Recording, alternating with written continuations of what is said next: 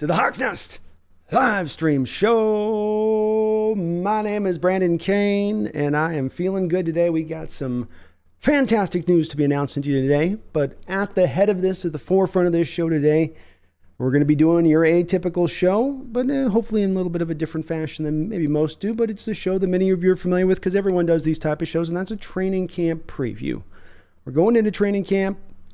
You walk in with all of these extra players, 90 players you start out with, and you go through the ups and the downs with them through the process. These guys that are especially on the back end trying to get up, or the guys that are on the depth chart trying to vault themselves up into becoming a starting player. Whatever the storyline may be, there's a lot of interesting parts. That's part of what makes following these teams so much fun, is you're not just tracking when the player's doing well, but also the pathway and the climb that they had to getting there. It's especially if you got a player who's really had to, overcome to get to where they're going. But we're also going to do a little bit of a extra part on this as well, where I'm going to try to lock in on some laser line items here for our Seattle Seahawks that I would consider to be things that I'm sure the coaching staff's also probably locking into, that they're also trying to get fixed and coordinated and put through right. And this is in a variety of different ways. So we're going to kind of be covering both of those two elements as I go through today in the training camp preview, because what happens during training camp with these things, for instance, one of the items I'm going to bring up is fly sweeps and bubble screens and getting a little bit more lateral within your run game. As far as everything being vertical, you're going to start to hopefully see a little bit more of that being accommodated into the preseason games, albeit there only being 3 of them. I'll give you that. But nonetheless, these items I think will be able to tell us throughout training camp as to how the positional strength is at, how close this team is from that positional strength, from taking the steps they're taking forward to fix some things that were issues even just into last year, to then helping to, of course, push them forward to maybe becoming a certified, bona fide contender. I do want to announce, though, at the top, a couple of nice little bits of news here in regards to the channel. And both of these, as much as I'm celebrating and happy about these bits of news, I want you guys to also know at the forefront of this success is occurring because of your guys' support, how much you watch, how much you guys like, all that stuff that goes into those algorithms that help them determine whatever is wit. Has allowed me to have the sun shine on me just a little bit with the channel on this. So want to really say very proud of you guys and your support. This is really reflective of that. But I'm announcing today we've got a partnership coming together here with Underdog Fantasy.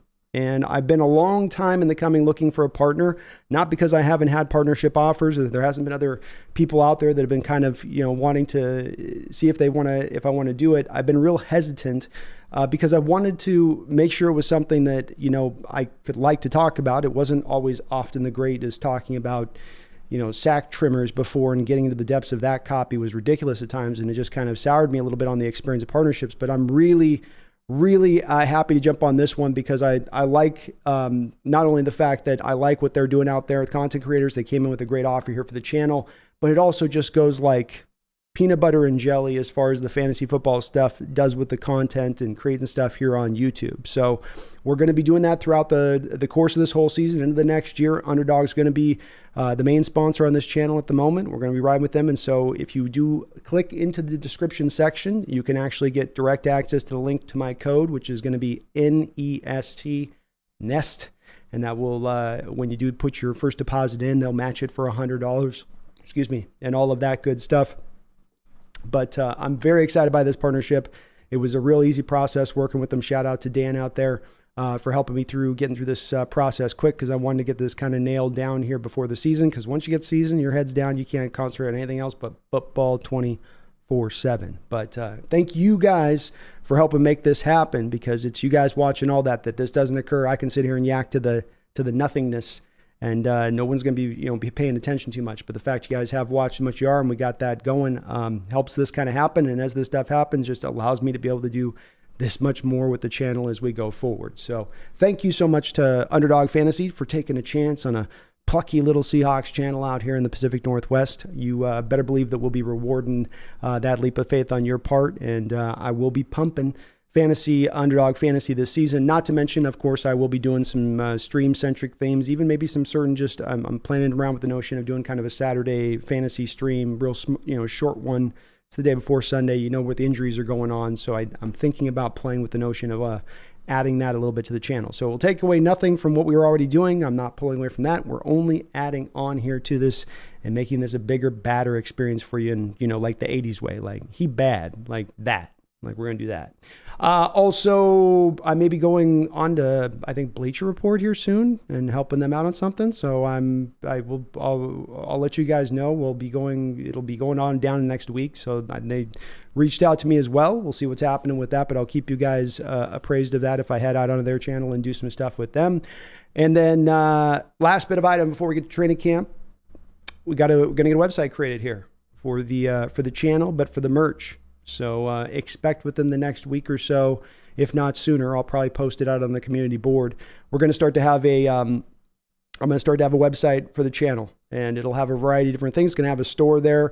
You're going to have your links to all the social sites and all that other stuff. I'm also going to be this year, as I'm doing my scouting breakdowns on these players throughout the course of the year, rather than just holding on to it myself, nobody reads it until the end of the year. I thought it would be fun to just have it as just an open blog all the way through on the website, so that when you guys visit, you guys have questions about a player that I've been watching or tracking or what my notes might be on it. You can go right directly to the source at that point, check in on where I'm at on them. I might have only watched them for a highlight or a game or a couple games, but you can get a good feel, at least at that point, of my general feel for a player. And I think it'll be cool as far as another little spot to go check things out. So we got a lot cooking and going on here at the Hawks Nest. Thank you guys for all your support this offseason. As we're just about to hit this season going downhill, 90-degree angle. There aren't no brakes. The e-brake broke off way back up around the road, way over there. And last little item as well, we're going to be doing, I think, a co-stream here with me. I'll be on the channel here, but next Monday, set your calendars, 6 p.m.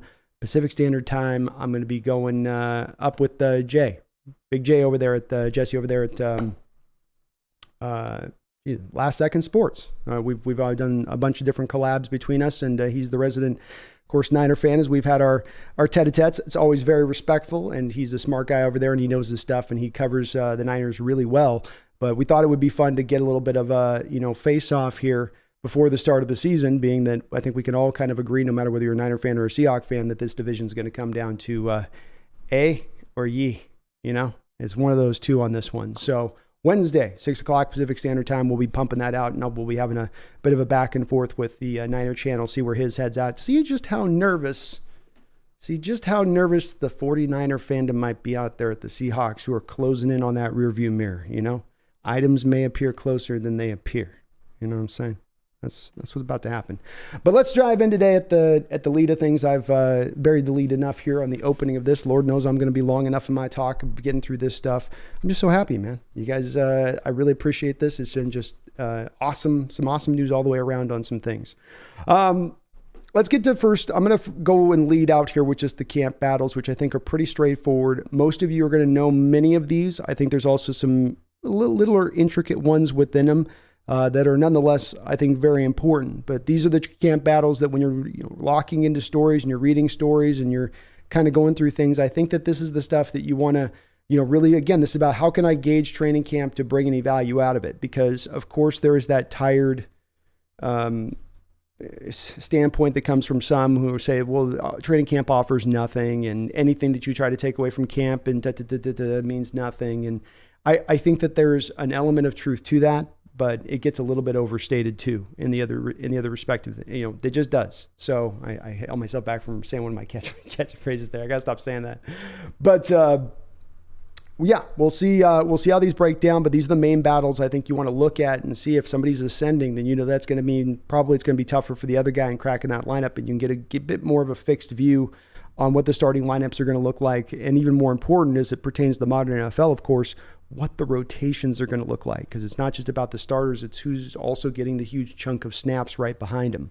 The first one out the gate is kind of a fun one for me because I like both of these two guys, and I'm rooting for both these guys, and that's Miles Adams versus Mike Morris. You have at the front and the head of this defensive line crew, your defensive end / zero techs, your Cameron Youngs, your Jaron Reeds, your Draymond Jones. You're going to be kind of cobbling this a little bit together with the various different bodies you're putting in there. But who's getting snaps, and what I mean by this verse? I think both of these two guys end up making the roster, but who's the guy that's going to be that guy coming in to really get a good chunk of the snaps? I've been going back and really going into the tape of the Seahawks versus the Niners last season, partly so I can blow Jay's lid off over there at the Niners channel when we do our thing. And no, I'm kidding. But just to better understand what it's going to take to beat these guys, what it is that they're doing. You look at their all 22 and just trying to, what is it they're doing? What is it that I'm seeing from them specifically that they got to us last year to the tune of us losing 3 times when we played them? So Mike Morris, Miles Adams, I go back in this tape and I'm watching it last night. I've got some cut-ups I pulled out of it. I'm eventually do a little video on Miles Adams from last year because he kind of had an underrated, low-key good season last year. Wasn't talked a lot about because that defensive line in general was just kind of trash at the end of the day. And, you know, it wasn't that he was out there splashing here, splashing there, but he had some games where he could be somewhat close to being what you might quantify as a force, what some call a force. Now, I don't know if he's ready to ascend past that, but I did do a Miles Adams video back at the train in the last preseason game against the Cowboys last year. And I did so because in watching the 22, it tells you the tale. You don't tell it the tale. You're watching it and it's just showing you something and you're going, okay, I'm seeing this. I'm seeing that as well. I'm seeing this over there. When I show you just these cut-ups from the Niners games with Miles Adams, you'd be going, my goodness, it's like almost watching an Aaron Donald-like presence down there. And I have to wonder with as quiet as the team and the organization has been with Miles Adams, as quiet as they've been with stacking up this crew, if they don't like this kid as well. I don't think they're counting on him to become a guy that ascends, but they are a guy that they think this is guys in the mix. And if we end up with him as the back end guy in this roster, so be it. The Hawks also have got the guy that they brought out of the Tennessee Titans, of course, last year, Mario Edwards Jr. on a 1-year deal. Been thinking a lot about this. I don't think that unless he just comes to camp and completely out of shape and not ready to go, he's pretty much a lock to make the roster as well. So that's where this does push this competition down, where you're only going to carry so many of those guys, especially when the team still needs to probably address the zero tech in some form or another, some manner or another. And I hope it doesn't come down to either of these two guys in the roster. I think both of them making the roster could give you help in the rotation. Neither needs to be a starter, but as these guys could be rotational guys in there, especially if Adams can continue to take some steps forward in his game. And he did look better as the year went on. And I don't think he was even, if you look at it, that badly rated by PFF when he was on the field. So he's got a lot in his bag. He's not a one-trick pony that requires just quickness and this. And you know, he can do the hand fighting. He's got the swim move, the rip move. You know, he can keep his hands active. And if you see Adams play a lot, you're going to see a lot of batted balls down at the line of scrimmage because he can really get a good feel for when the quarterback's about to throw it. He's got a lot that he brings, whereas Mike Morris is going to be a guy, of course, on the other end of this is going to be uphill battle for him. This is why I hope he can make the roster because he's not been here for a couple of years. And he is a guy now transitioning from outside to in. He played 128 snaps inside with Michigan the prior year. So he's had a cup of coffee down here inside and he played well. I put a cut up on the Shorts channel showing some of those snaps and how good he did look. Maybe he'll just take to it, you know, like a fish to water. But if he did take a little bit of time to develop, to start to learn how to, this guy's 6'6", right? He's got to figure out how to do the leverage stuff and get low and all that. And that sometimes isn't just something you're going to tap into year one. But if one of these guys could ascend as well, I mean, just take the job and run with it, it would certainly settle down a lot of the worry that exists, I think, at the forefront of most Seahawks fans' worries right now as we just about enter into training camp now under a week away. And that is this defensive line going to be the anchor that sinks us rather than holds us into place? And that's the remains to be seen question that kind of is holding over this thing as we hope this team can become a contender. But it should be a good battle between the two of them. Both of them offer, I think, kind of some similar things in what they do. Miles is a little more compact, 6'3". He's going to be a little bit more naturally winning with leverage. Morris is going to get you with those long arms and some quickness. He's got a little bit laterally that's going to be better than what you're going to get from guards inside that he's going to be able to hopefully win with. But this will be one of those fun battles I'm really locking into to see how it goes. Next one was already one that has broken out in the Seahawk fandom and caused a lot of consternation, and that is the Devin Witherspoon versus Michael Jackson. And yeah, it's got some people up in their feelings a little bit mad at the thought of Devin Witherspoon losing a top 5 pick, losing the starting quarterback job to Michael Jackson's son. He's not even related. That only makes it worse.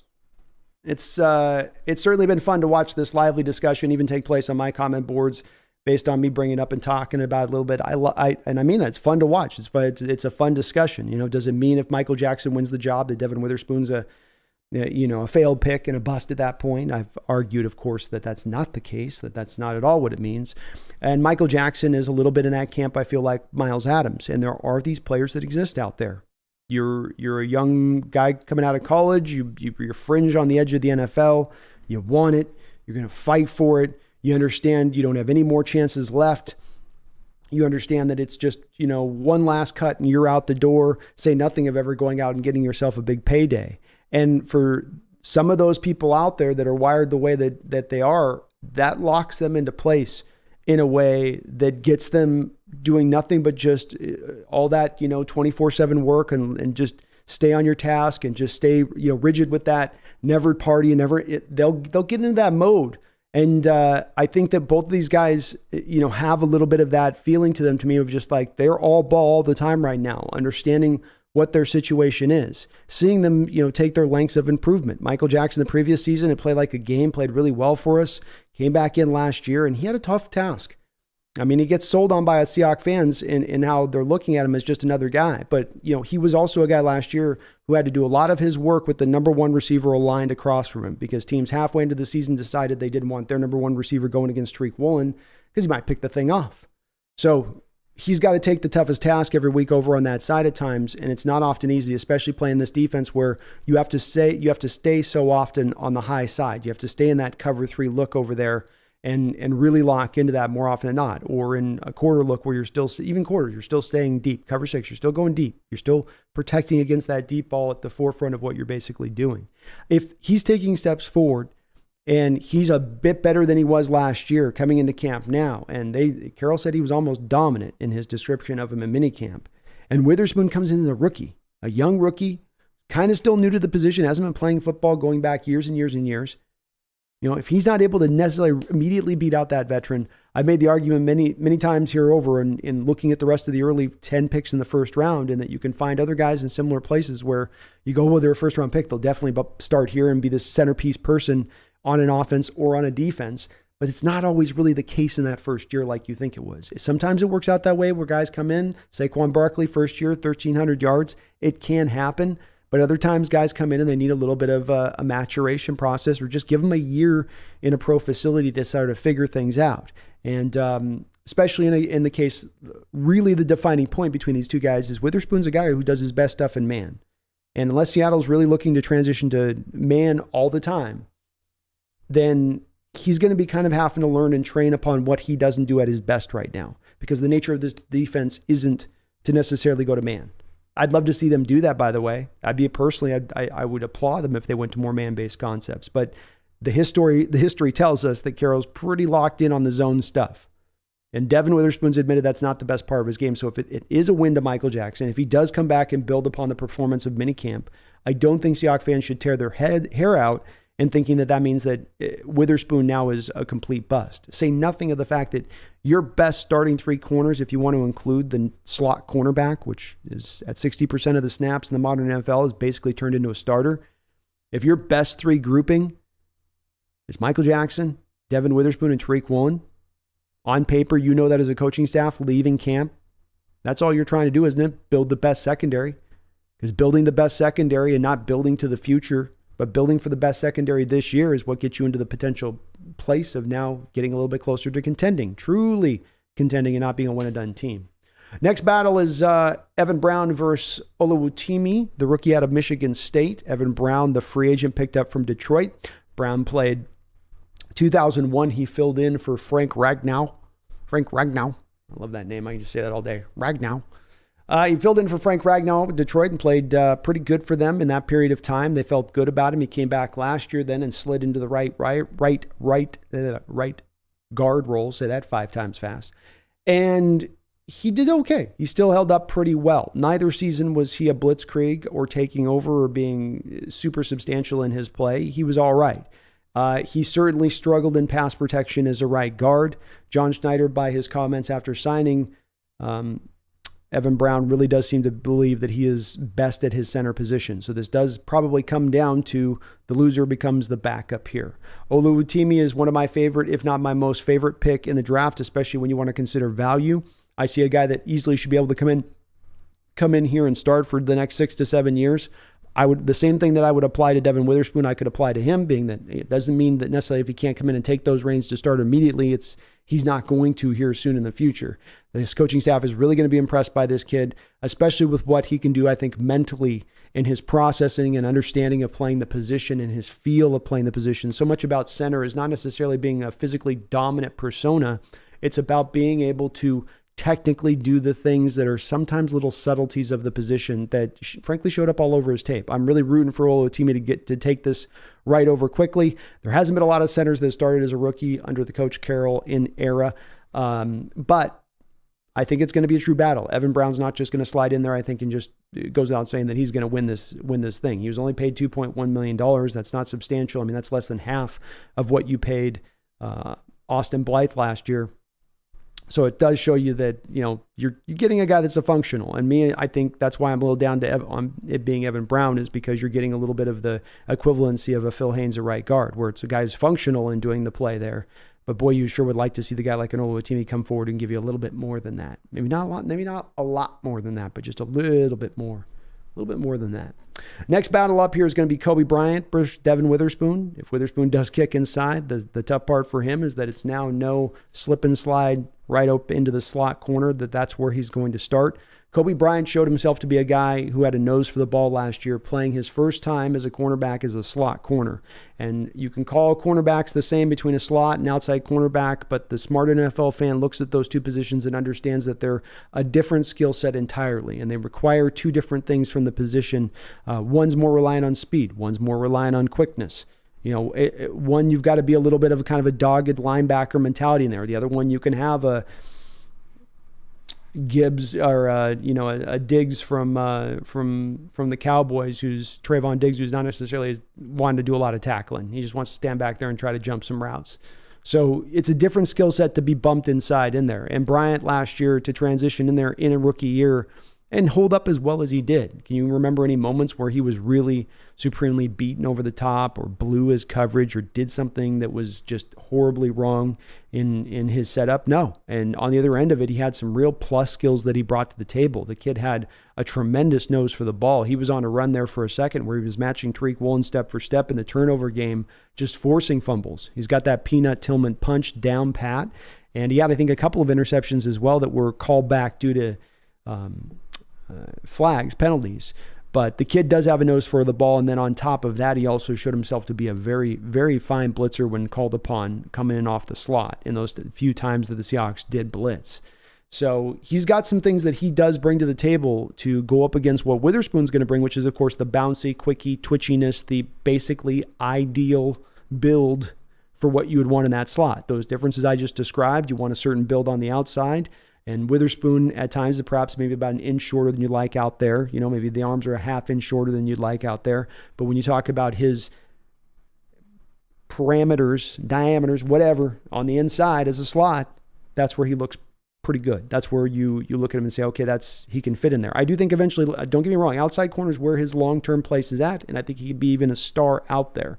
But in this first year, with the team stacked up as they are, with the cornerback room built up as it is with the depth it has on the outside, with guys who are now in their year 3, year 4, that are guys like Tariq Woolen that's already a star, and he is, unless an injury comes up, he is embedded out there as that cornerback. So it's down to one position, and you got a stacked unit. So it's not the worst thing if it goes this way, but again, then Witherspoon's got to beat out Kobe, and if Kobe comes in and he comes in dogged and shows that it takes another step forward in his game and continues to show a nose for the ball and continues to be a good blitzer, well, you want to talk about Hawk fans already losing it over Witherspoon potentially being kicked inside. Can you only imagine the reactions if he was sitting on the bench his first season? I'm not saying it's going to happen.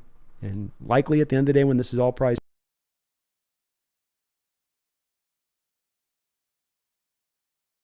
he's got to take forward are going to be the big part of that. Next battle up for me is going to be DJ Dallas. Let's flip over here to the offensive side of the ball. Well, let's go first the front running backs. This goes without saying. You have Walker, Charbonnet. I don't think it's a battle between who's going to win the starting role. Walker's got it. I think this coaching staff has an affinity for Walker. I think they're going to like Charbonnet too, but they're going to fit Charbonnet into a role. How big that role is where the verse comes in. Is Walker going to be able to go out there and get 250 touches this year? Or is he going to find himself at a sub 200 touch level because the coaching staff is starting to lean that much more on Charbonnet, who does check a few more of the physical boxes that Coach Carroll has tended to lean towards liking in his running backs in recent years. You know, the guy that's a little closer to 6 foot tall, guy that's probably another 10, 15 pounds heavier than what you got from Walker. I think they're going to find the role for him, but how good Charbonnet shows himself to be in this training camp could really, then dictate how many carries and touches Walker is really going to truly get. Because there's some out there that believe that Charbonnet is really going to be able to pull some carries away from Walker, even as much as I'm hearing from the national perspective and their view of it, which is interesting to hear. It's almost like they're not thinking Walker had a really good rookie year or something. They can't be that they think he's injured a lot. He wasn't in that respect, but there's definitely a lot of acclaim being handled to Charbonnet just recently in what I'm reading about, which is somewhat odd. Charbonnet will also be in this battle, though I think it's probably going to go to one of these two guys more likely than just Charbonnet. Charbonnet could fit in to be your third down back, but I think it's such a natural fit between DJ Dallas and McIntosh that it will be more of Charbonnet occasionally mixed in there. The ideal guy to do this is McIntosh to me. He is the perfect epitome of the modern day third down back. Maybe missing a little bit of the pass pro that you would like. And if there is a crack here for me when it comes to DJ Dallas to take this over with, it's two different things. Number one, the guy was actually a legit runner last year, and he's taken steps forward, especially as a hard runner going forward. He's kind of built on the skill he had coming out, which is you watch his tape coming out and you go, there's really nothing lateral with this guy. Everything is north and south. There's no cut. There's no moves to be had. He's just going to always be going forward, but he's going to fall forward. He's going to drag people forward. He's going to still get you those extra yards, even if he's not doing it in a flashy way. And if you look at DJ Dallas, I think many would be surprised if he looked at last year, even though it's 35 attempts or something like that, 5.3 yard per average carry. And it wasn't on the back of busting an 80-yarder off a sample size of carries. If you watched him carry in and out, he was running hard. He's going to get you that 5 yards, 6 yards at times. He might not get you more than that. That's probably why there's the opening there for a guy like McIntosh to step in there. But that will where the battle will be come down. Is McIntosh's route running and pass catching enough to offset where DJ Dallas is probably going to be a little bit better as the pass pro guy? I know Dallas wasn't able to beat Homer in this realm in certain times in recent years, but let's not forget, when DJ Dallas was coming out, his big claim to fame after the Seahawks drafted him, the thing that was on all the message boards, he is reportedly the best blocking running back in the draft. We haven't had a chance to see a lot of that, but that still is the scuttlebutt when it comes to him and supposedly as a pass protector. Next matchup that we've got is one of the funnest and maybe the funnest matchup in camp to watch because everyone loves receivers. Receivers are where it's at. And I think it's a three-man battle that could be very, very interesting. You've got Eskridge versus Jackson Smith versus Derek. It's a three-man turn, and Derek is a guy that's going to be forgotten about a little bit about here. I think Derek is going to make this roster. I think he's, in many ways, though he might not be your starting slot because he can play outside as well as playing inside, even a little bit of fullback at the end of last year. I think he's making this roster. John Schneider was really high on him, talking about him this offseason. But Eskridge and Jackson, with maybe Derek coming in still, if he takes steps forward, and remember John Schneider said he thought that Derek Young was going to take the biggest steps forward in the next season of any of the rookies that they drafted. He would take the biggest leaps forward in his game. And if he does that, if he goes out and does that, then he's in on this competition too. Jackson's going to obviously be probably the team where the team leads. He had a marvelous rookie minicamp, a marvelous minicamp. Rave reviews. People are getting super hyped on him right now. He's getting, people are getting the Justin Jefferson-like vibes coming out of how you're hearing him being talked about before we put the pads on. And we'll see once the pads get put on if that's going to still remain the play. Eskridge as well, though, has not gone quietly into that good night. Throughout this offseason as well, you've had multiple players from DK Metcalf to Geno Smith. I think even Tyler Lockett brought up just how explosive, how different his level of quickness is on the football field. And this is where we get the matchup that's fun for me as far as the verse mode goes on this, because if we just isolate JSN and Eskridge on this one, You have two guys competing for a slot, both guys built to be only slot-only guys, really. Maybe Eskridge ends up developing that part of his game, but we'll see on that, right? TBD. But you have two guys that are destined to go in the slot who each do two different things within the slot.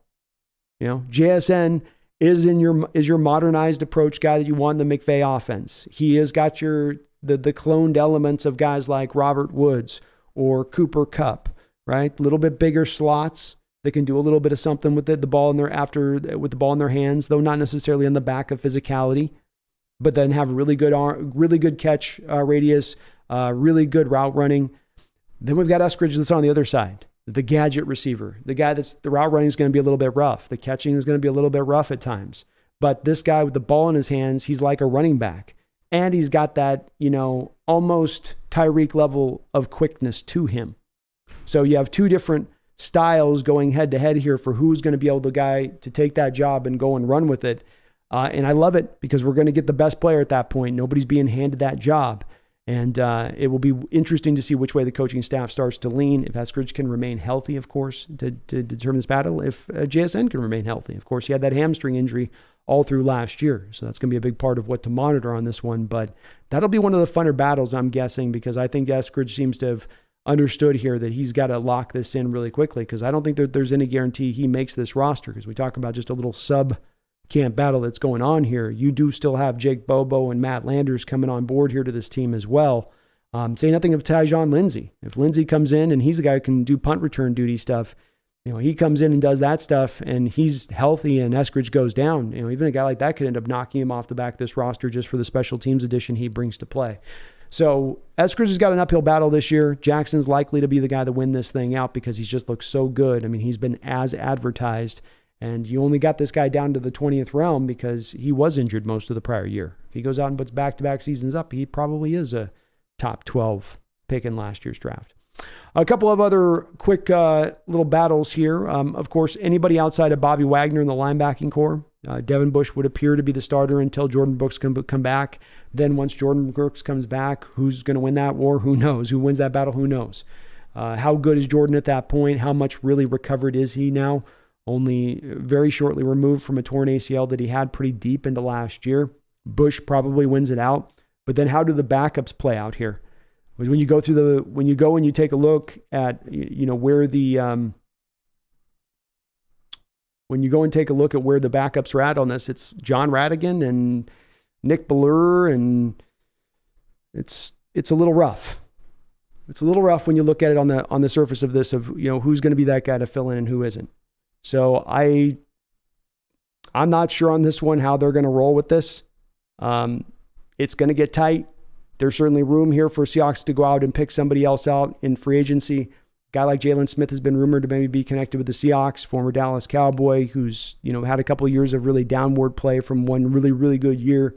Maybe they go that direction with it. I'm sure they feel like, the team seems to feel like both with the middle linebacker position and the defensive line, especially the interior of the defensive line, that they can find those parts in other places and at other times, that it's not some, desperate thing that they need to jump on here really quickly. But who else is going to be the linebacker is something that we want to lock in. We're looking for somebody to jump forward. We're looking for John Radigan to be like, man, year 3, everything's just come on. Physically, I'm great. And, and he's bouncing around back there because it has been one of the things we don't talk about as much because the defensive line's been so narrow.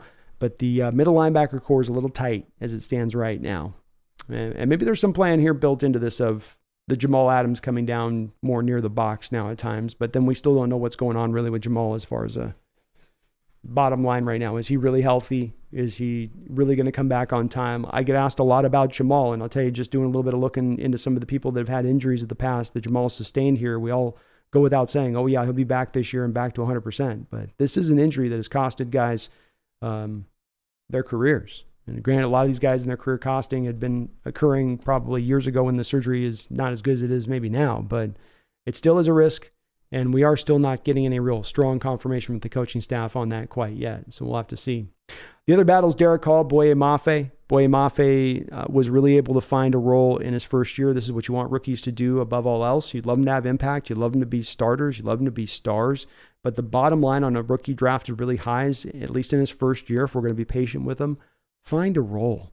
Find something that you can do to help the team this year and expand off of that. And that's what Boye Mafe did. He was a very, very stout edge run defender last year, not only in setting the edge, but being able to go late, locate the ball, go find man, go make the tackle, play with a lot of, he played with a lot of fire on tape and watching the All-22. He was a guy bouncing all over the field with them young legs, trying to go make a play wherever he could. And Derek Hall, you have a guy that's built in certain respects kind of similarly at times as Boye Mafe. And, at least body style wise, he's a little more of a power guy, and Mafe's got, I think, a little bit more some of that quickness and dip to him in what he does. But can Derek unseat Boye as that early down run defender? Uchenna is going to be the starter on the one side. Who's going to be the starter on the other side? Because we can probably guess right now at this point. I'm going to take a shot in the dark that the team's probably not going to have Darrell Taylor early downs as your edge run defender. Probably not what's going to happen. So it comes down to these two guys. And if Derek Hall is going to get himself some playing time like Boye Mafe got last year, he's not going to have the route that Boye had, where Boye was able to slide in there because there was only Darrell Taylor, because you reached the part of the season that you had to go call upon Bruce Irvin, put the Bruce Irvin bat signal to the sky. And so there was an easier path for him to get in there and go play. Not as much now here with Derek Hall. This is the beauty of competition. This is the beauty of a team starting to get stacked a little bit stronger this year versus last season. But that will be another battle to watch. My last camp battle I want you guys to lock into is the Alton Robinson, Tyreek Smith. Who's going to be the final edge on this team? You got, much like the receiving core, and you can pretty much allot certain spots that you know how it's going to work. Uchenna Nwosu, Boye Mafe, Derek Hall, Darrell Taylor. That's 4. Team's probably going to carry 5. Maybe 6, but you go 6, you're robbing from Peter to pay Paul because you got to pull it from some other position. And what position are you going to pull that from? You're going to go in as extra edge to go a little lighter in the box with a defensive lineman, because you have your corners kind of locked in and you have your safeties kind of locked in. And it's kind of the only place to then pull from if you want to go the extra edge. My feeling on this is that they're probably going to go with one of these two guys. Alton Robinson, former Syracuse guy, 5th round guy, really had a pretty decent first year when he came in here. Last year had the injury to his knee early on, could never really quite get back. Tyreek Smith has a little bit of, I think, a hip thing that he's bouncing through. So, he had the same kind of thing last year, out with an injury. Both of these guys are talented. Both of these guys are better as 5th edges on a roster than probably 25 to 27 the NFL teams out there. At least this, as far as this quality of a guy you have. The key being, is one or two of them actually healthy? Are they both healthy? Is it going to be a true fight between the two of them? But it's a fight to lock in on because that guy isn't your normal, typical end of the roster edge, but a guy that if they can, for them, it's not a matter of talent. It's a matter of if they can get healthy, they might have some talent to be able to still display on the football field. Not saying any of them are stars in waiting, but Tyreek Smith especially was a guy viewed at Ohio State as the guy who was going to be the next one to take the torch. You had Bosa to Joey Bosa to Nick Bosa to Chase Young to then you're going to get to this. They thought this kid was going to be the next one to come along, and it just didn't quite fully come about. But the talent is there with them, and the coaching staff does like him in the moments they've talked about him. Let's go to a couple other little spots that I want to go here, which is going to be the flip side of this, which we could talk about the player battles, which I think is important. Let's talk a little bit about what the team needs to lock in on, though, as far as fixings go, as far as the continued modernization of the offense, getting this a little bit more further moved along in that respect. Fixing things that have been kind of still long-held issues, even going back, and other issues that have just, somewhat popped up recently, or that are understandable issues, too. I'm not harping on these, but these are things that if you can work to clean up and get better over this year, will help to, again, get you to a little bit closer of a status of becoming elite. The first thing right out the gate is combo blocks. And combo blocks are so tricky in the NFL. And that's the tough part about this defense and offense when we look at it. And this is the part where I will have more patience for both sides of the ball, because the team has taken the steps to modernize both sides where they weren't willing to do that before. And then you would fail before with an antiquated offense and a Renaissance era defense. And it didn't bring out a lot of, it was easy to see why that was going to bring a lot of great results. This certainly is going to take some time to kind of figure out how to do this stuff and get this stuff right. And the combo block is one where you have to time to first help your partner out with his block, He's going to be the main guy in the block. He's going to be that main driving force to try to keep that guy out of the ball carrier. But then you've got to just at the right time peel off that block to get down to the second level. And sometimes it's you just got to hit the guy and get down to the second level. Sometimes it's you got to make sure the block is really pushed out of the hole and then you go down to the second level. And it's like that's hard enough the first part, and then getting to the second level and trying to lock in on a guy that I was watching, as I said last night, some of the Niner tape, trying to lock in on a Dre Greenlaw or a Fred Warner who are so great at slipping blocks, and you're coming out there as an offensive lineman a little bit already off balance to try to get into those blocks.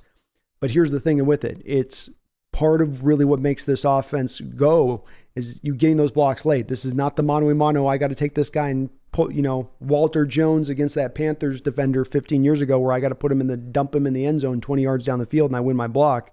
This is bam, bam, slide, stop. It's all real. It's like a dance routine where it's just bing, bum, bum, ah. And you got to have it all go like that. And if one part of it's off, the play's done. A lot of these run plays I was watching with the Niners were even at times where you would have kind of a light box.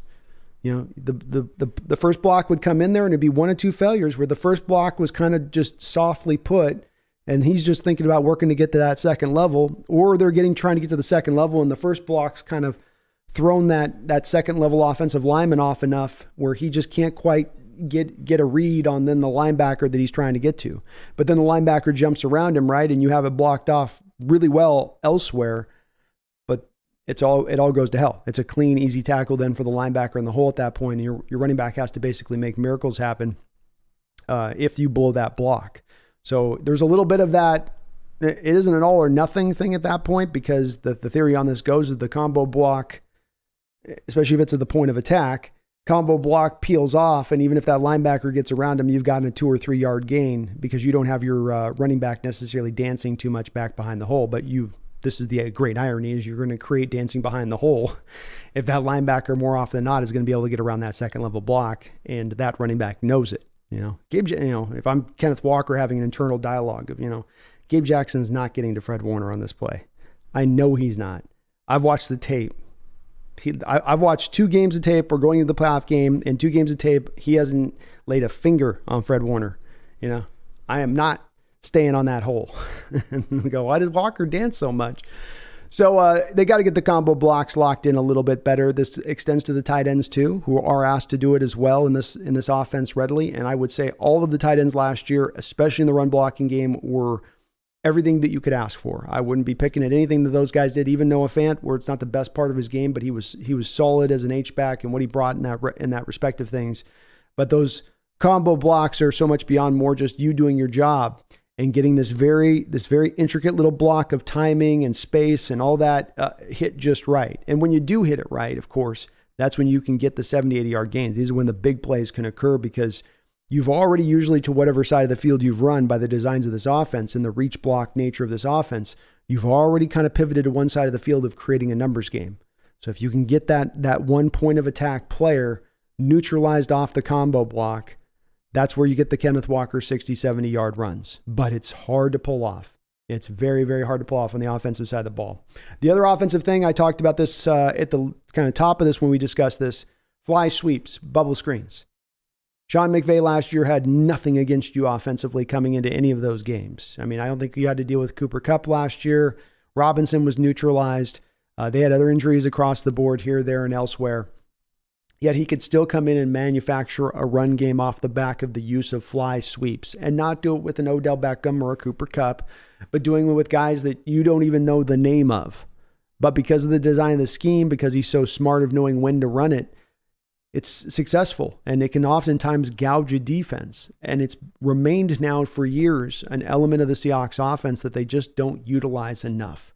And it's the real strange part of this is that if you really go and look at the number of fly sweep carries that have occurred over the last 2 seasons since Waldron's come here, it's probably been something that you gain over 5 yards of carry on when you run it. So they've had success in running it, and that's not without having a guy that can really do it. Eskridge was drafted to be that guy, but he's been broken down. Marquise Goodwin was an outside receiver that you had doing it last year. That's not really his bag. You've tried to have Tyler Lockett do it, but we all know Tyler at this point is not necessarily, he can pick his spots, but he's not necessarily going to be the most dynamic guy with the ball in his hands. And it's not DK's game as much as some people want to try to turn DK into Deebo Samuel. That's not who DK is as a player. So you've not had the guy to do it. That's been part of the problem. Now you've got the guys to do it at the very least. If Eskridge is even injured and broken, you still have Jackson Smith-Njigba, and you still have Derek Young, who can absolutely do it. The team needs to lean to those two guys in these plays and accommodate at least 4 or 5 of them in a game, in my opinion. Not just because they're successful and helpful, but also because of the fact that the defenses are playing to the inside runs right now because we don't run to this outside. We're not utilizing it. If you know every week you're going to Seattle, they're not going to use bubble screens. They're not going to use fly sweeps. And bubble screen kind of can sometimes accomplish it. It's a little bit of a different play. It accomplishes different stuff. But just in the nature of the fly sweep game, when you get the defense playing honest, now this is going to open back up the A-B gap runs, those kind of runs, that the power gap runs that Carroll loves down inside. You can get those open back up, but you got to like Taffy, stretch the defense out first. You got to make them play honestly to the edges first. And the way you do that is lean into that fly sweep game. And I'm telling you, there's going to be like stealing candy from a baby, 5 yards a pop every time if they run it, if not more than that, especially now that they got the guys that can do it. Hopefully they're working on this part during camp, and this is going to be a one that we got to watch for and see in preseason, because if they look to work to create it more as a forefront part of their offense this year, you should be seeing it as part of the offensive designs in preseason, because it's probably one of those things hard to quite replicate on the practice field without the pads and going kind of full speed. Opening up the blitz game. Are we going to hear reports from people in training camp about the defense looking like they're bringing more blitz looks, like they're getting a little bit more intricate up around the front seven?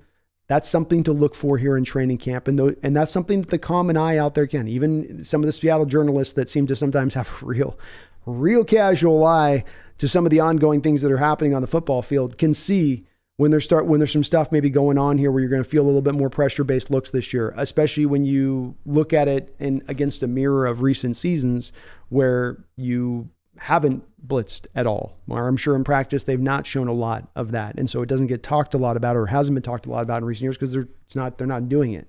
So they should be hopefully showing a little bit more of that.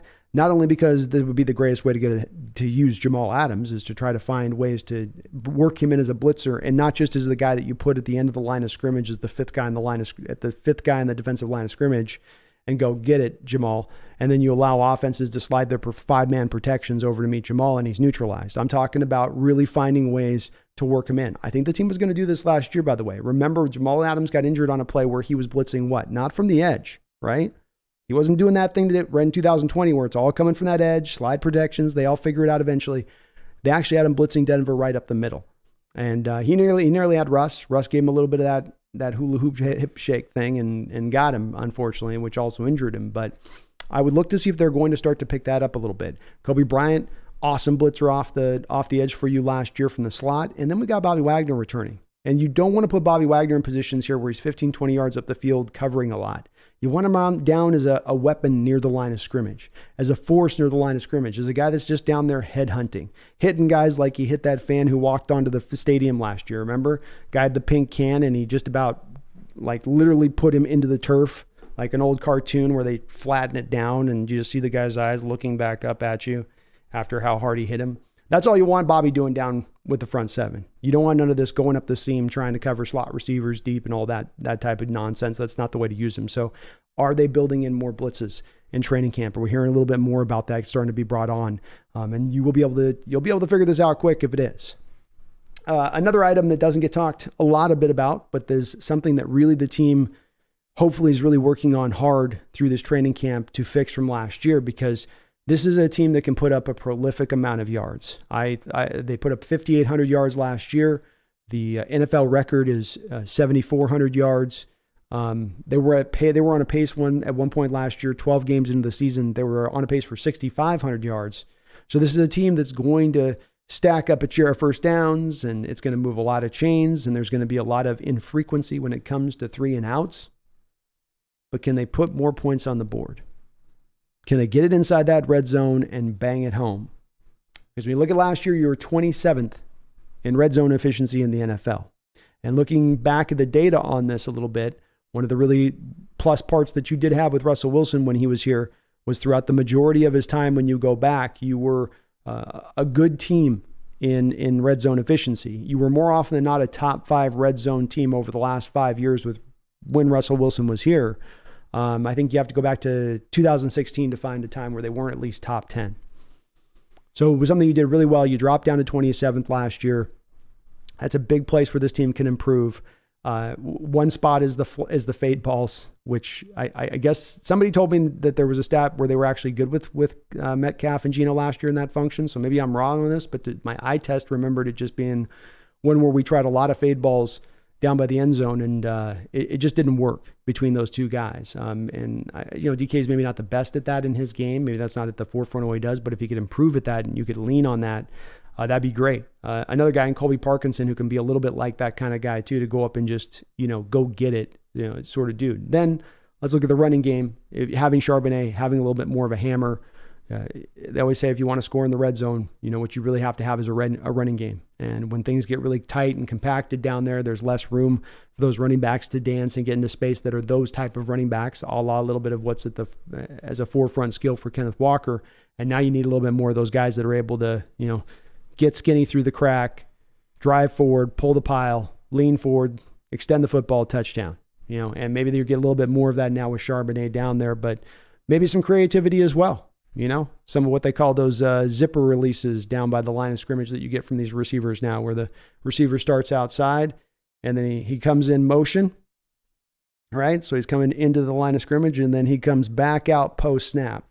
And they call that the zipper release. I love that term, by the way. And that's something that's worked out really well. Justin Jefferson pulls that move off a lot down there. But whatever you're using, creativity, fade balls to DK, a better run game as you get down there in your short yardage situations, team definitely could work to hem that up, because they're going to put up a lot of yards, but you really want to punch it in, be at least in the top 15 if you want to be a really good team in that in that part of your game. Next spot to look at here would be finding a little bit of help with the tackling game. And boy, I get asked a lot about this one too. How do the Seahawks improve in tackling? And I was surprised that they actually weren't as bad as I thought they might have been last year. They were 17th last year in missed tackles, essentially. You want to put it in that kind of way. But it's been a thing that we've seen that's kind of fallen away from this team in recent years. I don't think it's all Carroll or the team's fault. This is the new CBAs that have come through over the last 10 years that are more dictating and leaning towards the players not practicing as much, having as padded practice as much, doing as much tackling. And you can't work on it if you can't practice it. And that's just kind of the case at this point. Some teams seem to have found a method to do it and get these teams, get themselves able to be good tacklers at this point. Maybe it's just who you pick. A guy has good or isn't at it. He's got it or he doesn't in this day and age, whereas before maybe you could forge it a little bit with the two-a-days and just, having the guy hit a tree 24/7 or something. I don't know. But it was notable in looking at the defenses that were really good last year, that were the most revered in football type defenses, from 49ers to the Eagles to the Broncos. More often than not, they were all in the upper echelon of good tackling teams, of having the least amount of percentage of missed tackles. Their percentage was the lowest. So it's something that definitely, if you want this defense to take a step forward, that's a big part right there, that you could take a big step forward that, and I think you'd find a lot of improvement that would go off of that. One last item I think that the team wants to lock in on and look at here in this training camp that I think is going to be at the forefront defensively. Actually, I got two things here. Oh, sorry. No, I got a couple more things. I got three things. One thing, though, I think is going to be a mainstay at the pot in this camp, as far as you're going to hear about the defense talking about, just, mastering the gap integrity of the defense. This gap and a half system. And I've talked about it a ton. I won't revisit it a bunch here, but just how much harder that is to play as a defensive lineman. This is a little bit of the equivalency to me of the combo blocks that you get on the offensive line, where it's a touch thing, it's a technique thing, it's a timing thing, it's a chemistry thing, it's a continuity thing. It's all of that wrapped up into it to getting it to go right. And the Hawks were definitely a work in progress in that gap integrity last year. A lot of what was at the forefront of why this defensive line failed in the run game was, and they'll tell you this, it's ad nauseum in quotes, quote after quote after quote, coming from player and coach talking about this. They'll reference back to the gap integrity and just, not being assignment correct. And a lot of it does just come down to, you're responsible for a particular gap as a player. Do you handle your gap or do you not? Do you get pushed too far out of it, or you able to stay within it and attack up while still attacking upfield? That's the part that makes it a little bit tough, is you got to kind of maintain your gap while still sort of attacking upfield. It is an attack-based defense at its core. I go back to again and again a quote from Brandon Staley talking about this. And again, this is the same, at least on the defensive line. There's different defensive structures we play by than Staley does with the Chargers. But as far as the defensive line goes, just think of it in this terms of we're trying to play this similarly and what we're asking of these defensive line. He says, what we really believe in the run game is we don't want runs that hit us directly. He told this to the Pro Football Focus College Football Podcast. Because if they hit you directly, then that means that your second and third level players are going to have to be there quickly. And so what you really want is these runs to slow down so you buy more time for the cavalry to get there. So up front, we ask our guys to be really aggressive on blocks, really physical on blocks. We try to play a gap and a half. We're still coming off the rock. We're definitely not a two-gap system at all. That would imply that we're reading and reacting. How do you attack while still trying to hold ground for the cavalry? How do you do two things at once? I've offered it's a tough thing, but I've also think that it's something these are like the way their blocking style is progressing down the offensive side of the ball, and the way this defense is progressing in this manner. These are necessities. The old ways don't work no more. You can work some of the old ways in, but it's got to be a smattering now. It can't be whole hog like you used to run it. And so these are necessary changes that had to occur, but this is the tricky nature of them. And when you hear the coaches talking about it, when you hear the players talking about it, because I'm sure the coaching staff is going to be in their ear in this, you're really going to hear them harping on this of just integrity, gap integrity, being in our right lanes. They'll use a lot of different wording for it, but it just comes back to again, how do I attack while still being under control? How do I attack while still maintaining some ground? It doesn't sound like they go together hand in hand, but there are some really tremendous defenses that have been able to utilize this, especially in the back of this Fangio cover two shell thing that we're hybridized running to some degree. Two more little items here that I want to touch on. One is with Kenneth Walker. Coaching staff's going to be working on him and just getting him the right balance. When to take the 3 yards in a cloud of dust. When can you bounce outside and try to go make a big play? That's going to be something that I think that they're really going to be sitting on there, trying to press with him. And this is something that I think when you talk about Walker having the big step forward this year, why I would say, hey, if you're a fantasy guy, going after Walker this year is not the worst way to go, because this is the part that you can really easily see in the player's game stepping forward into year 2. You come in year 1 into a new scheme, and them asking you to pick on to work off of different keys than maybe the type of keys you worked off in college, where maybe you were given a little more freelance. And now you're trying to work off those keys. And a lot of this, sometimes these zone schemes can kind of make these running backs feel like they're having to be robots at times. And it's how do you get to that balance of being a robot, but then still being able to go out there and riff when you want to riff. And that's something that I think you can only learn with getting those opening kind of season and a half of touches in there, getting through another year of training camp, another year in a weight room, another year watching your tape, and really kind of being able to finally lock in on the details. Okay, I should have gone up here with this. I need to read this and this, and lasering in on what keys you really need to lock in, making the game a little simpler. And then it gets to the bottom line that they always say, right? Second year, this is the cliche phrase you hear from every guy coming back that second year. The game's slowing down.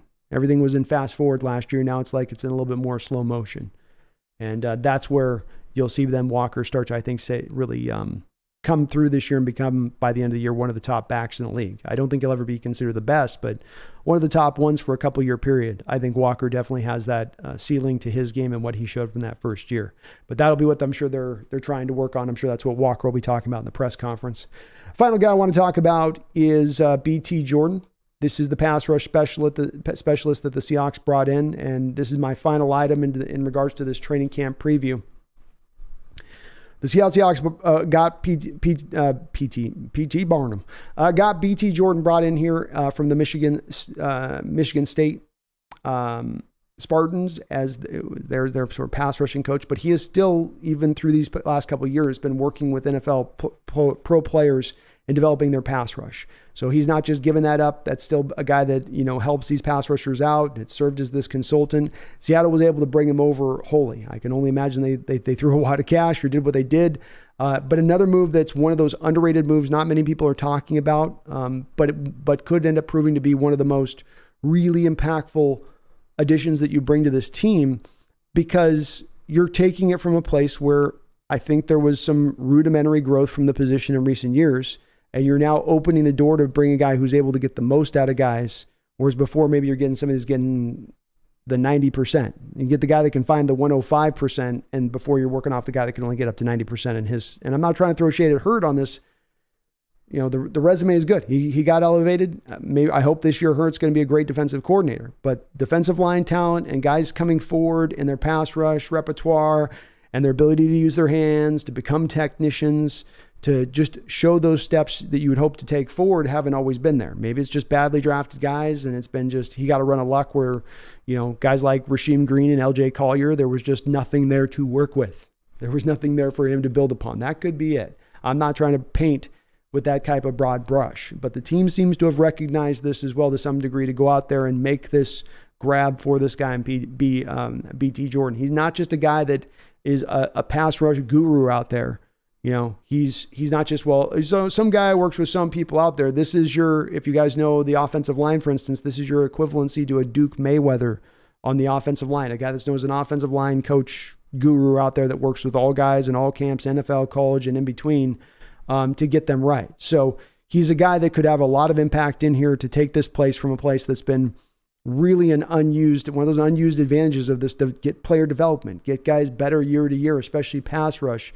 And pass rush is kind of an art. And the way you got to do it is off the back of making these guys detailed centric in their pass rush. You're not just simply saying, get off the line, explode, go. What are you trying to do? What are you trying to accomplish? And from some of the quotes that I got from Mr. Jordan, I got to feel like he's in that same mindset in the way that he wants to train the position, which does bring me that much more confidence that he's going to, you know, take this pass rush unit and maybe click it up a couple of notches. Just a quote in regards to, you know, his teaching and pass rush. This is a quote that's straight from him. It's just the small details.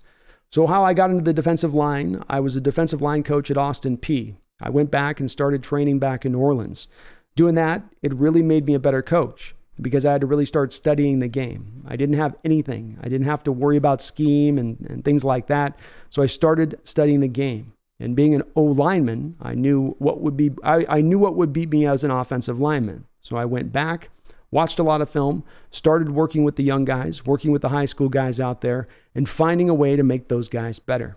With high school guys, they're more progressional learning. There are small details with it. So it made me better as a coach, because if I can coach a high school guy, I can break it down for high school guys so that they can be the best at what they could be. It was easy for me when I started working with the NFL guys. I think I'm a little different in what I do, just how I teach the rush. I break it down. I'm a real progressive guy. Me growing up, I was a progressive learner. So I teach by detail. I do small details, and then I put it all together. So when you put it all together, now they know the small details. So if they mess up that small detail, now they can correct themselves. I'm trying to make it where it's muscle memory and it's self-corrective. So if they know, they know if I didn't turn my shoulder much this time, I didn't step through this time, it's really self-corrective because we work those small details so much. Now they know how it feels. And I probably butchered my reading of that, but let's quick unpacking of that. Every detail of the pass rush matters now. You've got to break it down from segments now. This is not the old school way of just go up there, throw a rip move, son, try to get leverage. You know, in general nature, you're still going to tell defensive linemen to do that, certainly. But if you're going to try to be more of a master of the position, right, you're going to start trying to actually go through the process of teaching them every point of it, where your hips need to be. How do you need to display? When do you need to displace your hips? When do you need to roll your hips? When do you need to try to dip into your lean? You know, all of these things that come, and then setting up a pass rush.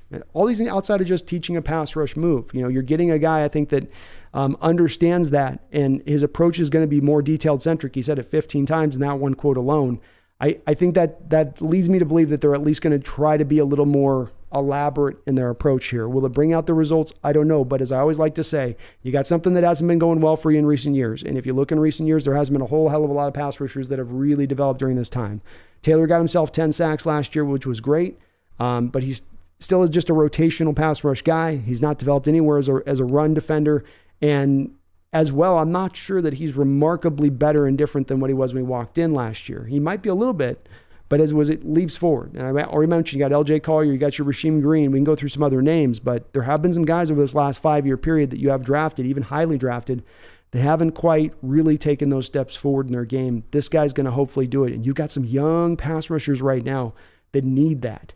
You got the Derek Halls and the Boye Mafes that really could be really benefiting from this guy's tutelage and may help them on the back of this jump forward and be ready to go now day one and have some kind of impact. So we will see. Those are my my battles that I'm going to be locked in on here from a camp battle standpoint. These are going to be also what I'm going to look for them to be addressing in the scheme. I'm going to be discussing this a lot when we look at preseason games. So, I'm bringing this up now. So when we come double back to this in preseason, I'm like, we're not seeing any of the bubble screen fly sweep nature. We're not seeing any of the blitz game nature, because you can't go into the preseason and say teams don't blitz. Teams absolutely will blitz now. Teams have been blitzing for years now. That whole sacred rule of you don't blitz in the preseason is long gone. Teams are letting it loose. So let it loose, especially if you got nobody playing, because the other thing teams don't no longer do in the preseason is what? Play any of their starters. So if you got only backups in there, it's the perfect ideal time to work on this type of stuff. All the more reason we should see it if it's going to be implemented come live action. If you guys can, do me a favor. If you like what you're listening to today, please do hit that like button. I would really appreciate it. Subscribe on up if you're not subscribed already. I would appreciate that as well, as we are growing, just past 12,600 on that road to 15,000 this year.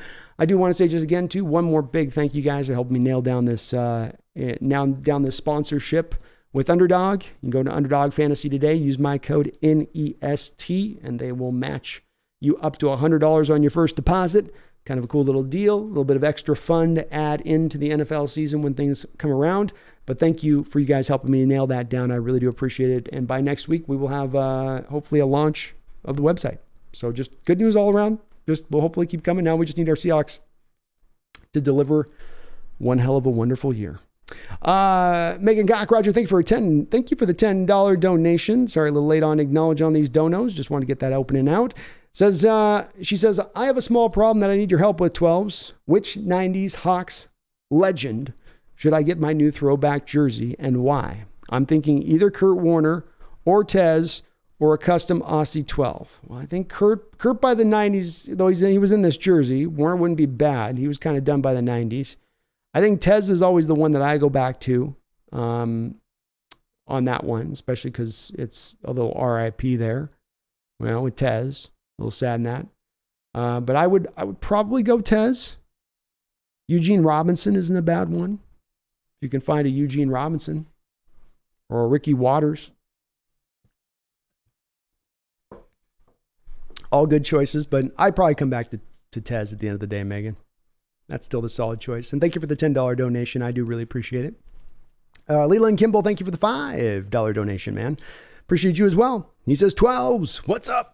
I'm getting twitchy waiting for some football. Throwbacks look amazing. That release video was dope, featuring JSN. Yeah, shout out to the Seahawks social media group. They've been handling business throughout the offseason. They do good work over there. I love the stuff they release out. It gets you hyped up. They do a good job with that. Some of these teams' social media accounts, Denver Broncos, are a little bit weird in their approach to things. But look, the release video was awesome. Any of you 80s kids like me got super nostalgia looking at that. I mean, that takes you right back. It just did. They got me. You got me, right in the feels. But the throwback jerseys are amazing. And you guys have been listening to me tell you guys this now for years, probably the point you're tired of hearing it from me. I told you, especially the younger generation of Seahawks fans that maybe weren't alive when these jerseys were rolling before. I said it for years now that when you guys get to see these jerseys and when you get to see them on the football field, you're going to want these jerseys to be their jerseys 24/7. You're going to say, why did we ever switch off of these? They're the perfect tapestry for the Northwest, the perfect colors, it fits. It all fits and it looks badass. You get all of that rolled into one. So the players are feeling the same way. You're seeing them tweeting out and saying, we got to make these things full time. Why aren't these the full-time jerseys? It's kind of that obvious. It is. And they've been forgotten about because they've been collecting dust in the back rooms, but these jerseys are really tight. And they did a good job in the releasing of them this year. It's got people really hyped up, which it should. You guys are going to love these jerseys, and you're going to be mad that you only get to see them for 2 games this year. That's the only part that just does truly suck.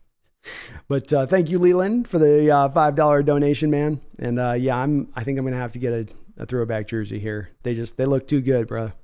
They look just too good. Saucy.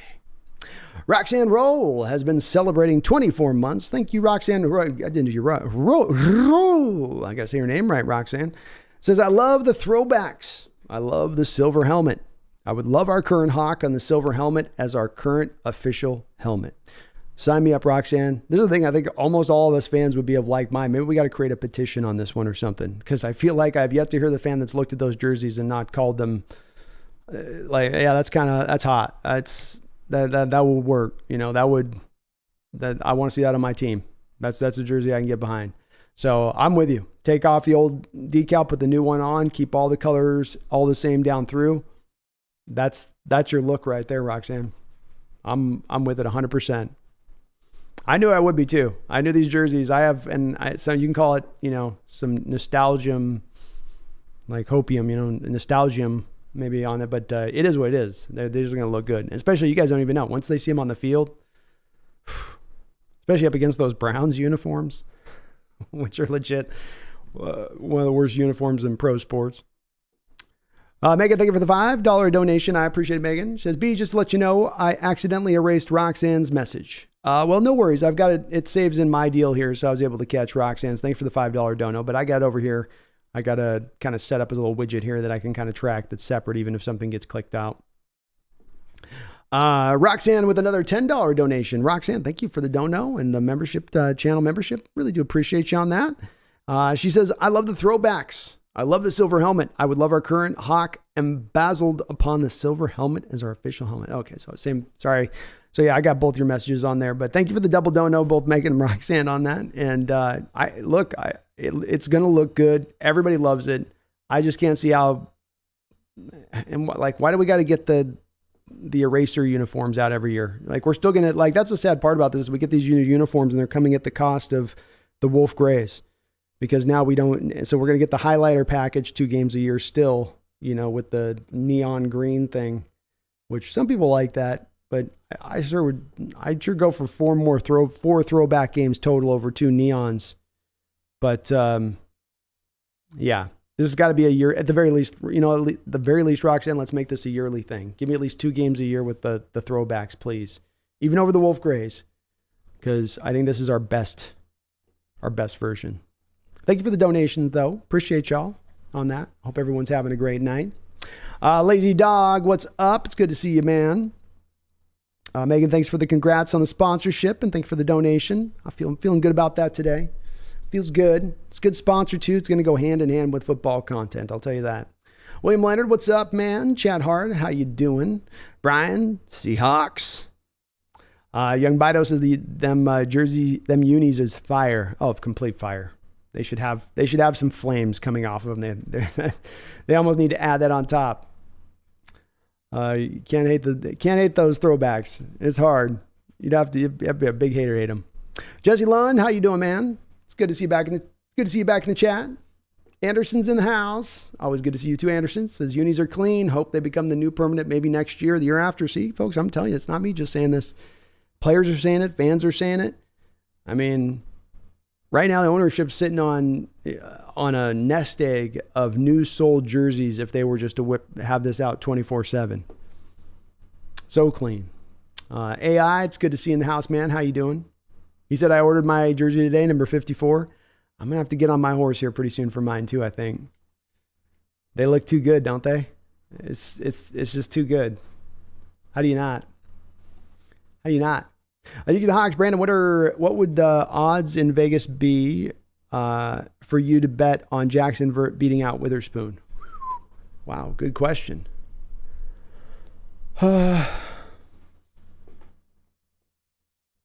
I think it's hard because some of it could also be impacted by what's happening in the slot.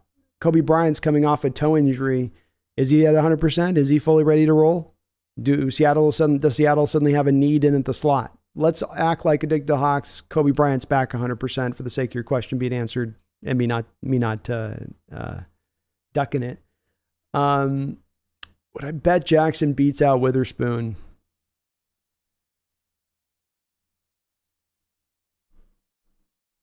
Initially, I kind of think he will. I think Witherspoon settles in as your outside corner by maybe even very early on in the year. Maybe it's only a couple of games. But I think Jackson, if he continues to, Carroll's not a guy to just throw out empty praise like that for the hell of it. He will hype guys up. But if he pinpoints a guy and says this was the star of camp, this guy was close to playing dominant during camp. And I'm not saying camp means a whole hell of a lot in the grand scheme of things, but we've also seen what this guy can do with the pads on. And Michael Jackson can tackle. Michael Jackson's a big guy in that respect. So when you see him stepping up in coverage in minicamp, that's the part that you're looking for in his game to step up and get better. So I wouldn't give him like huge odds. It'd be like probably 51-49 on it. But I do have a sense of just leaning a little bit more in the direction of saying, yeah, I think it's a bit more that. Joe Mann says Jackson also has experience in the NFL. Spoon is still a rookie. It's a difference, right, Joe? You're a rookie versus having some years in the pros. There's a natural advantage to that guy who's been in the pros. And if it gets down close in a competition, it can be that natural advantage that ends up helping him win out. A lot of throwback love in the chat. Michael Myers throwing out the fire emojis too. I love it, you guys. I love everybody's. I knew you guys would love this. I was like, when everyone sees what this looks like, you guys are gonna be like, please, more of this. Make it the full-time jersey. Herbicide says we got the Eagles' number. They got a couple of running backs that can't stay healthy. Wick means they're going to try and pass. Good luck with that, Eagles. Eagles are in a tough position in that respect. Yeah, they've got to run, and that they're definitely sitting on the back with to your point of that. DeAndre Swift and Rashad Penny have been your poster boys for recent high drafted running backs that are constantly injured. Very talented, very productive when they're on the field in the limited time they can get on the field, but they are definitely not able to stay healthy all the time, and that doesn't make it easy for them. They have Gainwell there, I think, still too, right? And they know they lost Miles Sanders to Carolina, but I think they do still have at least Gainwell there, he's a whatever, right? He can hold up. The line is really good still. That's something that helps them win the day there, Herbicide, but yeah, I think there's a place where you can get after the Eagles this year. And if you can force them into a position where they can't just lean on the run game to dictate the action to you, and that you lean into making them throw, which is like what you're talking about with Hurts. You make Hurts have to throw the full route tree where he's not dinking and dunking and they're kind of hiding his arm a little bit. That's where you're going to be able to slow down and stop that Eagles offense. That, Herbicide, and keeping him out of 3rd and 1s, right? Those two things. You like our chance against the Bengals too? That one I'm a little more reticent on. I'm with you on the Eagles one at home, but the Bengals on the road 10 a.m. I'm struggling with that one. Struggling. I think the Hawks, yeah, I want to see Olu and Bradford double team Aaron Donald. Be fun if we could finally neutralize that guy. Not sure it's possible though. Sigh. Yeah, I'm not sure it is either. We'll see where he is after a year off of football.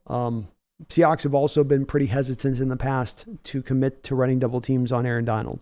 They'll run some during the course of the game, but they do not commit to it as a 24/7 strategy over a course of a game. So whoever's out there kind of blocking on their own's got to pull it off. You did mention one other battle I didn't bring up, which is the Haynes-Bradford battle. Haynes being the guy that he's giving you the marginal performance out there at right guard. Can Bradford in his rookie year overcome that with the better physical profile, the more athletic physical profile? That part will be another interesting battle to watch in camp. But yeah, the Hawks have just never been willing to really go down that road, Addicted, where they put the 2 blockers on Donald. I don't know if it's just we want to do what we do and that we don't see, but I've never quite understand it because he's had whole games that he's wrecked of ours because of that lack of commitment to double teaming him. Doesn't sometimes add up. We'll see what they do this year. Of course, he was out both games last year, so we didn't have to face him. Herbicide says Kobe had a rough couple of games, but after that, he looked good to me. He's good at punching the ball out. He's got that Peanut Tillman punch, that's for sure. And your eyes matched up to what my eyes saw. It's a little bit rough early going. He is 6'1", sometimes going up against these Rondale White, Rondale types. Is it Rondale White, Rondale something? The kid out of Arizona, is 5'7", runs a 4.3 or whatever. And it's a little bit tougher on that. Little twitchy little guys down there on the inside. It's uphill for him at points. But he did show he's a football player to me, Herbicide. He's willing to get in there and tackle. He'll try to punch that ball out. It's got a good nose for the ball. I think he'll even pick off a couple passes into this year if he does play as a starter again in that slot. And a blitzer. So just good all-around football player. Like having him on the team. I don't know that he's not necessarily going to eventually be at his best maybe playing on the outside. But I'm glad we got him. And I love the depth we got on this team at corner, man.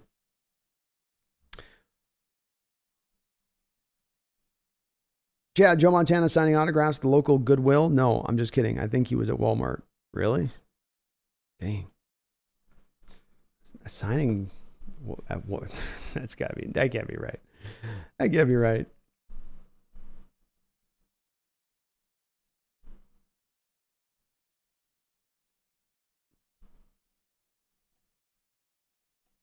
Riverside, if Jamal doesn't play most of the year, that could be his last year. Don't think we keep him around next year, and I don't see another team picking him up. Yeah, I don't. That injury is a devastating one, and it's taken down a lot of guys. And the fact that we just haven't heard more information on it either, and it's been so quiet a little bit, has, that's a little worrisome. But camp's coming down within a week, We're going to learn very quickly of where his status is at. And if they're just like, well, he's on the pup, he's going to be in there for the next month or so, it's like, oof. That'll definitely tell us something pretty clearly about where it's at. John Lee says potentially the best running backs room in the league. I think very much potentially. Certainly to be able to stack at 4 deep. But this should be a running back room that can pull easily, I think, or at least close to well over 2,000 yards on the ground. You can definitely see how it could break out, 1,300 yards, 1,400 yards from Walker. You get 600 from Charbonnet and another couple hundred from Dallas and McIntosh. That'd be a hell of a ground game. Rundown says Wolf Gray was the Hawks' best look. Action, yellow is whack. What the F? Me and the chat are completely on the same page tonight in every way. Loving the throwbacks. And hating the fact that the throwbacks have to come at the sacrifice of Wolf Gray. We're in Indiana Jones 2, and the priest has just ripped the heart out of the Wolf Gray uniforms, and it's about to go now into the lava pit. And we're all wondering why. Why couldn't it be those damn action magic marker, burn my eyes out with the brightness of your color uniforms instead? Dear God, why?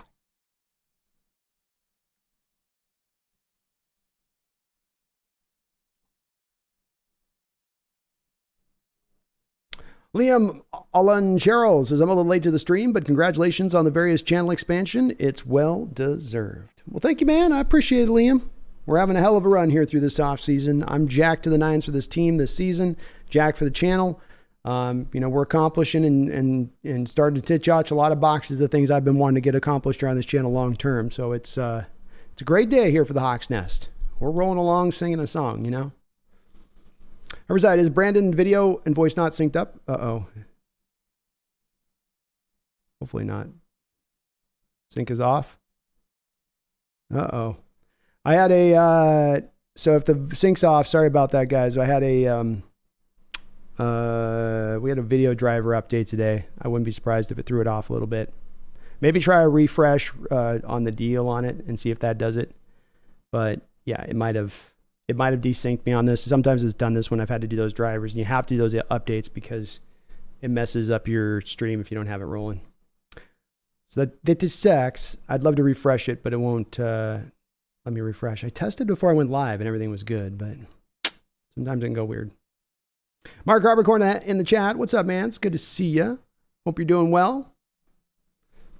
Having a good day. Barry Satoro, thank you for being a member of the channel. He has been one for a long 23 months. It says throwbacks and Tate burying 3 the same week. #joy. Yeah. There was a Golden Tate definitely gave a very good interview out there. KJ Wright continues to kill it from his end of things, which is awesome to see. I love to see KJ getting on here and he has a plan of attack, knows what he's going to do on the channel. He's not just just do a channel and just say stuff. Like they're covering some great ground to cover, and all the interviews have been top notch, every single one of them. But the Golden Tate one was really good. We finally got some denial from Golden, which was good, on the whole affair rumor thing. So he denied it pretty thoroughly on this one, and that was good to see because it sometimes has been a quiet thing that it's like the evil we do not speak about. So that was a good part of it. Like to see that from him. he also, his description and his looking at his time, and I thought he showed a lot of wisdom in his view of the history through here and his growth and coming to Seattle and kind of just, maturing like we all would through being a young man, coming to a place like this, doing that, the journey anyone would have if they were going through it. But not everyone's open about that process and what they had to do, him being a former running back and not really knowing what to do with the receiver position, having to get better at the details, get better at the deal, this. So it was good to hear. It's why I think a lot of these athletes, need to do more of these interviews, former NFL guys especially. I know I've tried to bang the drum on these guys, and they're hard to reel in, and it's like people want to know your story all the way around. It's interesting, and it's all out of respect at the end of the day. But yeah, it was a great interview, man. It was great, Barry. I liked it, and yeah, definitely even KJ chimed in that there was like 3 some days got to do a lot of apologizing, and there's a lot of hinting at something there with Russell being. We come back to again with some of the former players, like, there is some little axes being grinded there, whether right or not, whether true or not, it's being grinded, Megan, thank you for another $5 donation. I do appreciate all the donations. She says, can't stand the neon green. They induce migraines in me, even on TV. I don't like them either. It's like, no, they're too much. It's way too much. It's way too bright. It's not cool looking. It is not fearsome looking. I mean, that's the thing. His uniforms used to be about like kind of look a little fearsome if you can. You're not going to look fearsome with a highlighter green head to toe. You look like you're in your pajamas and you're ready for bed. That's what you look like. We gotta put those ones to bed. We really do. We really do. Dwyer with a $25 donation. Man, O'Dwyer 09, thank you for the big $25 donation. That is very, very kind of you, man. Very kind of you. He says, congratulations on the new sponsorship, Brandon. Apologies for not being around much for the live shows the last 2 months. I've been busy flying back home for weddings, work, so the time difference has been rough. Oh, no worries, O'Dwyer, and thank you, man, for the big $25 donation. That is very, very, very kind of you. I really appreciate all of the support to the channel, and it's usually the off season at that point, O'Dwyer. There's always an expectation, understanding from my part that, you're going to see a little bit of the audience fall away. Every content creator in these kind of markets kind of deals with that a little bit, which I don't mind. It goes up and down, but we know every year we get bigger highs and more viewers and things sustain out a little bit longer. And, we still had a lot of viewership on the other end. So whether you got to bounce in or out, or you're here for a couple months or just during the season, or, something comes up, because life does come up, especially in these day and age with all that's going on. I just appreciate you watching, subscribing, hell, in your case today, donating with a big $25 donation. You're doing more than I could ever ask on the support, just doing that. So, man, stuff comes up. No worries at all, man. Just, you always know I'll be here. And thank you for the congrats on the sponsorship too. I'm really proud of this one. I really am happy with this one. I think this is going to be a perfect fit for this channel and for football content. So getting him in and being able to roll with this is, just been, it's awesome. And yeah, if you guys don't understand, if you're just kind of late to the stream now, we got a new sponsorship with Underdog Fantasy. Use my code NEST. They'll match up to $100 on your first donation if you should do that. But thank you out there to Underdog for taking good care. Nitro Hawk says, I'm so hyped for the Seahawks throwback jerseys, especially since I wasn't old enough to watch them live. You're going to love them, man. You're going to absolutely love them.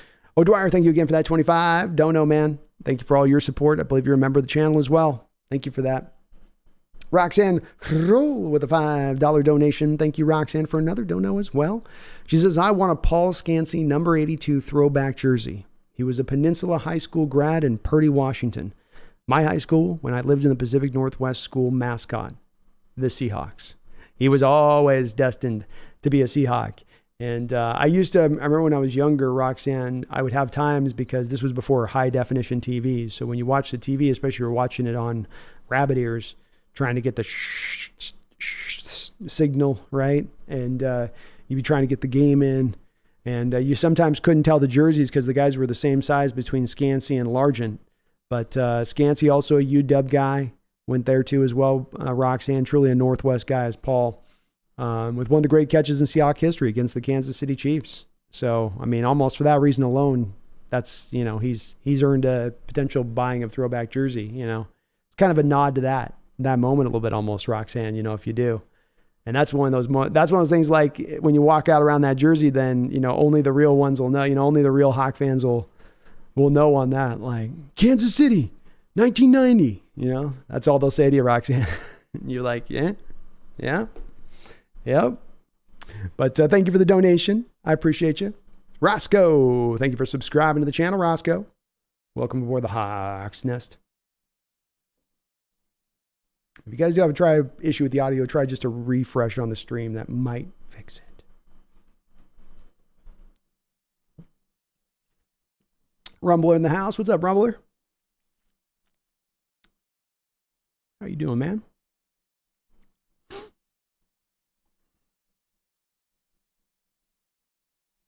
Stuart S says, some of the best Seahawks analysis available right here. Oh, Stuart, you're very kind for saying that, man. I really do appreciate that.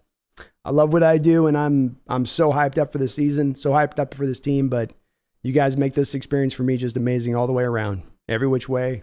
From the support, encouragement, and the thing that stands out to me above all with this, Stuart, that I keep coming back to, along with always this growth that we just get to enjoy here, is that it's been there since day one. You guys, when I was at 5 subscribers, there were people in here with that same energy, with that same, hey, you're rolling with it, stay with it. You're on track. We're on track. Let's roll. So appreciate you, man. It's part of what helps those guys through in those early ages. I'm sure Rumbler's going through this right now with his podcast he's got going. Is that early days going through those encouraging words and pressing people on in that manner goes a long way. You'd be surprised. You would be surprised. Herbicide says, I like the old logo better too, the Seahawk. I wouldn't turn it down. I wouldn't kick it out of bed. Shotley, Percy Harvin type for fly sweeps. That's kind of what you got in Eskridge. I mean, Eskridge is I don't think he's as purely fast as Harvin, but he's built very similar to the way Harvin was built. But it's like the Deebo Samuel guy. You need the guy that can be a receiver, but then can turn into a running back when you put the ball in his hands. And that means running with a little bit of that purpose behind your pads, with an ability to kind of maybe fight through. If you get an arm tackle on a guy that's trying to dive in to just try to break, you can fight through that arm tackle and then you're free. It's a certain type of guy that can do it. Like with Tyler, it's, if you get a hand on Tyler, you're taking him to the ground. One arm, he's getting down to the ground. He's not fighting through in that way. But yeah, that's the type of guy you need. Jacob says, now only the question is which jersey should I get? There's so many options. So many options. I've been kind of leaning towards easily a little bit. I've been thinking about that one. Or get a Metcalf one. We're going modern.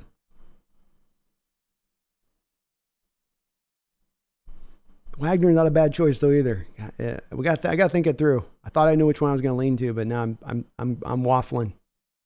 Megan says, is it me 12s or do the throwbacks look like the 80s Mitchell and Ness jerseys? I have 5 of them, 4 large ones and 1 Zorn, and love them. They do kind of got a flavor to that, Megan.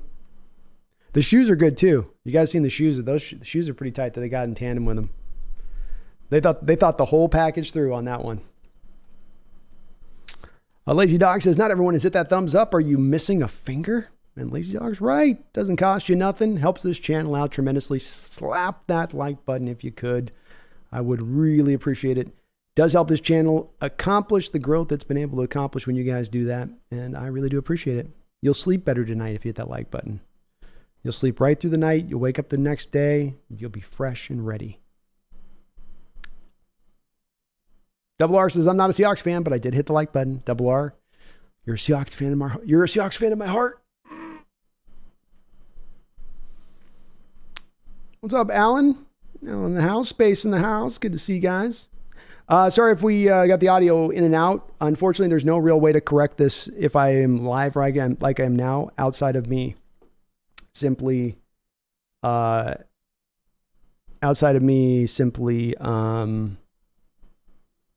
ending the stream and going back live. So sorry it's a little bit off, but we'll have to kind of just suffer through it a little bit today on this one because it randomly comes up. It's not an issue I can troubleshoot. And I think it came up. I had a video driver update I had to do today. So it sort of banged me. I knew it was. I restarted everything and I did a record to make sure everything was right. But, technology.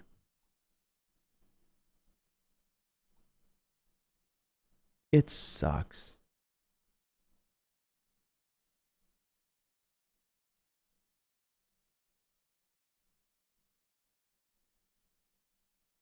Herbert says, do you think Lynn Hurt's job is on the line if our run D sucks again this year? Maybe, Herbicide. One thing I've always wondered about this is it's how many patsies can you clear before somebody starts to go to the source? And I'm not saying I'm not happy with the job Carroll's doing, and I don't, that he can't still be a successful coach in this league or any of that stuff, but like the last 3 hires have come from within house. I mean, and they would have failed. How can you trust in him to find the guy that's the right guy at that point? If not, maybe pulling back on the thread on this one to get to the point where you go, well, the reason that this is occurring is because of the fact that you're not really letting a new coordinator come in and just run his stuff. You still want to run your defense to some degree. You still want hybridization, even when you bring on the change of a different entire defense. And that's the more important part, I think, Herbicide, to this equation than bringing in a different defensive coordinator, because we just get back into that role of another potential patsy. Seattle 808. Seattle 808 says, personally, I want them to just switch back to the throwback jerseys. I'm telling you, it's like 99.9% of the fans, Seattle 808, are going to feel this very same way. And I promise you, I'm not even down through the rest of my comments yet. That's probably going to be the common denominator you're going to see in this comments by a wide margin. Everybody would love to see this, and me included. I'm right there with you. Right there with you.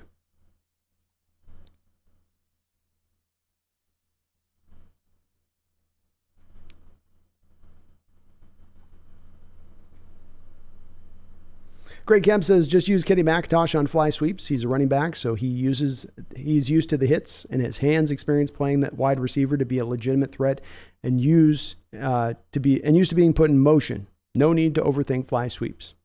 I'm with it, Greg. And you know what, man? It's a great idea. I'm not picky with that. When it comes down to it for me, I want him more as just an experiment on this offense, to see an offense built in with a dedication to the fly sweep game, be it McIntosh, be it Eskridge, be it JSN, whoever they want to put down there, but just commit to it. Commit to every game. We're going to run 4 or 5 of these every game. And we're going to get to the end of the season, we're going to have 100 attempts under our belt. And if we've gained 550, 600 yards on those 100 attempts, that is a great way to utilize that part of the game. You're going to free other stuff inside, in my opinion, if you do that. You're making defenses play you more true, I think, if you do that. But do they or not? Are they, is it just something we're talking in theory, or we're going to actually, really truly see? Stuart, I think it would be cool if they had updated the silver helmets with the current helmets logo. I would have been good with that. That was Roxanne was saying that too, Stuart. I think that'd be a great idea. I'm all aboard that one.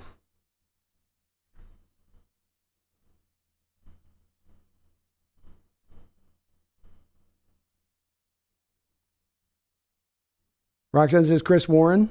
Yeah, you could do Warren. Warren wouldn't be wrong. I don't feel like the right kind of, Warren feels good, but I don't know. It's good. Lose with me on the Kenny Easley. I think I'm Easley or Metcalf on this one. I'm either going old school or I'm going with the new.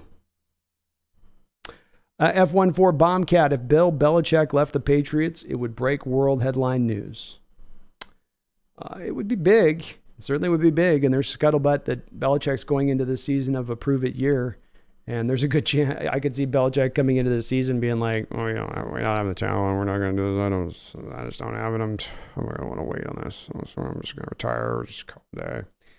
But the Heat is, maybe for the first time in his entire tenure there with New England, truly a little bit on the back of Belichick as it stands coming into this year.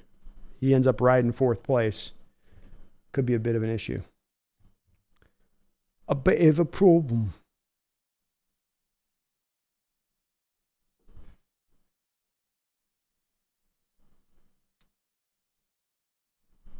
Stewart says, one of the funniest uniform takes to me was when 2 teams wearing Color Rush uniforms, one was ketchup and the other was mustard yellow, played each other, and someone dubbed it the Condiment Bowl. Yeah, was I think the Rams and the Chiefs, I think. And it's not a good look. I know what the NFL's going for, and maybe the young audience loves it. And maybe I'm not the right audience, But I look at it and I'm like, ugh.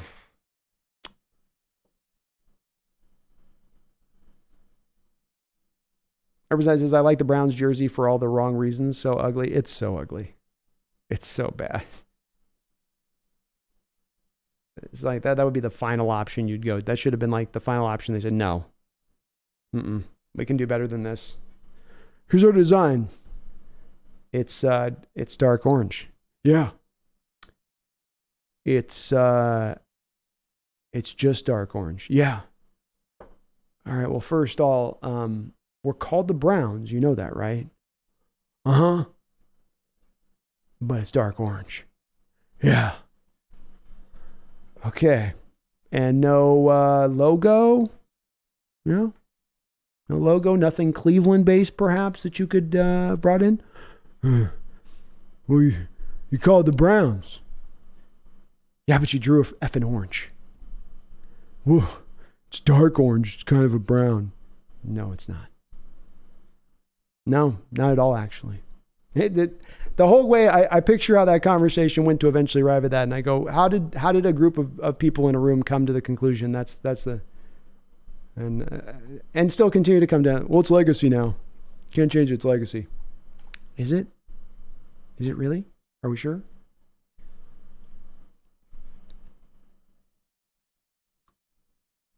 Jacob also not a fan of the highlighter uniforms. I'm glad I'm not it. Moon Lambo, Seahawks are going to need Jesus when they win 5 Super Bowls over the next 10 years. Maybe so. Jacob, I've always wondered, do players get royalties or something for their uniforms being sold? No. No. That goes back to the owners, and they have revenue sharing. They all get to split it. Unless they've got some weird thing they're trying to get around with, like Daniel Snyder or something, right? That I like the creamsicle old school Bucks jersey logo thing they had going. I like that one. That's a tight look. I like the powder blues on the Chargers too. That's pretty good. Joe Manning says, I got tickets for the Browns game. I'm jelly, man. It's gonna be a good game. I think it's gonna be a tough game too. The Browns are potentially gonna be, if what they're building kind of offensively holds true, they could be a real tough team to deal with. Good offensive line, and if Watson shakes off the rust, kind of reverts back to the player he used to be a little bit, definitely could be a problem. Drew Blahnik says the throwbacks might be the best looking jerseys ever. The colors are perfect. Perfect, Drew. It's perfect. This is Pacific Northwest. You look at that jersey and you go, this is a team of the Pacific Northwest. You go, yeah, duh. That's it's perfect. So it'd be like, you know, I don't know, a team in the sun wearing, you know, a team down in the south in desert wearing, like, you know, yellowish colors or real bright colors or something. Like it just works for the area. And jersey's got to kind of, I think, fit to the region a little bit. Space says, which one would you choose from the throwback, Marshawn or Cam?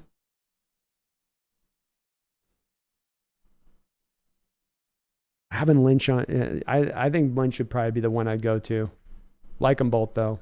Mark, thank you for reminding me that. The hitting the like and the subbing up. Kind of you to do that. Vashon King says, love the content, dude. You're the man. Thank you, Vashon. I'm having a lot of fun, man, and we're going to just keep it pumped out here. We're going to keep it going. And it's going to, as we start ramping up in this season, you guys are going to be seeing a lot of me. Get ready. Get ready. Man wreaks havoc on YouTube with too many streams. Wait till they get a load of me. Alan, I'm going to miss the Wolf Grays. R.I.P. R.I.P. Jeff Kerouac, the buzz around this team is unreal. You would think that we're Super Bowl favorites. Teams don't tend to see whether they, I think you're right, Jeff, and that the hype train's starting to roll a little bit with this one for sure. I think that we all got to be ready to be patient with this team, because they could reach that point this year where they just find their legs in that fashion, or it could take another year to kind of another year of growth, get rookies into second year guys into third year. But what's happened here, I think, Jeff, is that you have people also kind of starting to come more to the understanding of, you have a Hawk team that's rebuilt this thing, and they were able to rebuild this by super injecting it with a lot of draft picks, by having a trade that they're going to come out on the other side of it and appear to be just behind the Dallas Cowboys as the best all-time trade returns. And this is not from a local perspective, I think, Jeff. This is the national perspective that starts to look at it and view it this way, especially if Russell continues to erode a little bit as a player, which I'm not sure is necessarily going to happen. But whether he reclaims the fame or not, the assets that they've gotten back in return to build this thing up, to have not just now some burgeoning star power and talent potential there, but the depth now being built within it on top of it. I think that's what they look at and they go, oh, they got Jackson, they picked Jackson Smith 20th, and that's their third receiver now. He's going to come in as their slot.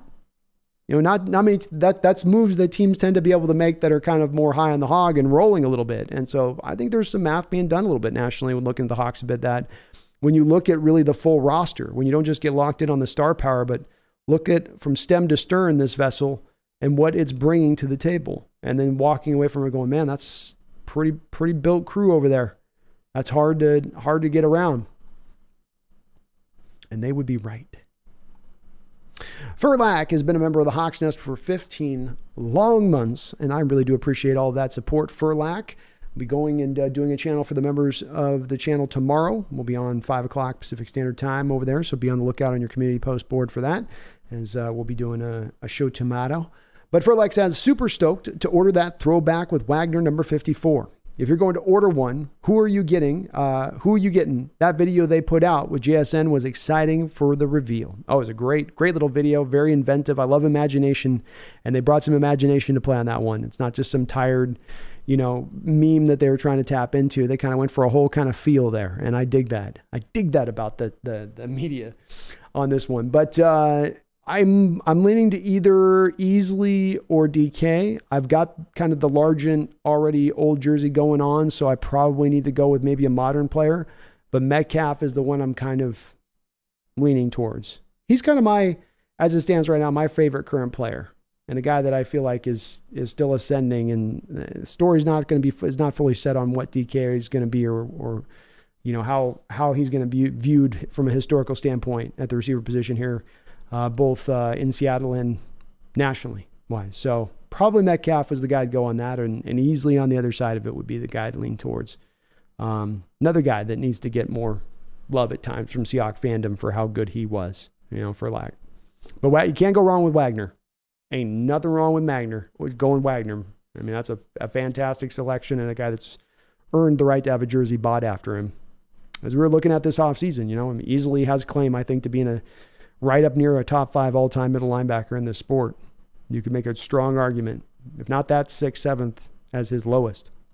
Wu-Tang Financial, thank you for the $5 donation. I do appreciate it. And Furlack, thank you for that 15 long months of your membership and support. Wu-Tang, thank you for your $5. He says, already put in an order for my B-Wags throwback jersey. Ready for this season already. The Seahawks shop is going to make a Scrooge McDuck vault bank of money off the back of these throwback jerseys. The appetite was out there, was very wet for this one, whereas people were clamoring for this jersey for it's got to be at least a decade now long, that people have been asking and saying, God, why can't we get these throwbacks? Let's get this going. So there's a lot of people with this one with their dollar bills chambered, just waiting for this day to finally drop. So glad to see that they did, man. And that's a great jersey to go get. He's earned the reverence. You go buy a guy's jersey, you want them to be a player who does it right, that was loyal to the team, a leader, productive. I mean, he doesn't have to be this. You can get the lesser guys too. There's no rule of thumb getting jerseys, but Wagner has earned being a guy that when we go 10 years down the line from now, when you're in the stadium in 2034, there should still be some Wagner jerseys that you see sprinkled into the crowd. And hopefully a few of those will be throwback B. Wagner jerseys at that point. That'd make it extra nice, because that means that they bought it at the end, not just when he was in his prime, but at that point now, where not only when you're wearing this jersey are your reverence to B-Wags, but it's the reverence for what you've also done throughout your career here too, because this is only the time this jersey's been available. So it says that about you if you get the B-Wags jersey right now. I'm kind of talking myself into getting the B-Wags jersey. The more I think about this. Seahawks, Jose Rodriguez is the Browns cut defensive tackle today. Should we take a look at him? The man's name, Perrion Winfrey. Perrion Winfrey, he was out of Oklahoma. Seahawks, Jose Rodriguez. There's aggravated robbery charge right now hanging up over his head. So probably he's going to have to get that figured out first and foremost before anything goes on beyond that. I would say the answer, Jose, to just about anybody that's on the market that's released that was a relatively recent high draft pick, the Seahawks should be looking at all of them. Every one of them should be picked over and considered. I think that you can't pick up a guy like this that's got the outstanding legal troubles that are sort of sitting there. You don't want to pick up that headache and dealing with a guy that could just get cut for nothing. If the charges are dismissed and that stuff goes away a little bit, then you're a little more open to doing it. I would also hazard to guess, Jose, that this was probably not a one-off for him with the situation for the Browns to reach a point of just so immediately cutting him. I would say it's probably a little closer to akin to being the last straw for them with this than the other goes. He's a very talented guy coming out of Oklahoma. It was never going to be a game changer, but a guy that could fit into the rotation. He's got I think if I remember correctly, he was a guy with a 1-tech body that played like a 3-tech. But I did think that he was going to be at his best as a 3-tech. So as a guy that'd be more of as a 4 inside guy or a defensive end for us in the 3-4 here. I don't know if he'd be as good a fit into our defense. I don't think he can do 0-tech stuff. He's not a point of the attack, control the double team kind of guy. He's more of the penetrate into the backfield kind of guy. But they'll look at him nonetheless, Jose, because he is talented, and if the legal trouble is clear, then they'll definitely jump there. But that's the big if. Fun player, though, and he's fun to watch back at Oklahoma. John Lee, I like the neon. Would be better with only the top screens, pants wolf green or something. I'd be okay with that. It's just the full body thing is what reminds me of the jammy time. Roxanne says the Hawks Nest. Exactly. I'm with it, Roxanne. You know I am. You know I am on that one. Scansy would go hard. Will Beckham. Action green tops with the navy pants are one of the best uni combos in the NFL. I'm more open to that. I'm more open to that, Will. It's the all meal deals from the neck to the floor, you know? Like, oof, it's too much at that point. But I can do the split. We could just go 24/7 old retro jerseys too. Wouldn't be against that for maybe a year. Duran Ever says, I became a Hawks fan right after we destroyed the Broncos in Super Bowl 48. It's a good time to be a Hawks fan. And it was a hell of a game to watch. Steve Gookian says, love the passion. Thank you, Steve. I'm having a ball, man. I love what I do. Very blessed. Mario Hologuin feels like this is going to be the next great Pete Carroll team, the culture he is building with these young guys. They've put themselves into the pole position, Mario. I've often said in a lot of respects, you know, the hard work here has been kind of done. The hay is in the barn. And what I mean by that is that you have found your way out from under the Russell contract while still being able to maximize returns off of getting out from under that contract. And though the pain was deep last year, you ate all of the pain from any bad contracts you had. You had to clear $26 million from Russell. You had Carlos Dunlap dead money. You had Chris Carson dead money. I mean, the dollar bill's stacked. And you cleared all that money out. You drafted flawlessly almost. I mean, it's hard to find anything you can pick at in the way that this team has drafted in the last couple of years. And then they've taken the steps to really clear up, Mario, issues that had been problematic for them, that had held them back even on teams that had been reasonably successful over the last 5 to 6, 7 years. Every arrow was pointing in the right direction. There are so few things that you can pick at and pull apart on this team to say, well, this is a glaring issue here that's always going to hold them back every year and that's never being fixed and is never being handled. I know because I hammered on those issues for years and I can't do it any longer. And it is a reason why I will be more patient now in my looking at this team, because they're controlling what they can control. Is injury luck going to hold up? You know, is the schedule going to play to where it's not hellacious? Is things going to unravel in the way that you need to unravel that's outside of your control? We'll see. But what's in their control, drafting right, updating the scheme. I mean, even getting down to those finer tuned details of getting a better pass rush specialist teacher in here, understanding that that's been another part. The self-scouting and realizing what you're doing wrong and correcting it. and just fixing this corner and that corner and that corner and that corner. And eventually I think you turn yourself around, Mario, to becoming a team that's truly a contender, nay, a team that's contender, but a Super Bowl contender. And I'll tell you what, for as hesitant as some is about the youth of this team, including myself, you can't deny, as I've said many times over, that Pete Carroll is the best coach, probably the best coach in the modern NFL history. You just want to go from the early 2000s onward, modern NFL history. The best coach at getting the most out of a young roster. He has shown that time and time again, including at the forefront of this being that he had the youngest Super Bowl roster of average age of any Super Bowl winning team in NFL history when they won it in 2013. So can he get you back there again? Has he done it? Has he done it before in multiple different places at multiple different levels? Yeah. Has he done it with a young team before? Yeah. Is this team as stacked from a talent standpoint as any team Coach Carroll has ever had? Yeah. So it does feel like that, Mario. It does feel like that. I don't know. I mean, this team's even younger than that Super Bowl team. Can they get there this early, this young, this quick? That'd be, if Carroll did, this would be by far the best job he'd ever done to take this young of a roster to that mountaintop that fast, that prematurely. But if there's a man that could do it, if they're a man that you're in his wheelhouse, you're in what he does better. This is the horse whisperer, and we're in the pasture, and there's nothing but saddled up horses walking all around us, and he's just out there smiling, and he's like, look at all this. That's where we're at. Sean Lee says we can give Joe Nash some love. Can't go wrong with Nash either, man. That's an underrated suggestion. Joe Nash could definitely get some love. He needs some more appreciation too.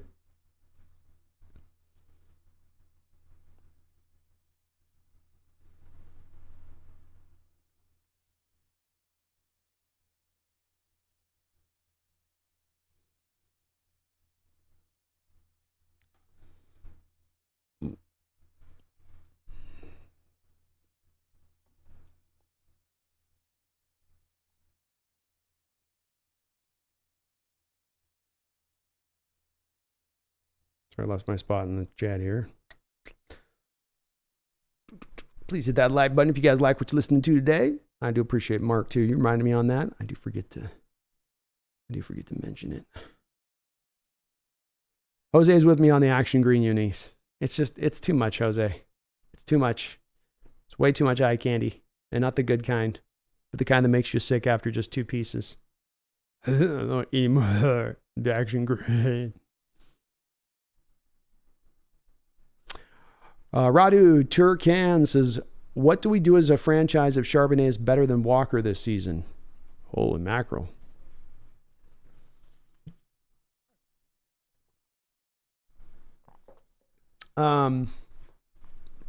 Well, it's a great question, Radu, first off. So thank you for that. I think that if Charbonnet were to ascend over the top of Walker, it would be less to do with Walker backtracking and not being at least every bit of what he was minimum last year as a player, and would be more about Charbonnet being better than the collective is thinking he is as a prospect coming into the season. And if that's the nature of it occurring, Radu, I don't think it's nothing but a good problem, a first world issue. It's the same equivalency of looking at the outside corner. And if Michael Jackson's ascending to being a player that's just a smidge below Pro Bowl level this year, and that kicks Devin Witherspoon out of that outside starting slot, so he's got to either play or outside corner to go to the slot. It's not an issue of being that you don't have players good enough at that point, or you drafted bad players. It's a matter of that you're letting competition win out. You're stacking the deck. This is why just talking a second ago about why people are so Radu excited about this team. You go, oh God, look at the running backs, Walker. Oh, then they got Charbonnet. Well, then there's DJ Dallas still round 1, and they got Kenny McIntosh in the 7th round. Let me look at their wide receivers. Oh, DK, he's kind of a beast. Tyler, man, he is underrated. And they got Jackson Smith as their slot. And you go to the tight ends and you do the same. And you got the bookend tackles that played really good the previous year.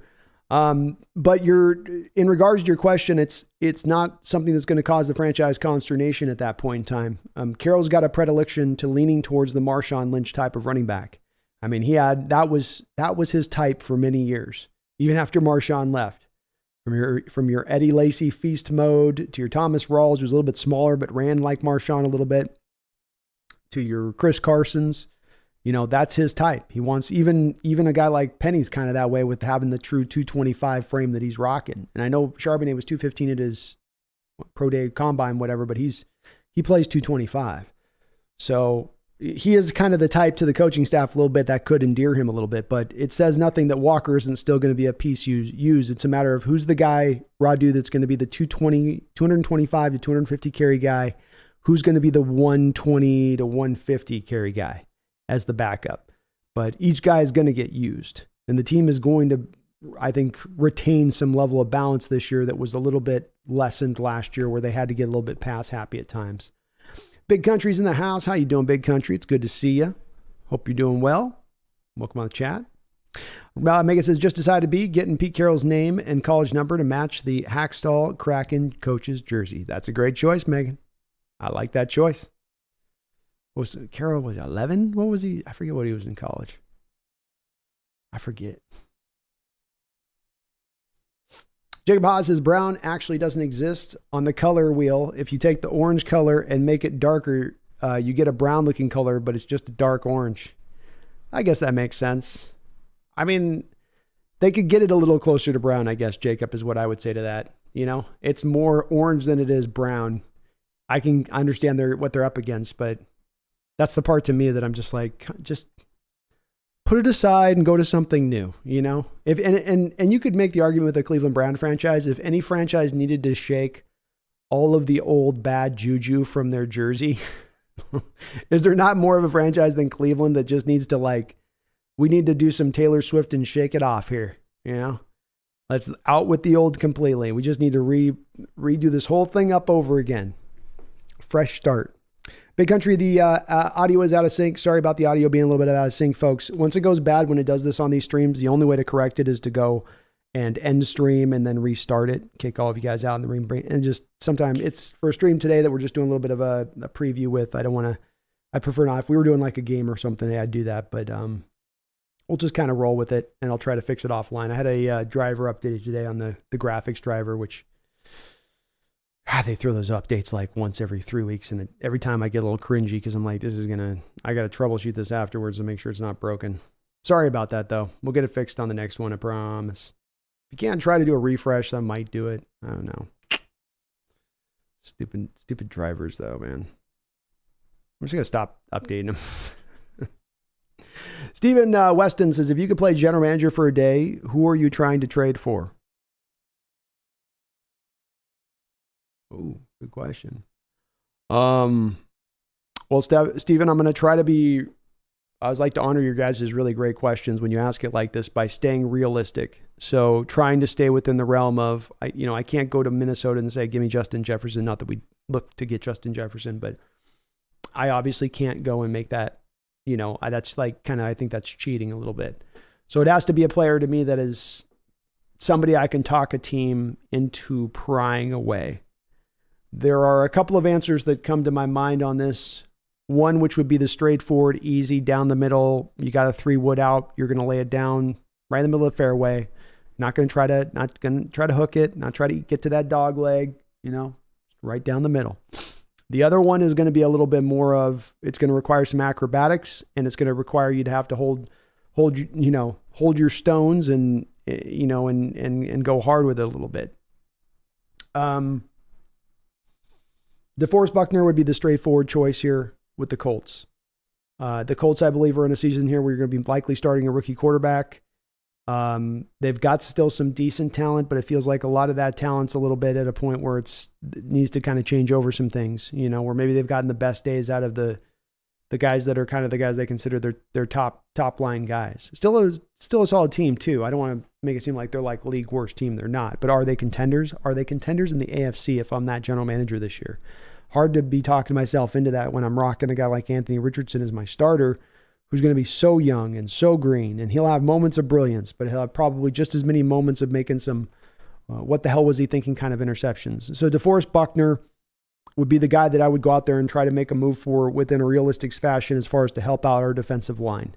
And another body to bring in there that can improve that. There's really not a zero tech that's out there that's available to me at this point. I think the team's just as much smart with that position stuff, Steven. So I called you Stefan. I meant Steven, sorry. As much as we do need zero tech, maybe even a little bit more, I don't know that there's a guy out there right now that I want to go trade for. I think we can just as likely get a guy that we pick up by cut or something like that. But I would look to reinforce the defensive line at the forefront, and Buckner would be at the one outside the box acrobatic move that I would look to make. Is the Rams are showing every inclination here of they're trying to pull the whole house down. They're taking it all down. They're not leaving one room. They're not leaving 1 2x4 put up. You have rumors of them trying to move Stafford throughout this offseason. There's rumors of maybe they would be willing to move Aaron Donald. And while it's very unusual for teams usually to trade within the division, that's usually for reasons that I don't think are going to impact the Rams. You don't trade within the division because you don't want that guy to come back and hurt you. This could be very well a trade where Aaron Donald's like, I'm playing 2 more years at most, and probably likely only 1 more season. If the Rams are moving Aaron Donald in that way, and they're aware of that, because I'm sure that they've talked and they're very aware of what his intentions are, and he has flirted with retirement the past 2 years, then they know he's not going to come back around and hurt them when they are ready to compete. So it doesn't hurt them in that respect of things. They can get that faster to clearing the money off their books, to turning this thing around, to getting them back to contender status. They can help out a division foe this year a little bit, which will probably help that division foe against them this year, but they're trying to kind of tank. So that also kind of works in their favor. What I'm trying to say with this, Steven, is that I think that the Rams are going to be much more open to trading Donald with us in the division this year than you'd normally get. The cost would be high. They would expect you to pay the piper to make it happen, but I would pay the piper. I would offer a first-round pick and probably beyond that. I may include a player back in return. I would do it as a go-for-it move, especially if Donald's healthy. That would be a big part of it. He's got to pass his physical and be ready to roll. But if you were able to bring him in here and add him to this defense, he's been playing in this exact same scheme and flourishing in recent years, and maybe playing some of his best ball. I might go big time with that. I might really push hard for that. And if I couldn't go with those guys, Derek Brown of Carolina, I'd kick the tires on them and say, hey, why don't you send him what's going to cost to bring that guy in? He wouldn't be bad. I mean, there's a guy that can play zero tech.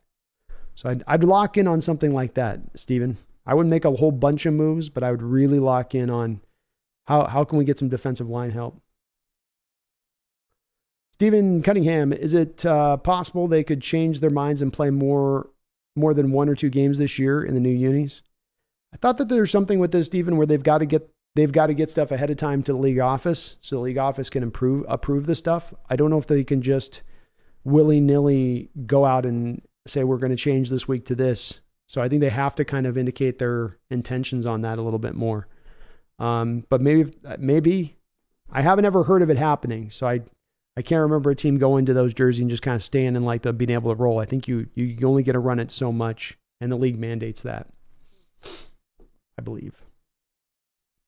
Callie Tangerine says, how's Pumpkin doing? Well, let's get her in the thing. She's chilling, but she should be near me here.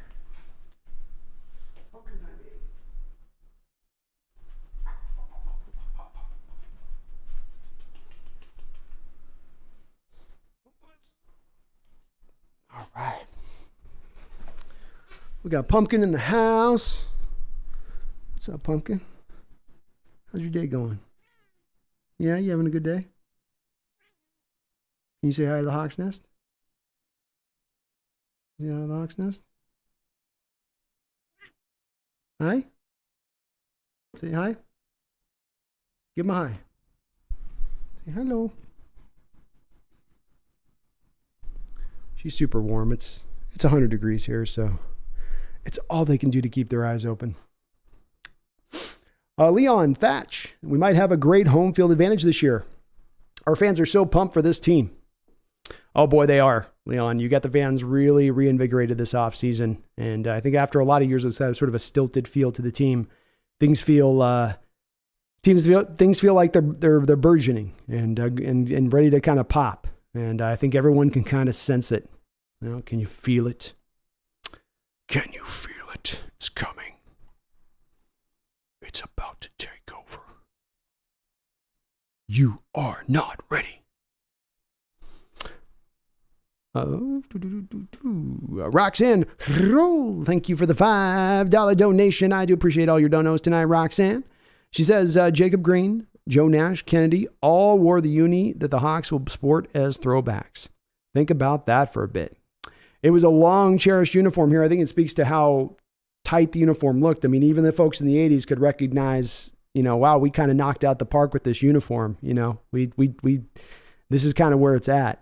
So you ran with this uniform for a very long time, especially, and you're picking with Jacob Green and Joe Nash too. I mean, people are right to bring up those names that, we don't talk about them with enough reverence, especially considering how many years they played. In Jacob's case, well over 100 sacks in his career, which is usually the benchmark to getting yourself in the Hall of Fame. And he was productive in a 3-4, productive in a 4-3. He could do it in both. So you get any of those jerseys, you're definitely honoring the Seahawks history right. Picking any of those guys, obviously Kennedy being your Hall of Famer there, but someday I got to get a Jacob Green, Joe Nash videos out. Roxanne, I got to find some time at some point to put something together in those guys because they deserve their own little kind of featurette, even if it's just a little quick 5-minute video on this channel with how they did. Good suggestions though, Roxanne, all top notch. Megan with the $2 donation. Thank you, Megan. She says, Carroll was a strong safety at number 46 at Pacific B. Ah, that's right. I remember Pacific. I did remember that, but 46, that's I don't know. That's kind of a tough number for a defender. It's okay. It's not the toughest number, right? It's not the one that's got there's certain numbers that look kind of tough on guys that, 24 on a safety will look kind of tough. 55 on a linebacker. 46 is kind of one of those middle of the road number points, but you're honoring Carroll with it. I like it. I like it as a throwback, Megan. It's a good choice. It's a very good choice. Randall McDaniel with a $2 donation. Thank you, Randall. This is Bobby Joe Edmonds throwback. Hawks best returner. And getting Joe Edmonds on the back of a uniform is kind of cool too. Have the two names on the back. But Bobby Joe, yeah, I think probably your best returner in Hawks history, right? Especially if you want to factor in a little bit of longevity. Tyler might have done it in a brighter fashion for a smaller period of time. Leon Howell was good for you with it for a small period of time. We even had that track guy. I think Michael Bates was pretty good for us. But I think when it's all said and done, Bobby Joe was probably, up until this point, you bear it all out, he was probably the best all-around guy, and him being able to do it. Back when you had Rusty Tillman back there, best special teams coach in Seahawks history too. Shout out to Rusty. He was a fiery one, Randall. He was a fiery one, but Bobby Joe Edmonds back to receive the punt. I'll always remember that on the radio. I mean, that's one of those early memories that you just have kind of rattling around. But Randall, thank you for the dono. I appreciate it. Megan, you too. Appreciate you. Hope you guys are having a great night tonight. It's a beautiful summer evening out here.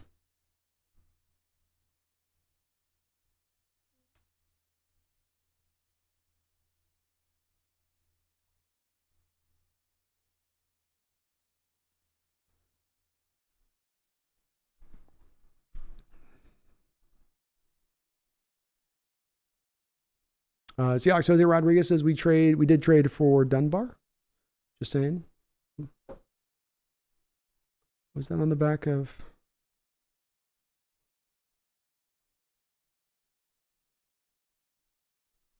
Jose, you're going with Wagner or Lockett for throwback? I like it. Wag is a good one.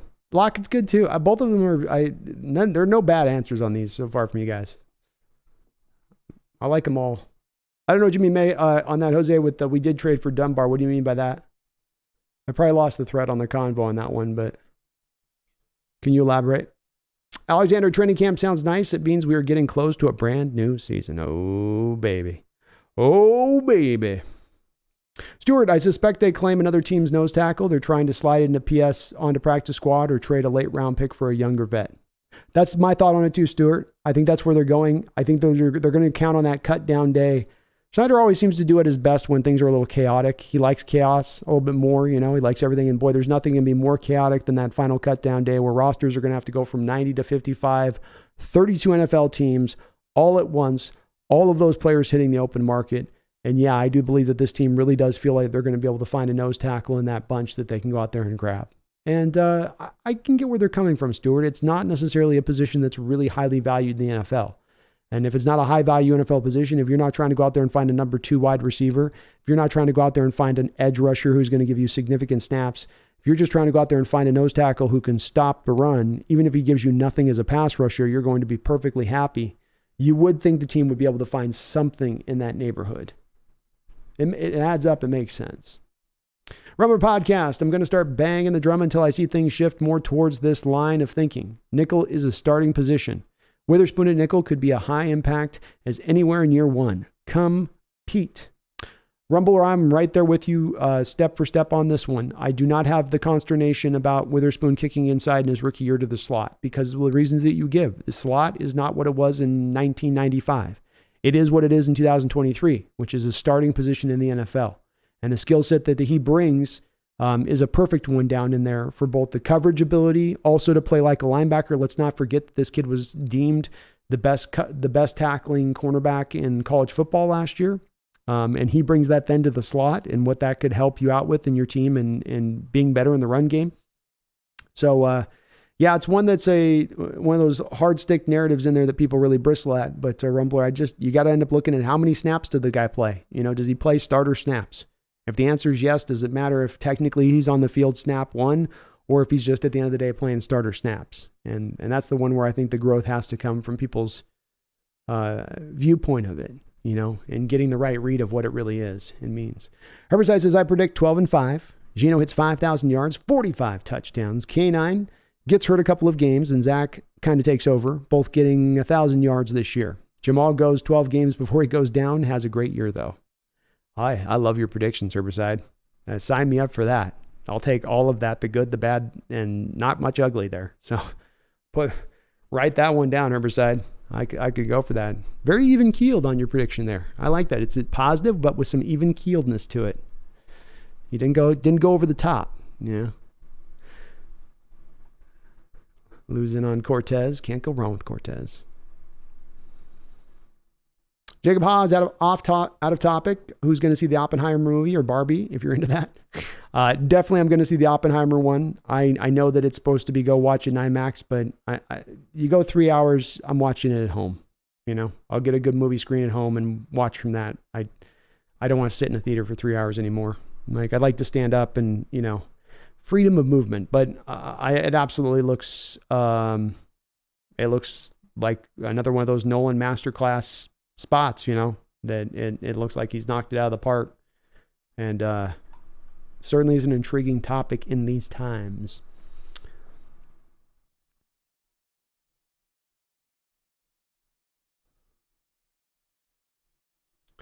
Sean Lee says a first rounder plus for only 1 or 2 more years potentially seems steep. It would be very steep, Sean. And this is one of the nice parts about me being able to deem myself as the general manager is I get to make this bold move without any threat of having my career get torched if I'm wrong about it. I want to make sure his health is right, Sean, but in my opinion, I've been pretty consistent in this and saying that if you want to push for Super Bowls, you got to make that over the top move in this day and age to get there. That's now the price of admission. It didn't used to be the price of admission. Sometimes it could all just be your internal development and your organic growth that could get you over the top.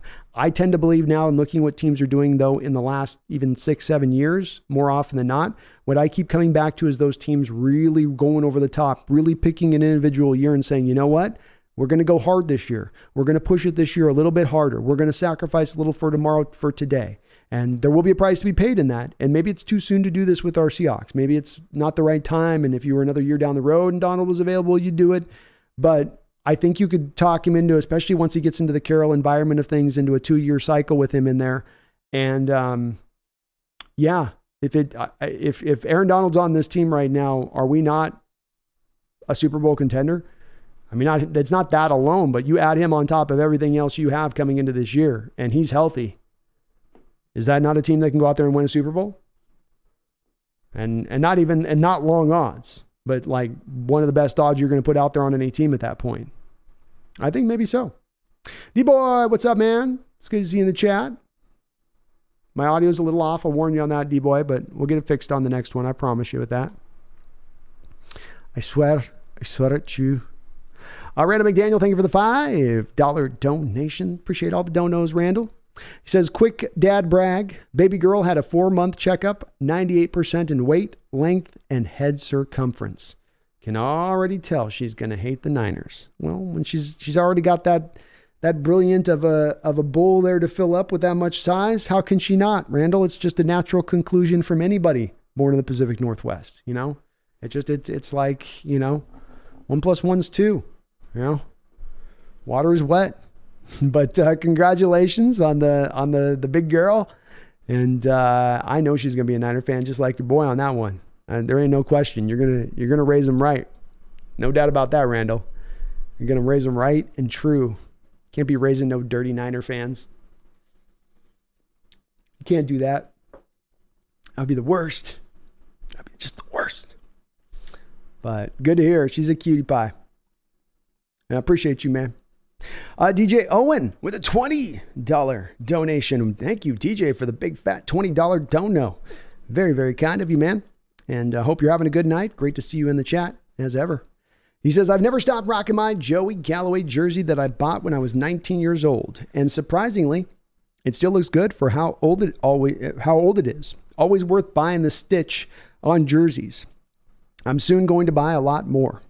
You bring up a good point. Jerseys, even if you do wear them a decent amount, you can keep them in good shape for a really long time, because it does seem like even in this day and age with the jerseys you get, DJ, that they're made with good, I'm going to sound like I don't know what I'm talking about with clothing, but like good fiber, good, it's going to last. It's not going to fray. You're not pulling threads away every 2 seconds. Like even washing it a couple times, it still holds together, really well. And especially if you wear like an undershirt, you have to wash it a whole ton at that point, but Galloway was a good one. I think I had back in the day. I still have it somewhere in my mom's probably still got it in her storage somewhere, but the Sean Springs jersey back in the day, I had that one. So I had a choice between Galloway and I went with Springs back in the day because I thought Springs was going to be like Dion when I was younger. I was like, oh, you'll be the next Dion. But Galloway was a great one, man. He had an awesome start to his career as a Seahawks wide receiver as any that we've had come through here. And you didn't have a whole hell of a lot on your offense at that time other than Joey. It was Chris Warren and then Joey Galloway. And that was about it for a few years there until Holmgren came in and moved him at that point. But Galloway had a great career too, DJ. He had I was surprised you go back with Galloway, and I want to double check this to make sure I'm right, but he actually ended his career with almost 11,000 yards, 77 touchdowns. I mean, he is right there on the cusp of being a guy that would be considered a Hall of Fame level guy. I don't think he'll ever get there because there's kind of a logjam at that spot. But that's a hell of a pro career, That's a hell of 11,000 yards, and he played probably 15, 16 years, something like that. What are you crying about? What are you crying about? What are you crying about? You tell me about it. Oh, you tell me. Oh, all right. DJ, thank you for the $20 donation, though, man. And Galloway's still a great jersey to go. You could buy Galloway right now as a throwback jersey, and it wouldn't be wrong. For the damage he did in a good way as a Hawk. He's got some legit still highlights you go back to that are still kind of eye-popping highlights too, DJ. The whole reverse against Jacksonville. I think I got it up on my channel where, he goes up one side, reverses the whole field, opens up the horsepower, just still runs past everybody. It's like a move you do in Manning when you've got the fastest guy in the field in Manning. Like this will never work in real life. The guy goes backwards and does the half circle around to eventually get back the other way, and all the players are chasing. They're just not fast enough. So, he was that guy in the football field. He was that Tyreek Hill guy of his era, for how different speed he had. Everybody's fast in the NFL, but there's some of those guys that come along that are just a little bit different type of speed, even beyond the fast guys. But DJ, thank you for the $20 donation, and keep rocking that Galloway jersey, man. Randall, thank you for another $5 donation, brother. Appreciate all your donos today. You're always super supportive. I really do appreciate it, man. He says, when reports start coming out of camp, one-on-one, offensive line versus defensive line, who's going to win the day? What are the best 2 to 3 practice matchups in the trenches you'd want to see? Ooh, good question. I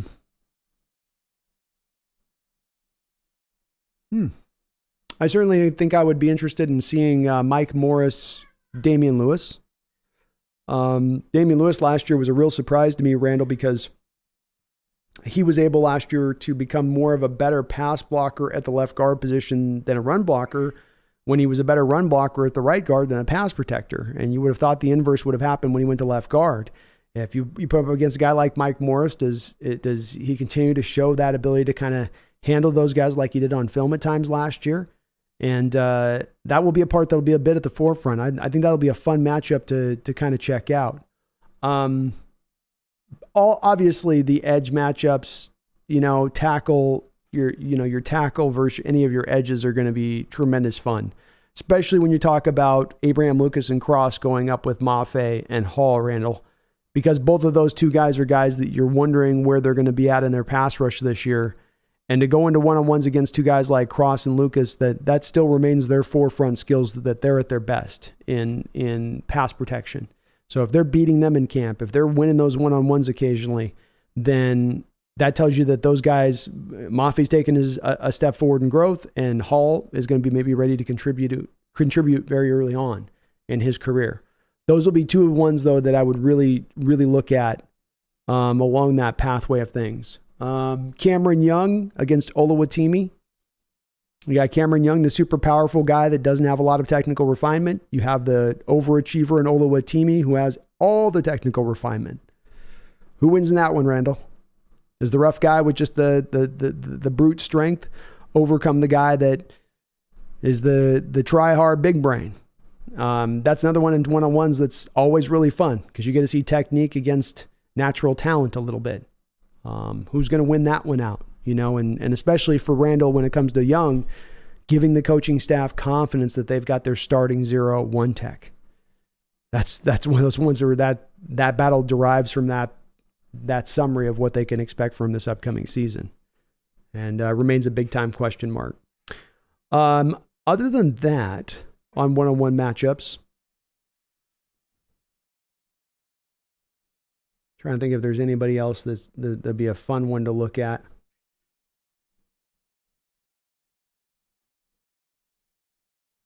I think Bradford inside, he struggled so much in pass protection. So Randall, then rather than saying Bradford against this guy, I would say Bradford against any of them. It stood out on tape with him that he was a much better run defender than he was a pass protector, though he is very highly athletic and he can move. Is he just getting handled in one-on-ones by any defensive lineman you put up on against him, where it looks as rough as it did on tape with him back at LSU? Or are they starting to get that down a little bit better, with him? You're being very noisy. Very noisy, kitty. So that'll be the spot. These will be the main spots I would look at, Randall, on the one-on-ones. Bradford just against anybody he goes against, though, because that was a pretty big deficit in his game and watching the tape with him, unfortunately. Hey, Lou says, hey, B, finally the star of the show, Pumpkin, shows up. She likes to make an entrance. It's got to be a grand entrance. I've got to carry her in like she's Cleopatra being ushered in by 100 slaves carrying her on their backs, or those things they would call that where the people would carry them on there like they were horses or something. Niners blood. I doubt Carroll can turn these young guys into a winning team. This ain't 2014. Well, you're going to have a better roster than you had last year, Niners blood, so he turned last year's young team into a team that could get to the playoffs in a rebuild season. I mean, you let me know, Niners blood, if you can remember the last time you saw a team that was in a rebuild mode that got to even the playoffs. He's shown an ability to get the most out of young rosters too, Niners blood. It's not like those UFC teams were all just built with really older players and whatnot. He always showed ability to get a lot out of young guys, including freshman players going back to USC. And then the final factor is Niner blood. You accomplished what you accomplished last year as a rebuild, and that just seems like an empty term to throw this out, of course. But it's not. I mean, this is in dollars and cents. The Seattle Seahawks last year had $57 million of dead money on their books. That's what makes a rebuild year. This is why the Rams are going right now through the same kind of a rebuild process. You're clearing house. You're clearing the pocketbook. You're clearing the bad contracts. You're getting everything back to a 0-hour point. And once you get to that 0-hour point, that then allows you to really ignite things and turn it on. That allows you to start to spend money and starts to augment parts on the team where it doesn't just all have to come in organically and naturally, or exactly what we were able to start to do this offseason. So you can run me through how not, but I mean, he's had that success already here recently. He had it with a lot stacked up against him. Hard not to see them at least at the very least, accomplishing what they did last year, and if not, getting further beyond that. Sean says, I miss Pete Gross on the radio. So good. He was good. Another rest in peace on that one. Died far too young. Spaces, I think they should play with the old school leather helmets. That'd be a bloodbath. Bloodbath.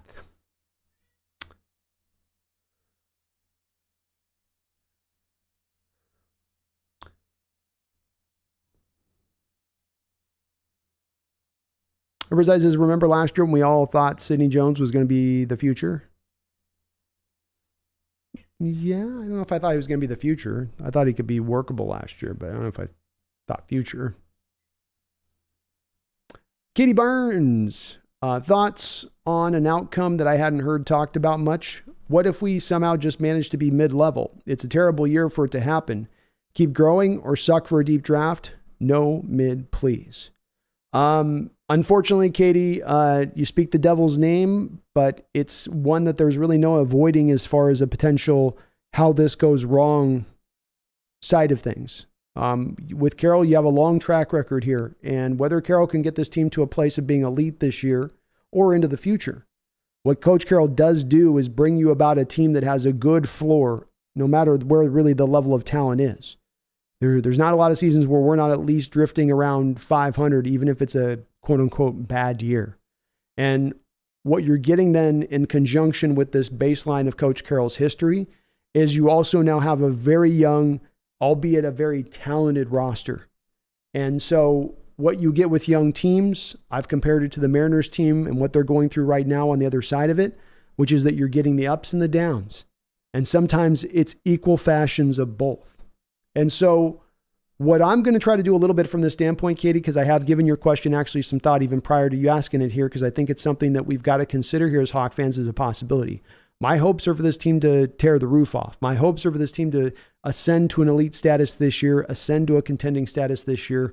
And I'd love to see it and think they have the potential to truly get there. I also am going to be pretty patient and understanding if this is a year where they're just another year of growth. Last year was year one of a rebuild. It is very rare that in year two of a rebuild that you're not only going to go and find some success, but you're going to get to being a Super Bowl contending team. That's a hell of a turnaround. That's really fast. That's not often happened in the NFL. And I think these are all really why they're good reasons, as you raise, why we've got to be patient in our viewpoint of this team, why we've got to look at them through the standpoint of the ups and the downs and kind of, accept it with that a little bit. I'm not a fan of big mid teams either like you are, Katie, but this is a little bit of the nature of the beast and how it's been built this year a bit. And so it's going to be kind of unavoidable. You're either in the mid-level or you're going to push into that 12, 13 win mode. There's probably not likely a scenario where you find yourself at 5 wins, especially given the way that this schedule's kind of stacked up. You're very whiny tonight. You know that, Pumpkin? Very whiny. Whiny and talkative. But I think you're coming from a smart place on this, Katie. I do feel like that's valid. Valid. Alexander, I have a throwback of Kidna, but I'm not wearing that. Barry Templin, Brandon, did you order your throwbacks yet? I haven't, Barry. I got, today was a crazy day. We had the sponsorship thing come down today. I had Bleacher Report reaching out to me today. And then I was trying to get this website put together. I'm finishing it up. So I was like trying to but I'm going to get something ordered here. You better believe it. But then I got to figure out, this is why I never got tattoos. It's so hard to figure out which one. I want them all. Seahawks Jose says, brought up Dunbar. Oh, when you're talking about Winfrey. Oh, okay. I'm sorry, Jose. Yes. So, Jose was saying that, we traded for Quentin Dunbar, who had the robbery deal, which is exactly, to Jose's point, what Winfrey's being, accused of. So, you're right. There is a given example of one place where they did overlook, the situation on that. So maybe they would be willing to do it again here, Jose. It's, if you do it once, you're definitely willing to do it again.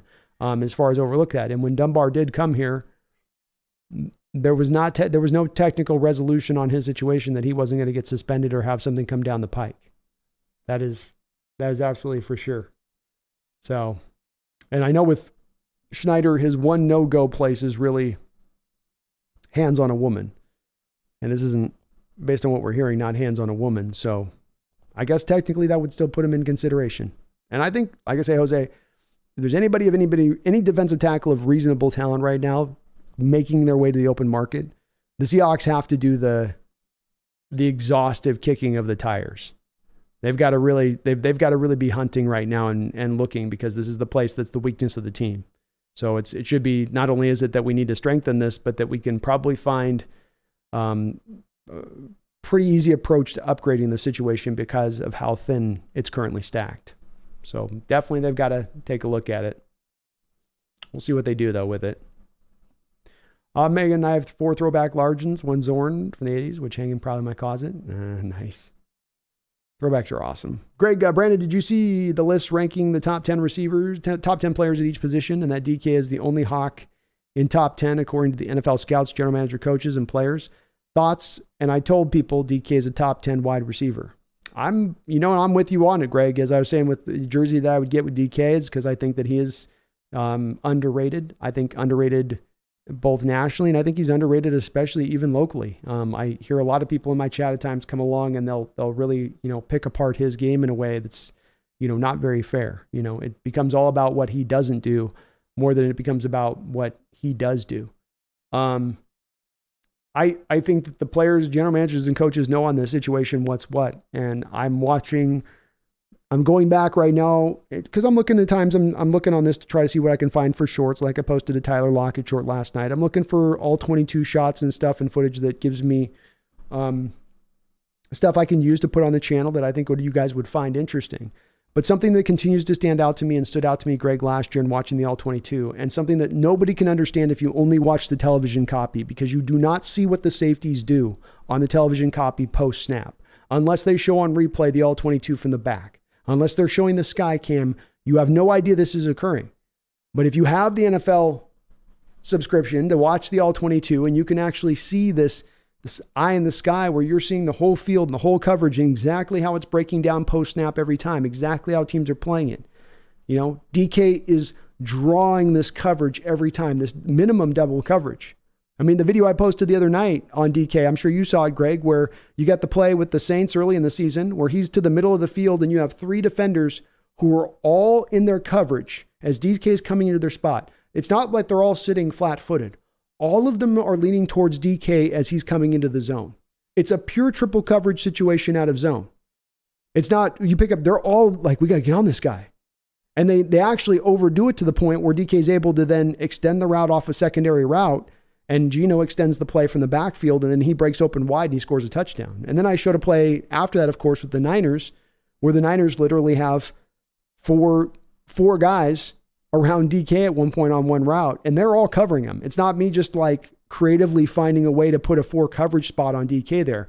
I went back and watched the all-22 20 times because I couldn't believe what I was watching. The 49ers covered DK with 4 guys on a particular play within their zone. And then what's funny is Chardavius Ward still ends up holding on the play. And that's the other thing with this too, is I want to have Niner fans come in here and talk to me about Chardavius Ward locking up DK. Like, I dare you Niner fans to come in here, because if I hear too many of them coming in here doing it, I'm going to put the all-22 tape together of Chardavius Ward and DK last year. And I'm going to show time and time again, 8, 9, 10, 11 yards up the football field, Chardavius Ward's got his hands all over DK. And DK is not initiating contact.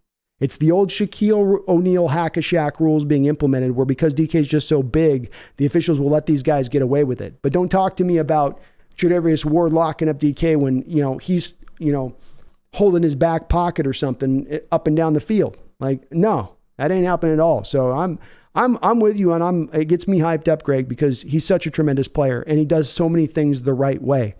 He's never injured. He plays he plays out there injured, healthy, whatever. He's out there every single game. In the playoffs, he's balling out. Go look at his stats in the playoffs. Go look at how he's produced out there, including setting a rookie record for most yards in his first game in the first season that he played. He blocks tenaciously. He's physical. He's a bully. He brings everything to play that you want to bring brought to bear on the field. And is he perfect? No. Is there some points to the game you can pick? But I think it's telling that those coaches look at him as a top 10 receiver, because that impact is top 10. Is it statistically? Maybe not. But is he getting the 190 targets some of these other receivers get to the point of production that they grab? No. Is his efficiency there? Yeah. Is he improving his game every year? Yeah. And the stat I go back to for those folks looking for a historical marker on this one, he is He is top 10 all time. He's top 9 all time in most receiving yards before the age of 25. He is top 7 all time in most touchdowns receiving before the age of 25.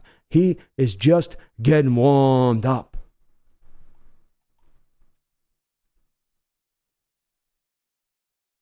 Lance Johnson's got Dave Brown, number 22. Dave was a ball hawk in the blue jersey era. Dave was, man. 46 career interceptions for Dave Brown.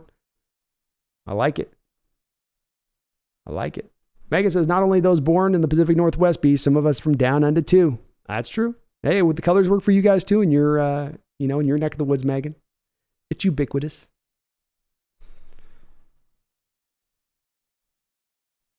Callie Tangerine says, yeah, I'm not from the Pacific Northwest, but even I was raised to hate San Francisco. If it's in your blood, it's in your blood one way or the other. You don't have to necessarily be born in the region, but if you were raised by that, if you're raised at the knee of that hate, that hate is inside you.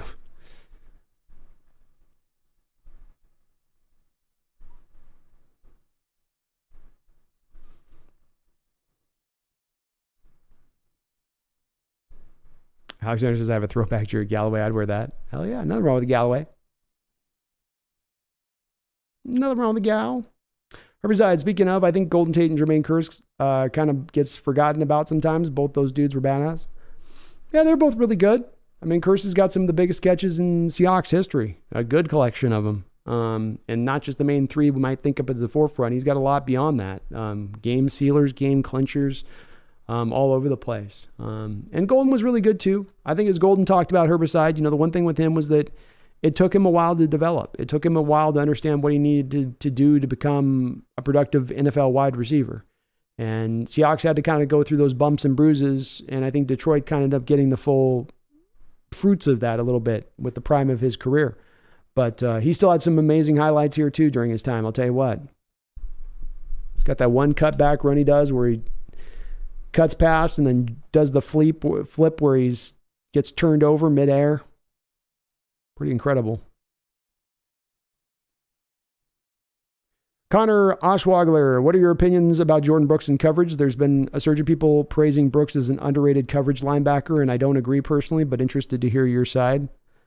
You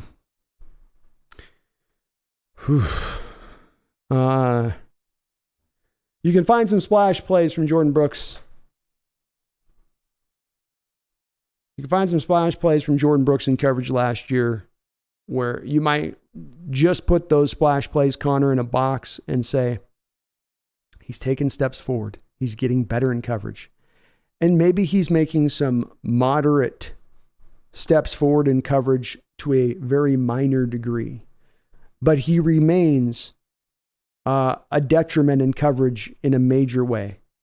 The same Niner tape that I've been really trying to dig over with all three matchups and going through the all 22 and looking at what's what, there is no doubt about it that Kyle Shanahan understands that Jordan Brooks is a deficiency in coverage and he attacks it. There's no doubt he understands that Jordan Brooks has a prevalence, a tendency to lean into the run game, lean into the run action, play fakes. And that when he does so, he leaves a guy then wide open. The one Niner play that stands out to me from last year was, they throw a little fake flat route play and Brooks bites all the way in it. He leaves George Kittle completely alone at that point. Kittle just runs right up the seam and he is wide open. There is nobody on him. And there's a later play in that game where Kittle gets another win. They ended up, supposedly that one was on Tariq Woolen. That was his fault, supposedly. But on the play, it still looks again like a play where that should have been Brooks. That should have been his territory that he was picking up. If somebody's going to praise Brooks, Connor, what you've got to do or what they've got to do if they're going to bring that up to you is they've got to back that up. And they're going to have to back it up more by than just showing a splash play of him here, here, here, and here. Because I can go to 2020, for instance, and let's go to 2020, where he give up 975 yards in coverage from the middle linebacker position, almost gave up 1,000 yards in coverage from the middle linebacker position. That was 2020. That's hard to do. That's hard to give up 1,000 yards in coverage from the middle linebacker position, Connor.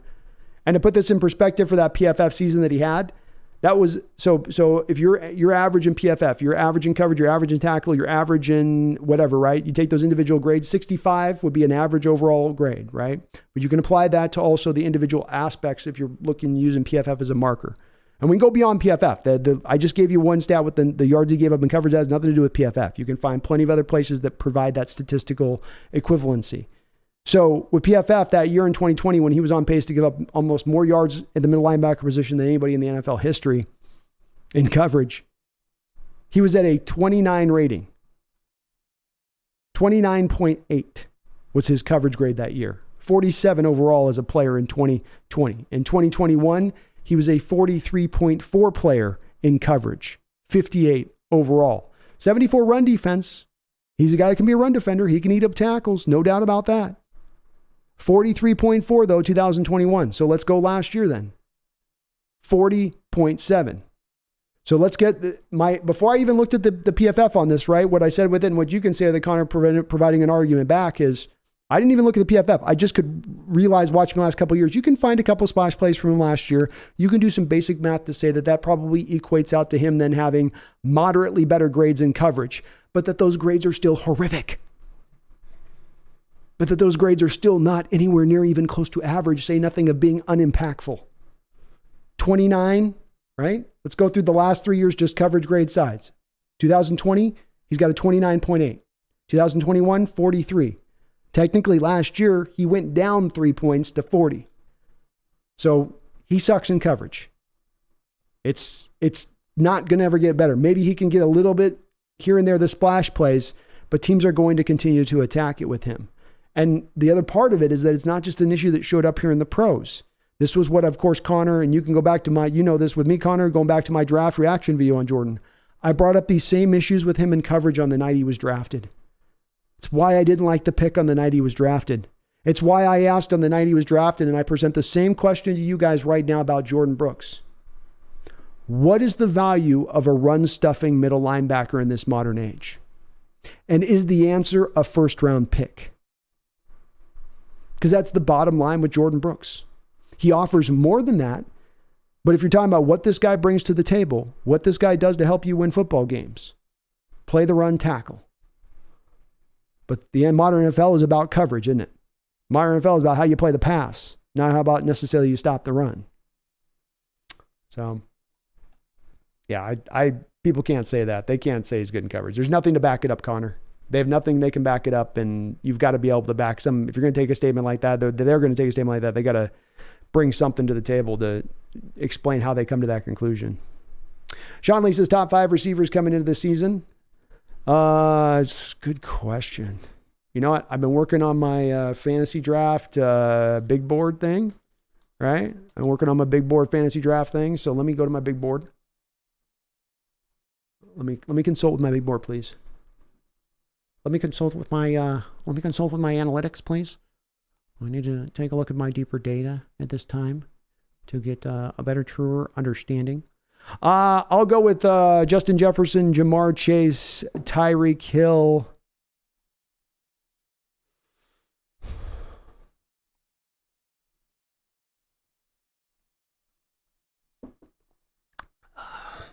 The first 3 were so easy.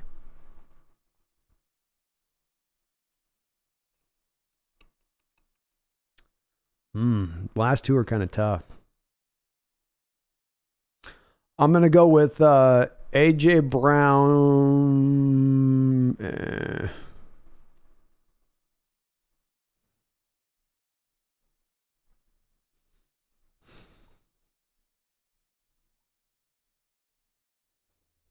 Man, I don't know on the last 2. I feel good about my top 3, but my last 2 I do not feel strong about. So I'll give you a couple names, but I think I'd be duking it out between like Waddle, Lamb, DK, Debo, and Devontae Adams would probably be all kind of Stephon Diggs. It'd all be a fight in there for those last 2 spots. I feel way better about the top 3 than I know on the back 2. I think it gets to be a little bit of a logjam on the back. But the top three I feel good about. I think Tyreek's still going to produce this year if he can stay healthy, and Jamar Chase is going to continue to be a beast with Burrow there. And Justin Jefferson, it's got a little bit of help this year. They got a receiver in there, but I mean, they throw that guy 200 balls. You know. But I'm not sure on the last two, Sean. I'm torn. Mike Smith says Draymond Jones looks like a beast. Yeah, it doesn't look like he's looked like he's just all cut out of muscle, doesn't he, Mike? He's definitely a yoked up defensive lineman where it's usually a defensive lineman got a little bit of fat on him or a little bit extra padding, but he's like a defensive end kicked inside kind of. Megan says, B, the list for the great 2023 training camp meetup is growing. Laughing out loud. Good. We'll have a hell of a show out. That's what we want that time. Jacob says, does it seem John now has control over the drafting? It does, Jacob.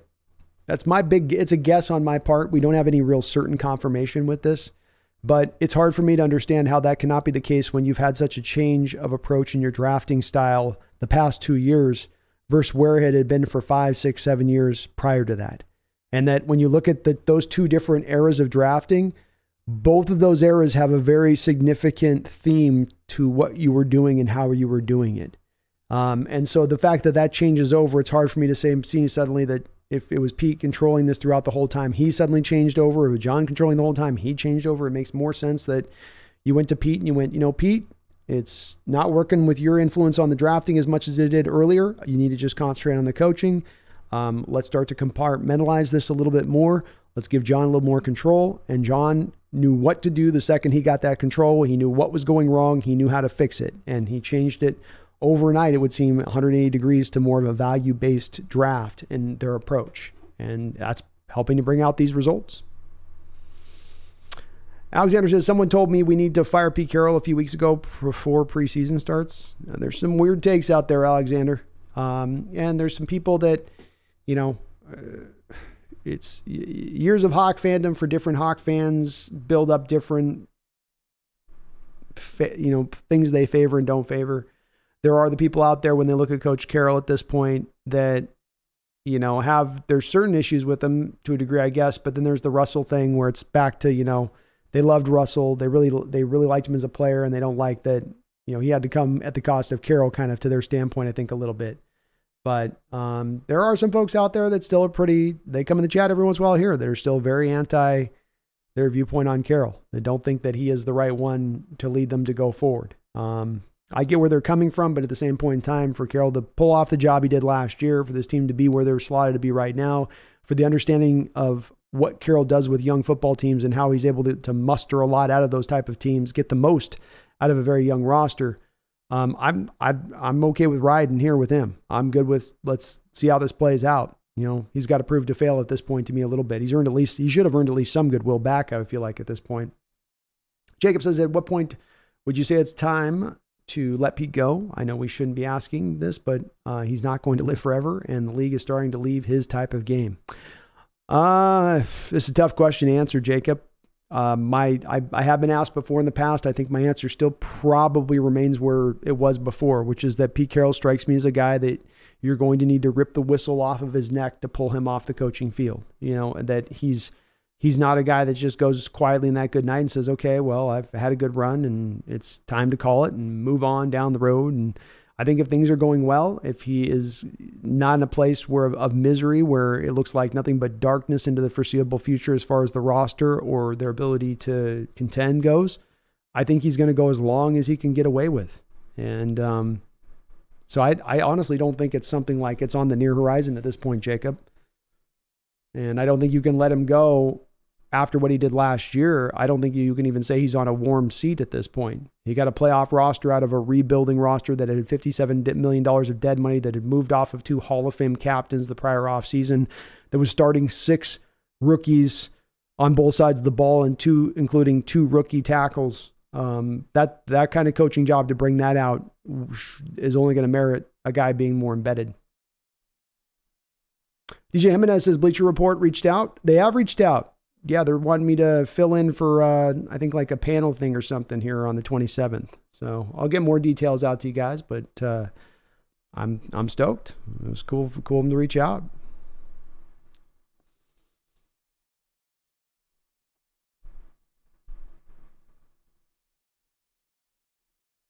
Herbert says Brand Hawks Nest, you should put out a poll for the best old school jersey number. What's tough with that? I got to wait to do that on the. That's one of the nice things, Herbicide, with the new website I'm putting together, because the polls on YouTube here give you 4 options. So I could put 4 options together if you want, but it'd be nicer to have like 10 or 15, right? And so with the site that I'm putting together right now, we're actually going to have a poll section on my site where I'm going to use the Google Forms off of it and embed the Google Forms on the site. And then I can just run we'll be able to run full polls that way, like this type of stuff, to where I'm not inhibited by the 4. I hate just having 4 selections on YouTube. I don't know why that has to be just 4. Why can't it be as many as I want? You know, that's the tough part. We've got like 15 good options here as far as potential jersey numbers go. Brian says, B, think you should get your hands on a throwback Chad Brown, only fitting? I think that'd be a good jersey to get too. I do. I wouldn't say no to a Brown jersey. Gotta give Brown his love on that, man. He's earned it.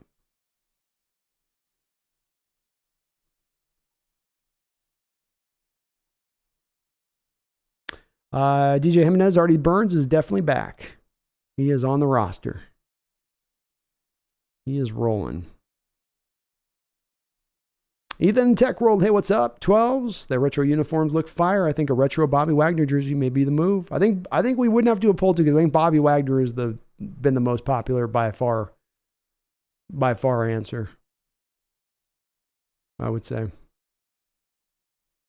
Larry Murphy, Pete's still great. The way he builds confidence, the way he motivates players, the best to ever do those things.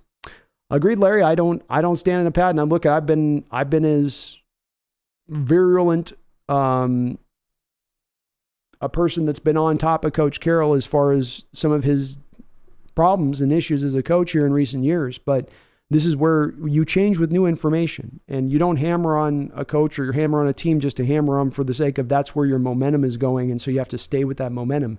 You do so because you see something broken or something not working right, and it needs to be fixed. And what I think that Coach Carroll has done and what the team has done, from their drafting to Coach Carroll bringing on the McVay offense, to bringing on the Fangio defense, is that he's worked to fix what's been the issue. Did it take him a long time to come around on that?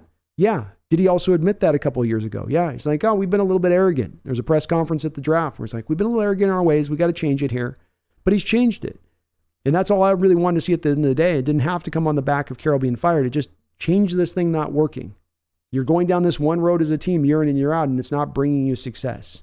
I don't know if the other road down over there is going to bring you the success, but I know this one's not.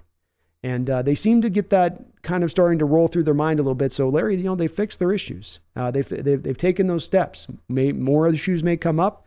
Maybe Carroll falls on his face in this rebuild and shows that the time has passed. Maybe all those things happen. But the data up until this point is he accomplished what he accomplished last year. The team has taken steps to where you can see them reaching the playoffs last year and understand it. You updated your offense. You updated your defense. You cleared off the bad dead money. You're trying to reinvigorate the culture and get back to your original philosophy foundations that you utilized back in the early 2010s. So greatly put by you, Larry, and I'm 100% in agreement with you on that. 100%.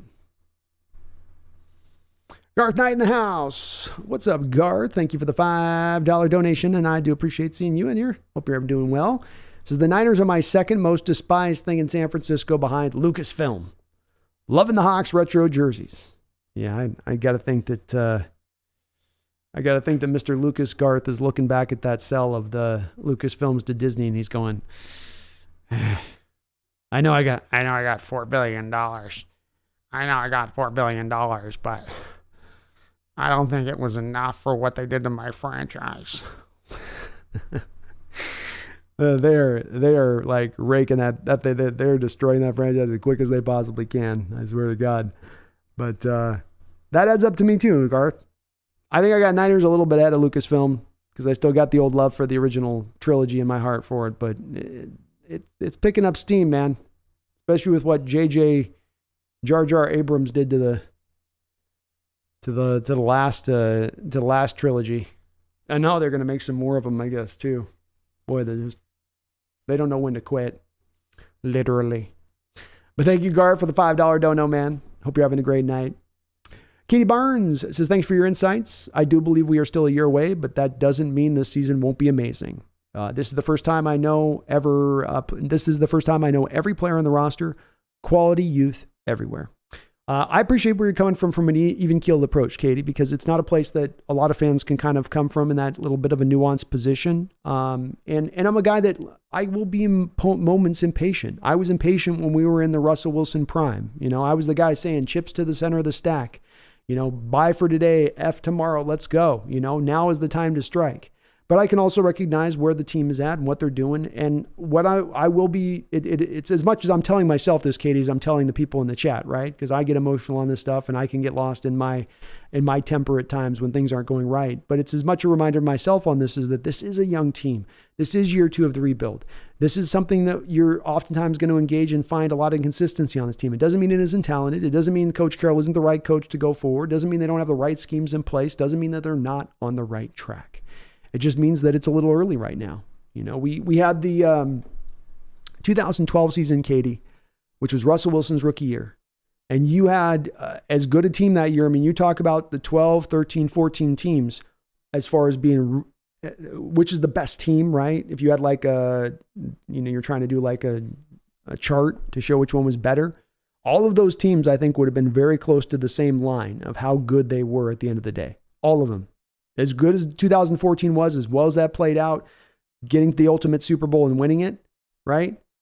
All those teams were there, including the 2012 team. It was about as good as those other teams too. It didn't quite have need those extra couple Michael Bennett's and Cliff Avrils to get you up over, right? Need a couple little bit extra. But they're in that kind of year where we could come into 2012. This is kind of our 2012 year this year, where the roster's still really young. Nobody's kind of much expecting stuff, but the talent comes together. And if this team gets hot, and momentum starts rolling, then there's no reason not to believe that they can maybe catch fire and make some noise in this playoffs. But I will be patient, Katie, and thank you for your kind words. I will be patient this year with this team. I'll understand that this is a young roster and that we're on the right track. And as I've said, I'm so stoked by where they're at, and I'll be so patient by where they're at because they've done the hard work. You made the choice to do the rebuild, and you took all of the pain that you had to take with that. You took the PR blowback nationally for that. You lost the Russell trade. You're stupid for moving this guy. You're staying with Coach Carroll. You suffered all the slings and arrows. Now you're kind of through that. You've had 2 nearly flawless drafts. Now you are on the downhill swing, but you don't know when you're going to quite reach that or get to the top, mountaintop, however, whatever metaphor you want to use. It just got to be patient with it. And I'm going to be patient throughout this year for sure. For sure. But you're right to be excited. That's for sure, too. Herbicide says, I still don't know why we give up Muse. I thought he played pretty good. Me too, Herbicide. The eye test played well. PFF scores, he played pretty well. The coverage, especially, that was his claim to fame. Would he be former safety convert? He'd be good in coverage situations as a linebacker, and that showed up. He was on that Niner tape I was watching with the second Niner game, especially. He was kind of showing up all over the place. He was one of those guys like Muse where he was definitely standing out. Lou says, hey, B, with the offensive weapons we have, Shane Waldron has a Swiss Army knife to work with. This is his chance to shine. Top 5 offense, or it may be time to move on from him. Thoughts? I don't think I can hold him to a top 5 offense or we're firing you necessarily standpoint. He does have a lot to work with, and you're expecting him to be productive with all of these assets to work with. But he was at the center. He was a real, on top of Geno doing what he did, of course, your offensive scheme, the creative way that he utilized the talent he had last year, that was Waldron doing that. That wasn't just your talent was so good and he's kind of riding the coattails of the talent. It was the designs of his scheme. It was him fully implementing that McVay scheme, absent maybe bubble screens and fly sweeps to a high propensity. So he's only building upon, much like Carroll, he's building on already some of his best work. If he's just a top 10 offense this year, Lou, does that mean that he's, taken some, major step back at that point? I don't know that it does mean that necessarily. I do have an expectation like you do that they should be a top 5 team, if not better offensively speaking. But when I put guys to a place of thinking, Lou, that this guy's in the hot seat, this guy's a guy that you got to watch this year and monitor if he's going to be the right guy for you in the long term. They've got to be kind of coming off a bad year to start putting them in that mindset for me. And remember with Waldron that first year, he was having to run kind of the Russell Wilson offense still. Last year was really the first true time that he got to implement the offense in full.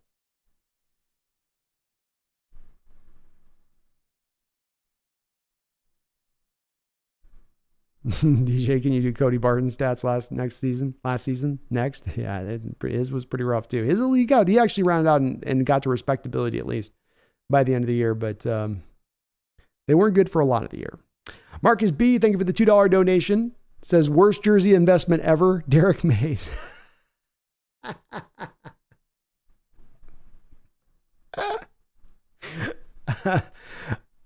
know what? I get where you're coming though, because so Holmgren, Marcus, correct me if I'm wrong on this one. Thank you for the donation, man.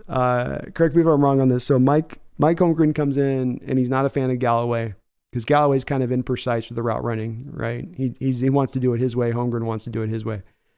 So Holmgren moves Galloway and then makes a trade for Derek Mays, who's with the Green Bay Packers, I think, at that time. So he's getting a guy who he knows he has familiarity with his offense. And John Kitten and Derek Mays kind of have a connection. They're rolling. I think he's at 98 season. Like, they're kind of cooking a bit. And Mays is looking like good route runner, good hands. He just seems to get open against everybody. But then it was just kind of a 1 year off thing, right, Marcus? Like, Holmgren wanted to quickly go find his guys and Darrell Jackson and Corn Robinson. And so Derek got moved quick and quickly disappeared into the ether, I guess. But that's a brutal one. Oh, man, Derek Mays. He had some good catches that year, though, man. He did have some good catches.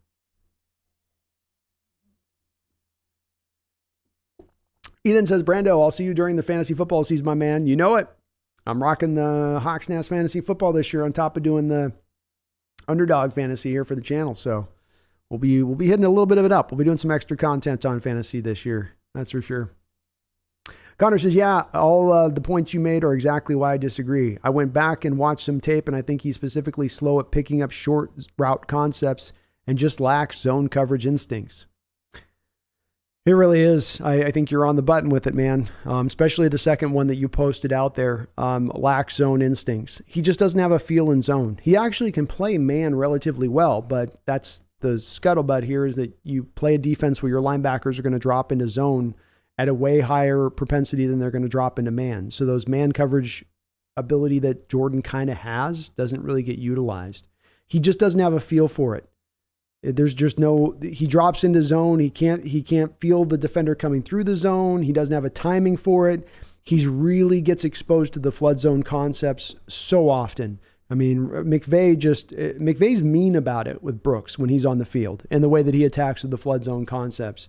But it's just everything's a little slow, like you say. There's a route I was watching that I've got as a clip I'm pulling, and there's a couple of I'm just pulling some clips from some of these games from last year, and I've got a little selection of Jordan Brooks bad coverage clips I've pulled within that. But there's one to your point on the short route concept where you have a defender in the corner who's got to play. He's not in off coverage, halfway between off coverage and press.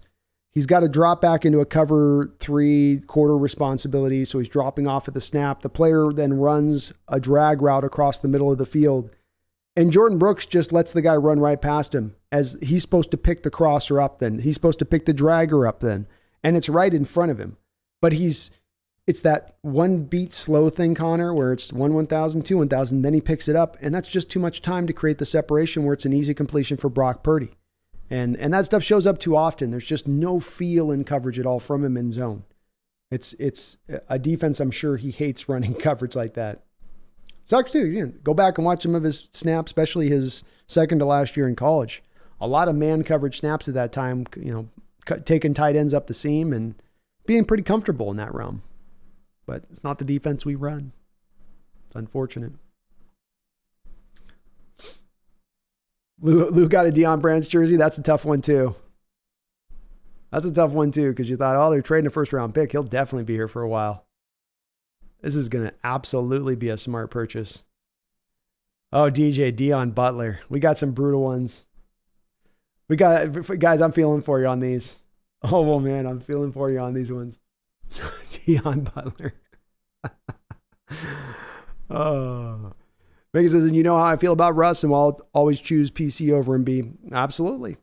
Well, listen to Megan, listen to Golden Tate and KJ Wright. He didn't say specifically what it was, but KJ was pretty open in that last episode of saying, number 3's got some stuff to apologize down the road for. And he didn't get specific, but he did bring him up. Alexander says, sorry, Brooks is terrible. Just is what it is with it. It is what it is.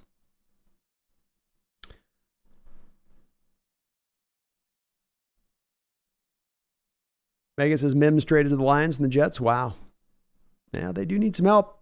Remember, they do have their fine young receiver there, the kid they got out of Alabama, Megan, 2 years ago in the first round, Jamison Williams. He is going to be suspended, I think, for the first 4 or 6 games for gambling. So they needed some help. They lost some receivers this offseason. So makes sense that they're going that route for him. Try to reclamate Mims. I'm not sure there's a whole lot there to reclamate, Megan. I've talked my share of trash about them Baylor receivers. Yeah, you got to watch out for them Baylor receivers, I'm telling you. Ethan says, excuse my capitalization. Can the Mariners please get more than one freaking hit? This pitcher almost has a 5 ERA. You are a patient man to continue to watch that team right now with the way that they play baseball as it stands this season. But they are very, very frustrating to watch. And it's especially with their approach, Ethan, where you walk through these games and you find yourself in that spot where you're saying, can't you guys just get one hit? Can't you guys try to make some noise? And Ethan, I sat in that stadium for 18 effing innings last year. 18 innings last year. Not one run. Not even for most of the game, even any threats on the base paths. Just no fight to be brought up at all. And the team's got to work to fix it this offseason. It sucks.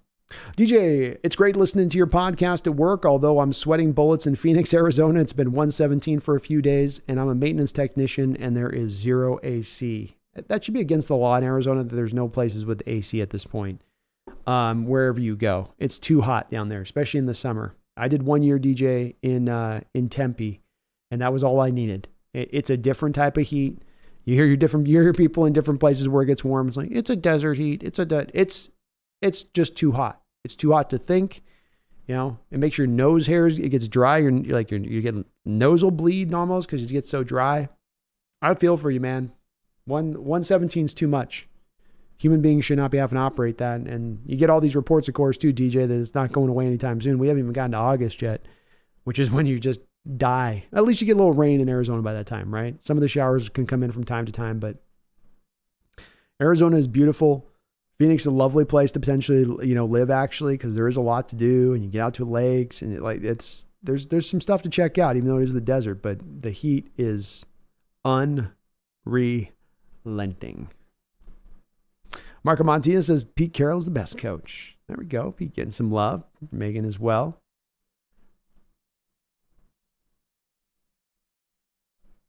Mike Smith says, you're Christopher Watkins, kick-ass, brother. Thank you, Mike Smith. I see you, and I'm thankful.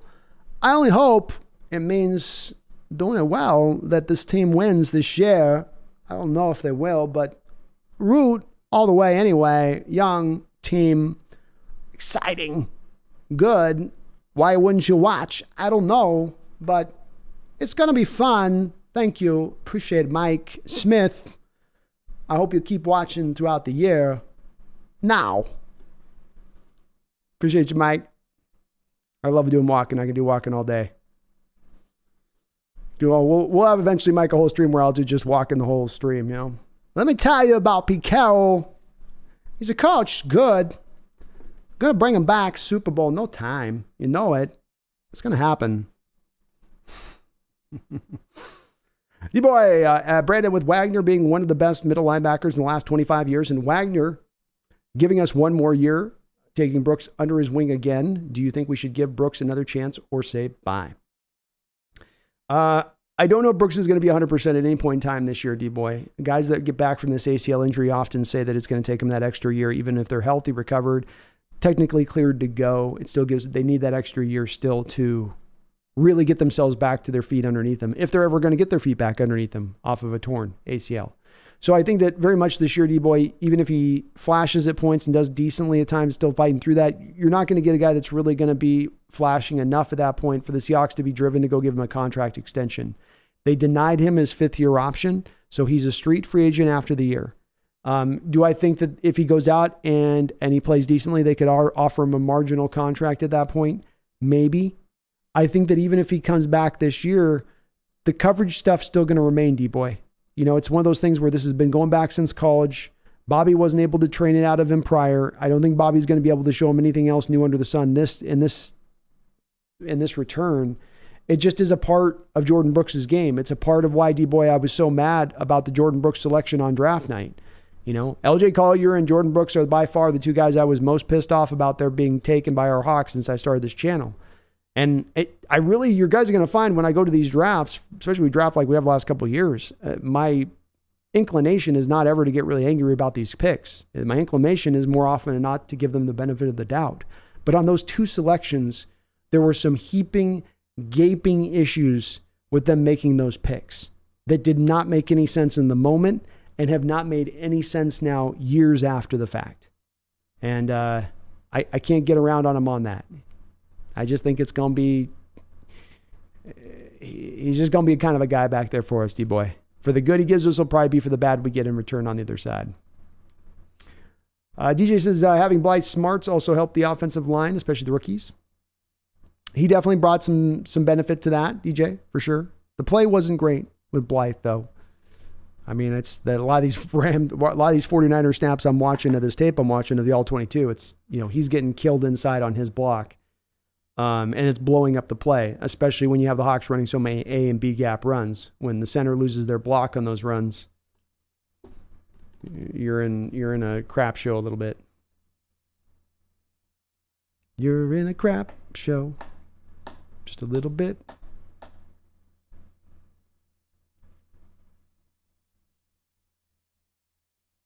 Greg says, I never seen any Star Wars movie, but I did hear JJ copied and pasted the old movies. Oh, he did. The first one's hilarious, how he just took the whole plot, ripped it off, and repurposed it back into the news. It's like, I have a deep level of hate for J.J. Abrams. I think he is probably he is the most overrated filmmaker of this era. And I hate everything about the way he goes about creating films and storytelling. Everything. Not even while he does this kind of well. No. He could take his mystery box and shove it up his behind. Hate JJ. You're right for not watching the old ones are still legit, but the new ones, I ain't touching a 10-foot pole. Dig Doc says, too bad the Holmgren couldn't bring in Antonio Freeman with him from Green Bay. Now he was a nice receiver. He was. Green Bay for a lot of years there. So I'm like every new year they'd have a new number one guy or at least for a couple of years. It'd be Sterling Sharp, and then you'd have Robert Brooks, wasn't it? And then Antonio Freeman, and they had this other guy in there for a while they drafted in the first round. You know, they were always kind of flipping a new guy out every year, it seemed like.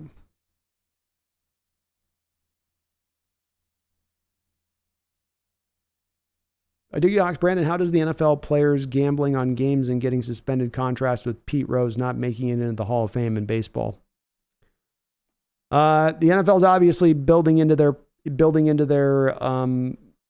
rule book here an understanding of they don't want to be banning a lot of players for life on a consistent basis, and that there's going to be players that are going to do their gambling even with all of the warnings as to not do it. And I think that the fact you see it being just like a 6-game suspension or a year suspension, while that's brutal, of course, that's nothing, of course, compared to Pete that's still can't get into the Baseball Hall of Fame to this day. And he's, been 30 years out of the sport on the back of that, paying that price a little bit. So it's a different sport, different ways that they view cheating, I guess, a little bit. But even baseball, with the way they had the, Astro scandal, it's like they seem to have a little, or steroids or greenies or, doctoring baseballs. Baseball's got a little bit of a uneven approach to the way that they seem to handle cheating. But I think the NFL just knows that if they came down hard like that, they'd be kicking a lot of guys out of the league, because there's just going to get some guys that just can't help themselves, that have to put their hand in the cookie jar. Doesn't mean that it's fair, though, Addicted. Doesn't mean it's right. Brian says, how about a Nate Burleson throwback? Nicest guy on the planet. No doubt about that, man. He was a good receiver too. Good receiver. Jacob says the league rules are whack. You get a full season suspension for gambling, but you get 10 games for Watson's Bowl. Yeah. The sports are still kind of figuring out their whole, what's the right suspension where, and, it's definitely not where we're in a place of like justice being met out a lot of times, but more of us looking around going, how did they come to that? How did they arrive at that? Megan says Arizona Heat is here as in Verl's Heat in the middle of December. Your Heat in December. I wouldn't go for it, Megan. I can't do that. I can go up to 100 degrees and I'm good. You give me to 115 though, and my brain starts shutting down. Megan says more Cosell as always be. We'll get some more rolling in here. I'm a little low energy tonight on the deal, but I'll work them in here before we sign off tonight. Is my audio still off? Is it still backed a little bit? D-Doc's Wild Pumpkin looks like a lioness, home to the den after a successful hunt kill. She's very happy with herself. Very happy. She's a good girl. Yeah, you're a good kitty. She's been doing some hunting of bugs and stuff on the outside. She likes to hunt for those. And yell at the birds.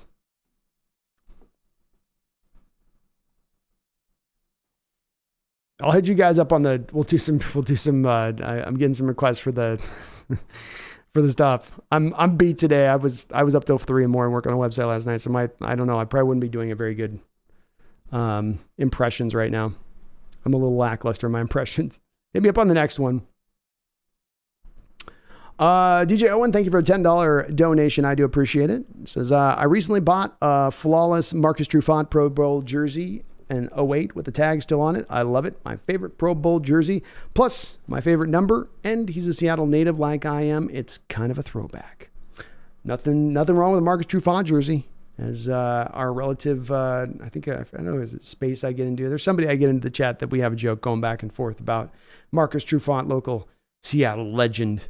But Trufant had a hell of a career with the Seattle Seahawks and a hell of a career at Washington State as a corner out there as well.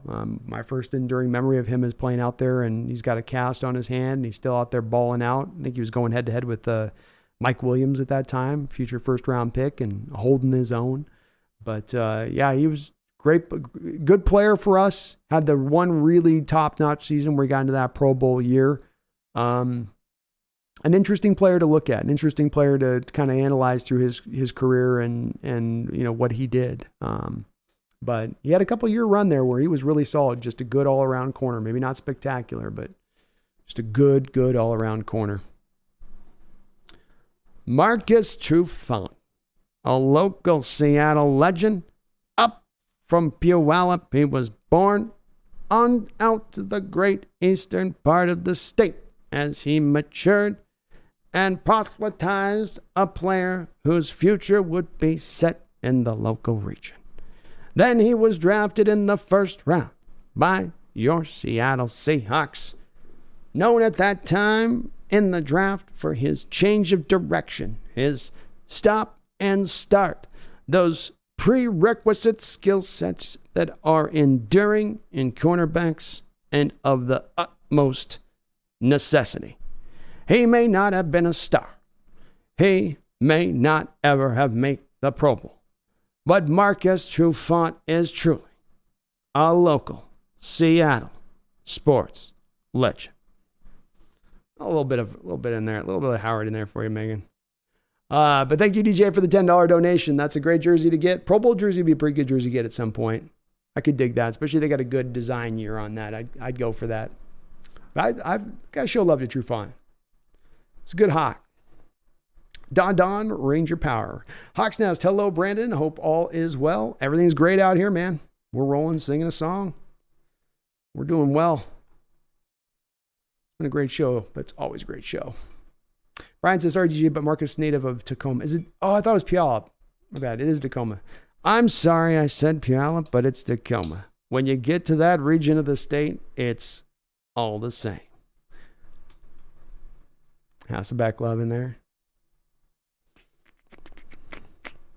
G&D went to high school with Marcus Trufant in Tacoma. Laugh out loud. Pumpkin is plotting. She's always plotting. Look at this face. She's just up to no good. Watch, she's going to do the layout move now.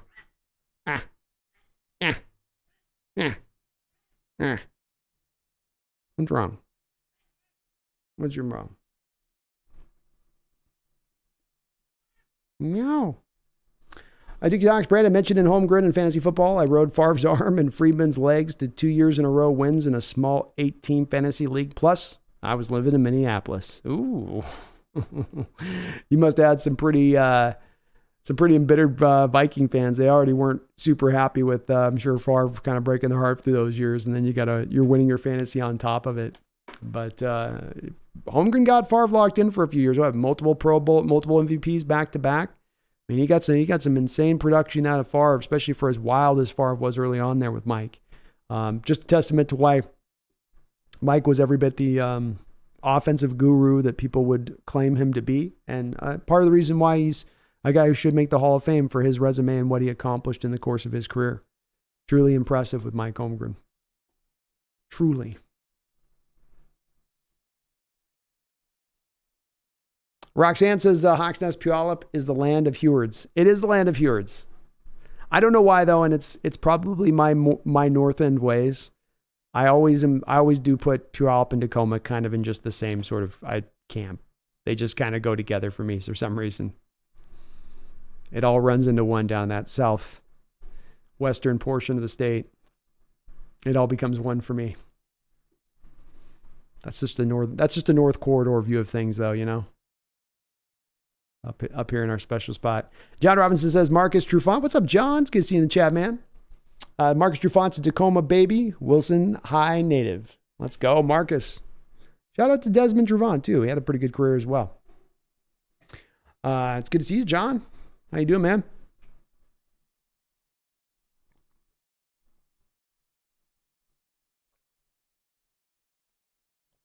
Greg Kemp says Schottenheimer used DK better as a deep threat, and I hope Shane brings back more of the routes from DK's second year to the offense this year. DK's yards per catch have dropped every year with Shane as OC. Yeah. I mean, Greg, remember with this that technically, yeah, in the second year, which would have been 2020 for DK Metcalf, you know, you were getting more yards per catch. You got that great season of 1,300 yards.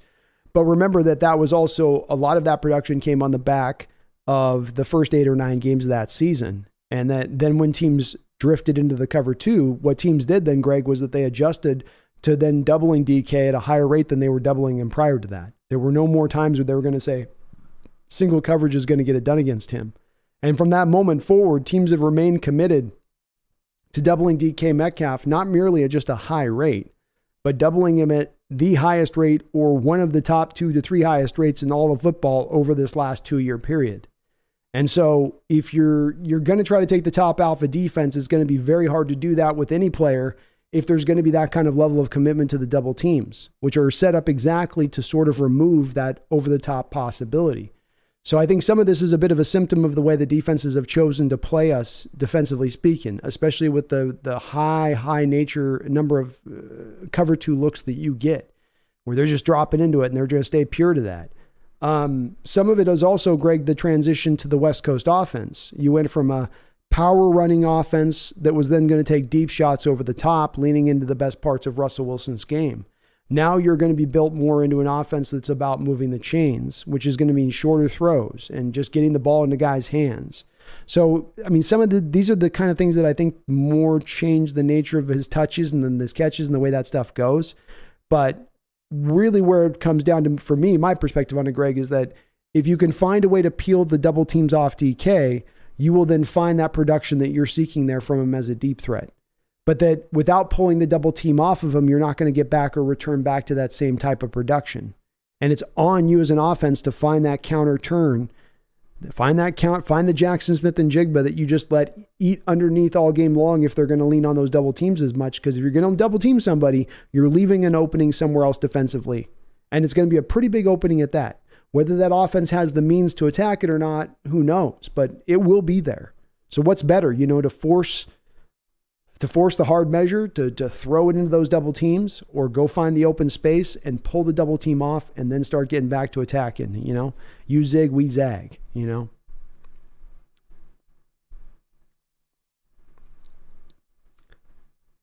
says, B, okay, B, I need to start getting going. Wrist is out of the brace and starting to ache. No worries. It sounds good. We're going to wrap this probably up here pretty soon as well. So we're putting a bit of a button on this. Brandon, I think Brandon agreed. Holmgren is sometimes forgotten. Definitely a Hall of Fame coach, if you ask me. Yeah, it's interesting is, right now with Coach Carroll, for instance, Coach Carroll and Mike Holmgren have exactly the same amount of wins and losses in their whole career. They have wins. Sorry. Carroll's got one more loss. So Coach Holmgren has technically a slightly better winning percentage by a very tiny marginal amount. But Mike Holmgren got to 3 Super Bowls, won 1, 2 different franchises doing that at. He's got Hall of Famers from different places on his teams, and guys like Sterling Sharp that are almost Hall of Famers if they would have just stayed healthy in his offense. He will get there eventually. I know he will, but Holmgren was legit, and he gets forgotten about. But when you really put that in perspective of how, Carroll's been so consistent in winning and keeping winning teams and franchises, but you go and you look at their bottom line of wins and losses, Mike Holmgren was good at that stuff too. He was good at that stuff too. Lou says, B, it's T-Town, 253, living in Spokane now. It's too freaking hot. Staying cool here. Hope you are as well. It's been really hot here. But the nice thing about the east side, though, is that when it is hot here, they all got air conditioning. You guys on the west side, it gets hot there. There's no AC. You're all just sitting there in your apartments and your houses.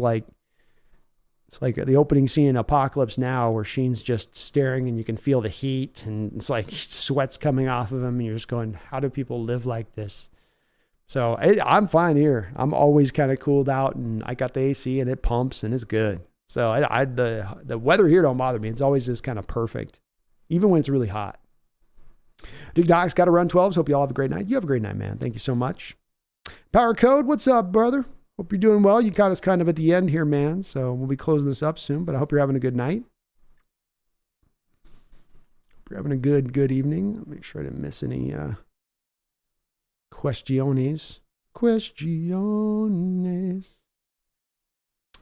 And by the way, D-Boy, I think Wagner's a top 6 guy all time, even absent this 25-year period. I think just NFL history-wise, he's a top 6 all-time middle linebacker. He's got a strong case to be made. And he goes out and has a great season this year. If he goes out and has another all-pro year, strong argument to be made that he's vaulted himself by that point up into a top 4 status even, I would say. Very strongly put. Very strongly put. All right, well, we'll get the last couple of questions in. We'll put a button on this one in. Good timing, I would say, here on this. Another great show. Let me know, too, if the audio is still kind of weird, if you can, in the chat. I'll try to get that fixed on my off hour. If you guys are a little late coming into the chat, we had a couple of bits of news and points of bits to drop here. We got some sponsorship on the channel now, so if you've been thinking of dipping your toe into the underdog fantasy realm and doing a little bit of that this season, it's a good time to do it. We're going to be doing some content around that because Underdog Fantasy is now your main sponsor of the Hawks Nest YouTube channel. So thank you to Underdog, my man Dan out there for getting this all set up and hooked up.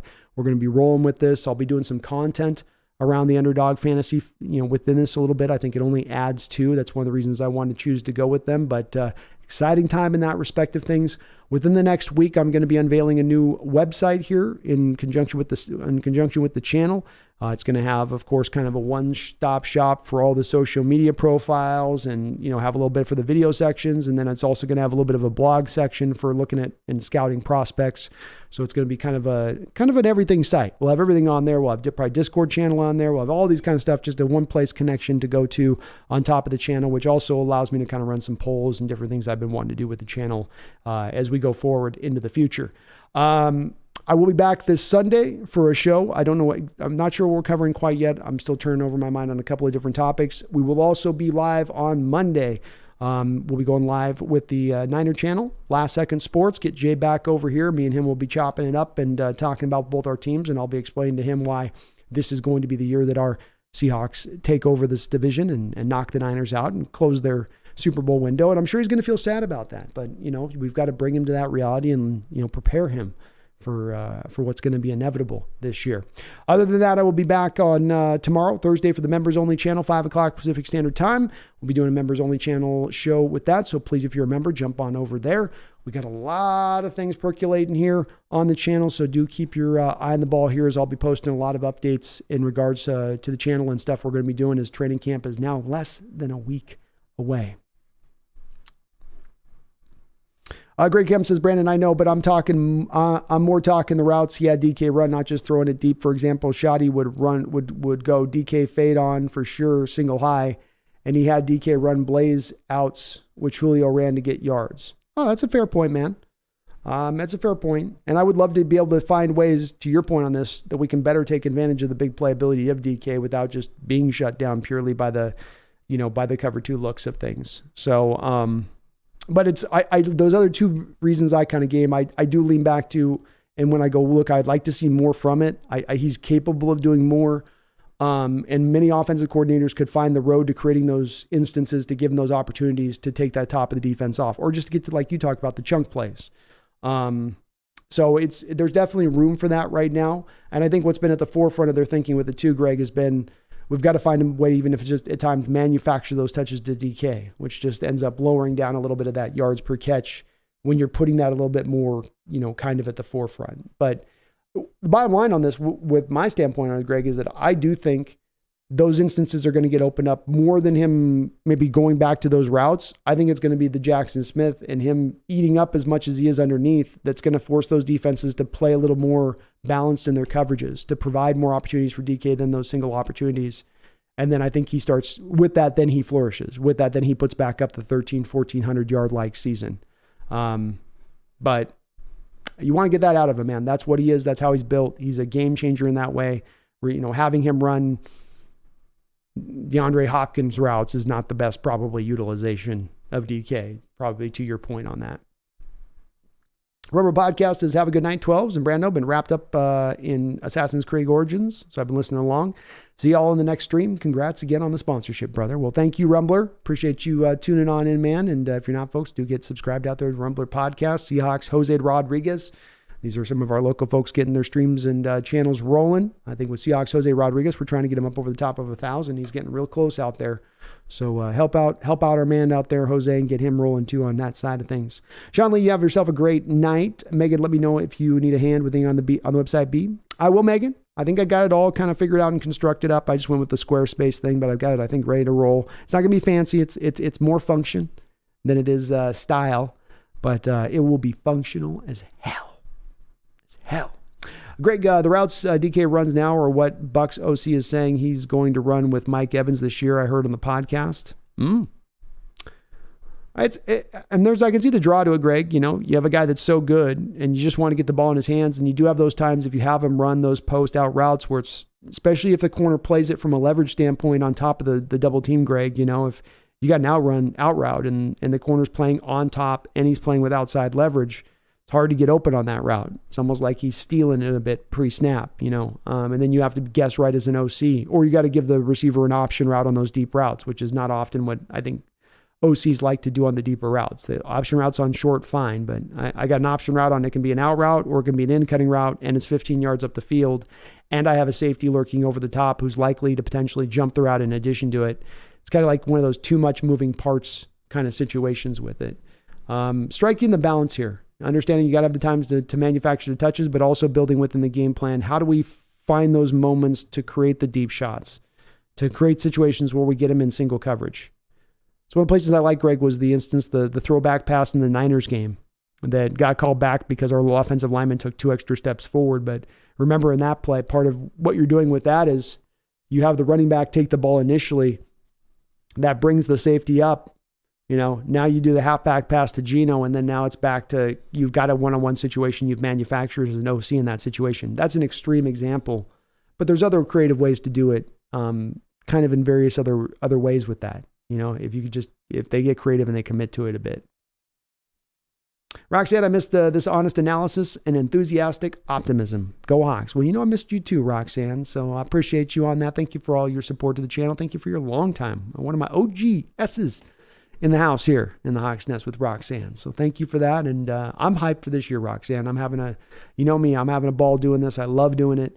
And I'm really looking forward to this upcoming season. Whether it goes great or merely good, I think it's going to be a fun year to unpack. I think it's going to be fun football games to watch. These are going to be entertaining games. It's not going to be, defensive slugfest where it's 6-6 tie or something like that, like we saw back a few years ago. You're going to get some good scoring. You're going to get some action, some explosiveness, and a variety of different places it comes from the running game to the passing game. And you got a young, hungry defense, fast as hell. It's got some depth to it now with it built front to back. There's a lot to cover with this team this year, which just makes it that much funner for me to, cover the team and dive in, Roxanne, especially versus where it was when I was kind of starting this channel, where stories were kind of set, the season's narrative was kind of set, players were put into the positions they were in to start, and you knew kind of what was going to be what. Here, it could be anything is kind of possible, quite literally, this upcoming season, and I like that. Lou says, good night, B. Love the channel. Looking forward to the next stream. Sounds good. And I appreciate you, Lou. You have a great night, man. Nick says, good evening, Brandon 12. Season is quickly approaching, and I hope everyone's doing well. We're doing great, Nick. Caught me just at the end, man, but appreciate you jumping on in the chat. And Power Code says, congrats on the partnership, B. So happy for you, my man. I'm overjoyed for it. I've been looking at a couple of offerings, and I haven't been quite happy with what I've saw from where the people are coming on. And I feel like Underdog kind of understood what was important to be on this, which is, the establishment of something that's going to be really beneficial and helpful to me. Certainly from a monetary standpoint, something that goes together as well, though, really well with the content of the channel. And also a partnership that's looking to make this long-term. I'm not looking to find something I'm doing for a year with somebody. I want to do this in the long term and build upon that relationship. So all of that checked every box here with Underdog Fantasy, and you don't get better as a partner as far as a fantasy football website to coordinate with. That beats the hell out of trying to do the Manscaped ball shaving nut hugger stuff. No disrespect to Manscaped. They were a fine sponsor for what they were, but it's not easy to transition from football talk to nut grooming. So I like that part of it. But thank you, man, and thank you for your support. It's your guys' support. It's you watching. It's your guys' interaction. It's them looking at this channel and seeing how many views we get and what the like ratio is and all that. And I'm sure they've got an algorithm they put it into to determine whether or not they want to go with someone on partnerships. But the support I get for the size of channel I am, to be able to derive this kind of partnership and sponsorship from these folks is really, as I led with the top of this show, it's really more of an example of your guys' support and how unique it is of what I'm getting here from you guys in that respect, and how you watch, and how even in the dead of the off season, we're still pulling in a couple thousand views and people are still watching. And that's doing a show every week, a couple times a week, where a lot of channels just will completely shut down for basically 45 days and do nothing. But I didn't this year. I wanted to see if we could keep it rolling, and we've kept it rolling. So it's you guys that have driven this as much as anything. It's a congrats as much to you and Power Code, because without that kind of support and watching, it doesn't matter whether I'm entertaining or not, or bringing anything to bear here on this channel from that standpoint. It's got to have you guys watching it to make it all happen. So I'm stoked, man. We're going places here, and things are really growing in a way that I hope they would.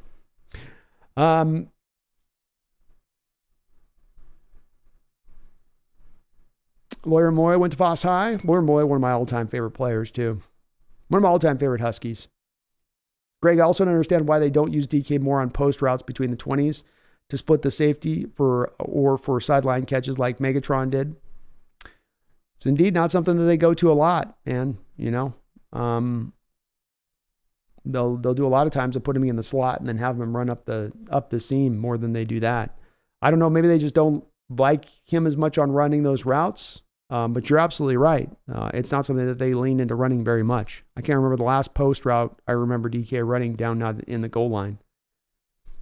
They'll try to go vertical with him if they do that more than anything else. They'll try to throw it up the sideline. But that's a place to bring it in. Maybe they think, Greg, it's a trailing. You have the corner. One thing that's going to kill a post route is if you have a trailing corner and you have a covers two safety who's playing aggressively on the underneath coverage, meaning he's trying to, he's staying clean over the top, but if he's in the red zone, he doesn't have to worry about the bomb. He's maybe set up a little bit more to now take away the post route if he wants to jump it a little bit. That would be my guess on it. That doesn't mean it's necessarily what's happening. Nick Guzman, here's a crazy fantasy prediction. Let's say the Falcons are awful through 7 games. Trade deadline is coming up. Noah Fant, our first and second round picks in 2024 for Kyle Pitts. Potentially something that they could look at doing, I guess, for sure. I don't know if the Falcons are going to be awful this year, Nick. They're not really. I know their quarterback position is where it is, but they're in an open division, and I think that they built a pretty good roster. They've made some good signings. They've had some good drafts, and they build to run the ball. They can manufacture some stuff offensively speaking to help themselves out. I think they're going to be at least competing, through the year. And I don't know that they would trade for Noah Fant. He's on the last year of a contract, so maybe to offset salaries or something. But unless they're signing Noah Fant to a contract extension, I don't think that he'd be a very valuable part in a trade. But first and second round picks will probably get it done at that point, especially if he's disappointing again this year. I think you got to probably try to treat him more like a receiver, to Brian's point below. If you do get him, I don't know if he can really do tight end stuff. Greg Kemp says, I'm not sold that Kyle Pitts isn't just another Chase Claypool. I'm with you on it. That's some of my hesitancy in talking about this, Greg, is I'm not really quite sure what to think of Kyle Pitts. And I was never buying into the generational talent stuff that was applied to him coming out. Certainly had some eye-popping stuff as far as a player goes in his game, but he is a little bit of the ultimate tweener, isn't he? Not in the good way of that it derives mismatches, but in the bad way of it. He's more of a man without a position. Will Bigham says, thanks for all you do. Go Hawks. Go Hawks, man. Thank you so much. Brian says, doesn't change the price being too high, especially with the player who's shown little on the field so far. It's a fair point, man. Fair point. Alexander says, night, Brando. Have a good night. Appreciate you. Thank you, Alexander Matthews. You have a good night too, man. I'm glad your channel's having success. Me too, man. It's been wonderful to see this thing just continue to burgeon and grow, and it's nothing but positivity every time we go live and get further. We're just a few more subscribers deeper. We're a little bit further along the way, and I couldn't ask for more from this channel as far as support and the returns of this and just where we're going. So excited about the future, guys. We're going to be able to write our own ticket, and it's a beautiful, beautiful thing that we're seeing emerging. Nick says, I'm sold on Pitts. He had Mariota throwing to him last season. Pitts can do everything. We can play him on all four downs. The red zone offense would be unstoppable. He's a tough guy for me to get a read on. He is, and you bring up a good point. The guy's not necessarily had great quarterback play since he's arrived there. And guys are going to be sometimes impeded if they don't have a guy that can sling the rock. And it's not going to get that much better for him this year with Desmond Ridder, I don't think, as far as him being a huge jump over the top of Mariota. He might be a marginal upgrade, but you're still, as far as Pitts is concerned, probably dealing with some stuff holding you back at that position to be able to go out there and really, ball out. I do agree with Brian, though, that I don't think it would probably Nick cost us a first and a second. You'd probably have to just throw a second at that point to get it done, considering where he's been at in his pro career. But we'll see what happens to the Falcons. They might surprise some people this year. Greg Kemp says, the only post route off the top of my head is against the Lions when DK took that big hit. Oh, I know which one you're talking about. Yeah. Sean Elliott gave him a smack. But certainly not now. I'm right on the part, Greg. You can't remember that they don't run it near the goal line at all.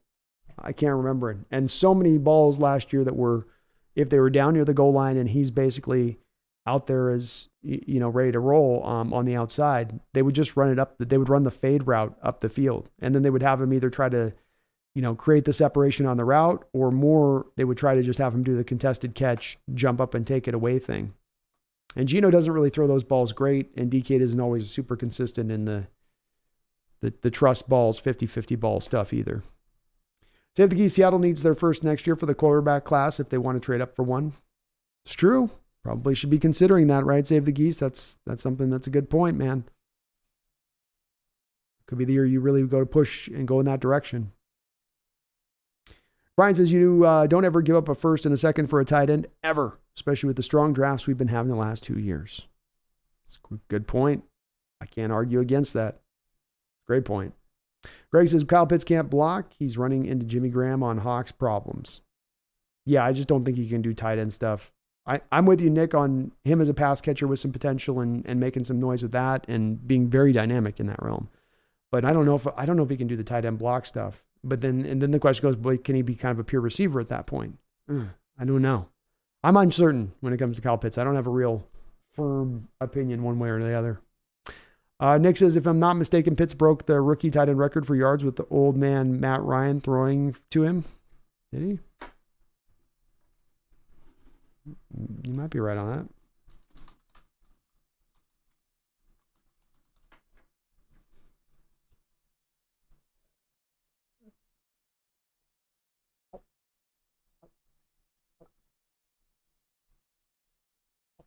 So you didn't have a bad first year. Certainly last year was disappointing.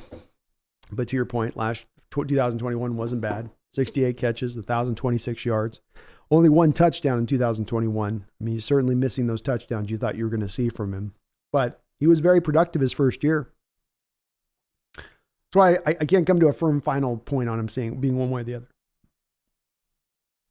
I'm not 100% anti getting him, but I think, Greg, your point on this is if you do go and get a guy like that again with the Jimmy Graham guy, you need to have a firmer understanding of what you're trying to get done with him. Are you trying to turn him into an inline blocker or are you not? I would say, Greg, I think that they've learned their lesson with this in respect of you don't use Noah Fant like an inline blocker.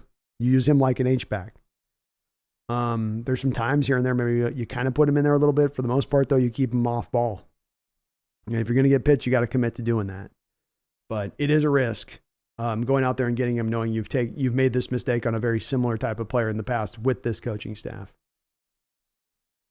Greg says, yep, they ran the fade or jump ball. Where was the Saints? Yeah, you got the Saints game, Greg. Remember there was also the Cardinals game at home. That was the one I was in there with Megan in, where they ran, I think, a couple in that game down the sideline on the jump ball fades. But they don't tend to attack into the middle of the field with them. Which, I mean, you mentioned the Lions play where that was the post route that was ran there. You know, part of where you might lean to have him go there is, yeah, he might take a hit, but a lot of these guys, hell, he's going to injure them when they're trying to lay that death blow, right? They bounce off him and takes them a couple extra seconds to come off the turf. So it certainly seems to run the routes pretty well, and they seem to have some success when they do commit to doing them to some degree. Nick says, getting Pitts at the age of 22 versus Jimmy at the age of 29 is also a different scenario. That's true. That's true. And for Nick, for the record, I'm not against it. I'm not necessarily 100% for it, but I'm not against it. I could probably be talked into it if it's under the right circumstances for the right price. I don't know if I can go Nick first and second the more I think about it. I'll tell you that. I'll go maybe a first you could be made, but even on that, it's like, I don't know. It's an interesting discussion. The part of this that we come down to, though, is I don't think they're looking at moving him in a midseason trade unless they really fall on their face, which they haven't put a roster together that's really probably set up to fall on its face. It's got a good offensive line. It can run block. They're committed to the run game. They're going to keep a lot of games close because of that. They're in a wide open division. Their schedule is going to be relatively easy. I think when you go down the line on that, you're looking at least a team with a floor of like 5 or 6 wins, which is probably not a team that's at the trade deadline looking to make a move of a guy. Considering as well how many teams in recent years have been so reticent to move guys at the trade deadline with the extra 17th game season. Connor, I'm personally sold on using that first for the D-line, whether that means in the draft or in a trade. I'm with you on that. Totally with you on that. It looks like Brian is too. Nick says, I'm thinking Geno progresses and the offense is even better. If we were going for a Super Bowl, Pitts could just complete the offense to me. Don't think it's a possibility by any means. And I'm not against doing it, Nick. You know, if you get it for the right price, if he's having a relatively good season and they're just like, well, we're going to move off to try to build this team back up and pick up some draft picks, and, you know, you're getting him at kind of a depressed value at that point, but he's still really good. The upside, then I'm okay with it. I'm okay with it. I do think he's a good talent. I don't think he's a generational talent. I think he is a first round worthy guy. But I think that Greg Kemp also mentioned, or not Greg, but I think, Greg Kemp also mentions a couple of very important points here on this, Nick, being that at the head of this, beyond what is the value and whether the Falcons are willing to move him, what is the plan for the Seahawks and how they utilize him then? You know, especially on a team with this many pass catching targets at that point, with the tight ends you already have, with DK and Tyler, with Jackson Smith and Jigba, with the running backs that you're going to run, with the balanced offense you're going to have. They can't just do it of, let's just bring this talent in. You'd have to do it with what is the exact plan and the way we utilize him, and leaning into his strengths with the plan that we choose. It can't be a forgotten about part of the process, in my opinion. All right. Well, we are officially about 4 hours here into the stream. I've hit the bottom of the comment section here, so we're going to go ahead and put a button on this stream. I want to thank all of the folks that donated in the channel, from Marcus to B, DJ Owen, Garth Knight, Randall McDaniel multiple times over, Megan multiple times over, Roxanne Roll multiple times over, Leland Kimball, Kevin Mullen, Wu-Tang Financial. Thank you so much, you guys, for all of the donations on the channel tonight, all of the support on the channel tonight. I really do appreciate that. You guys are there every week, all the time we go live, and I thank you for that. We'll be back tomorrow, Thursday, for the members. We'll be back Sunday. We'll be back Monday. Streams are going to start kicking up as we find ourselves within a week, one mere week. We are inside of it, training camp.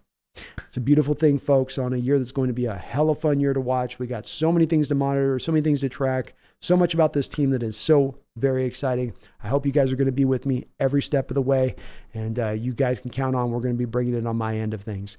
Thank you out there to Underdog Fantasy for sponsoring the Hawks Nest and jumping aboard the Hawks Nest, putting their hat in the ring here. If you haven't already, please do go over to Underdog and sign up with them. You can use my code NEST. That's all caps, NEST, Nest. And they will match you on your first deposit up to $100. You can have a little bit of extra fun, add an extra layer of the enjoyment in watching football, as that can sometimes do in playing those games and whatnot.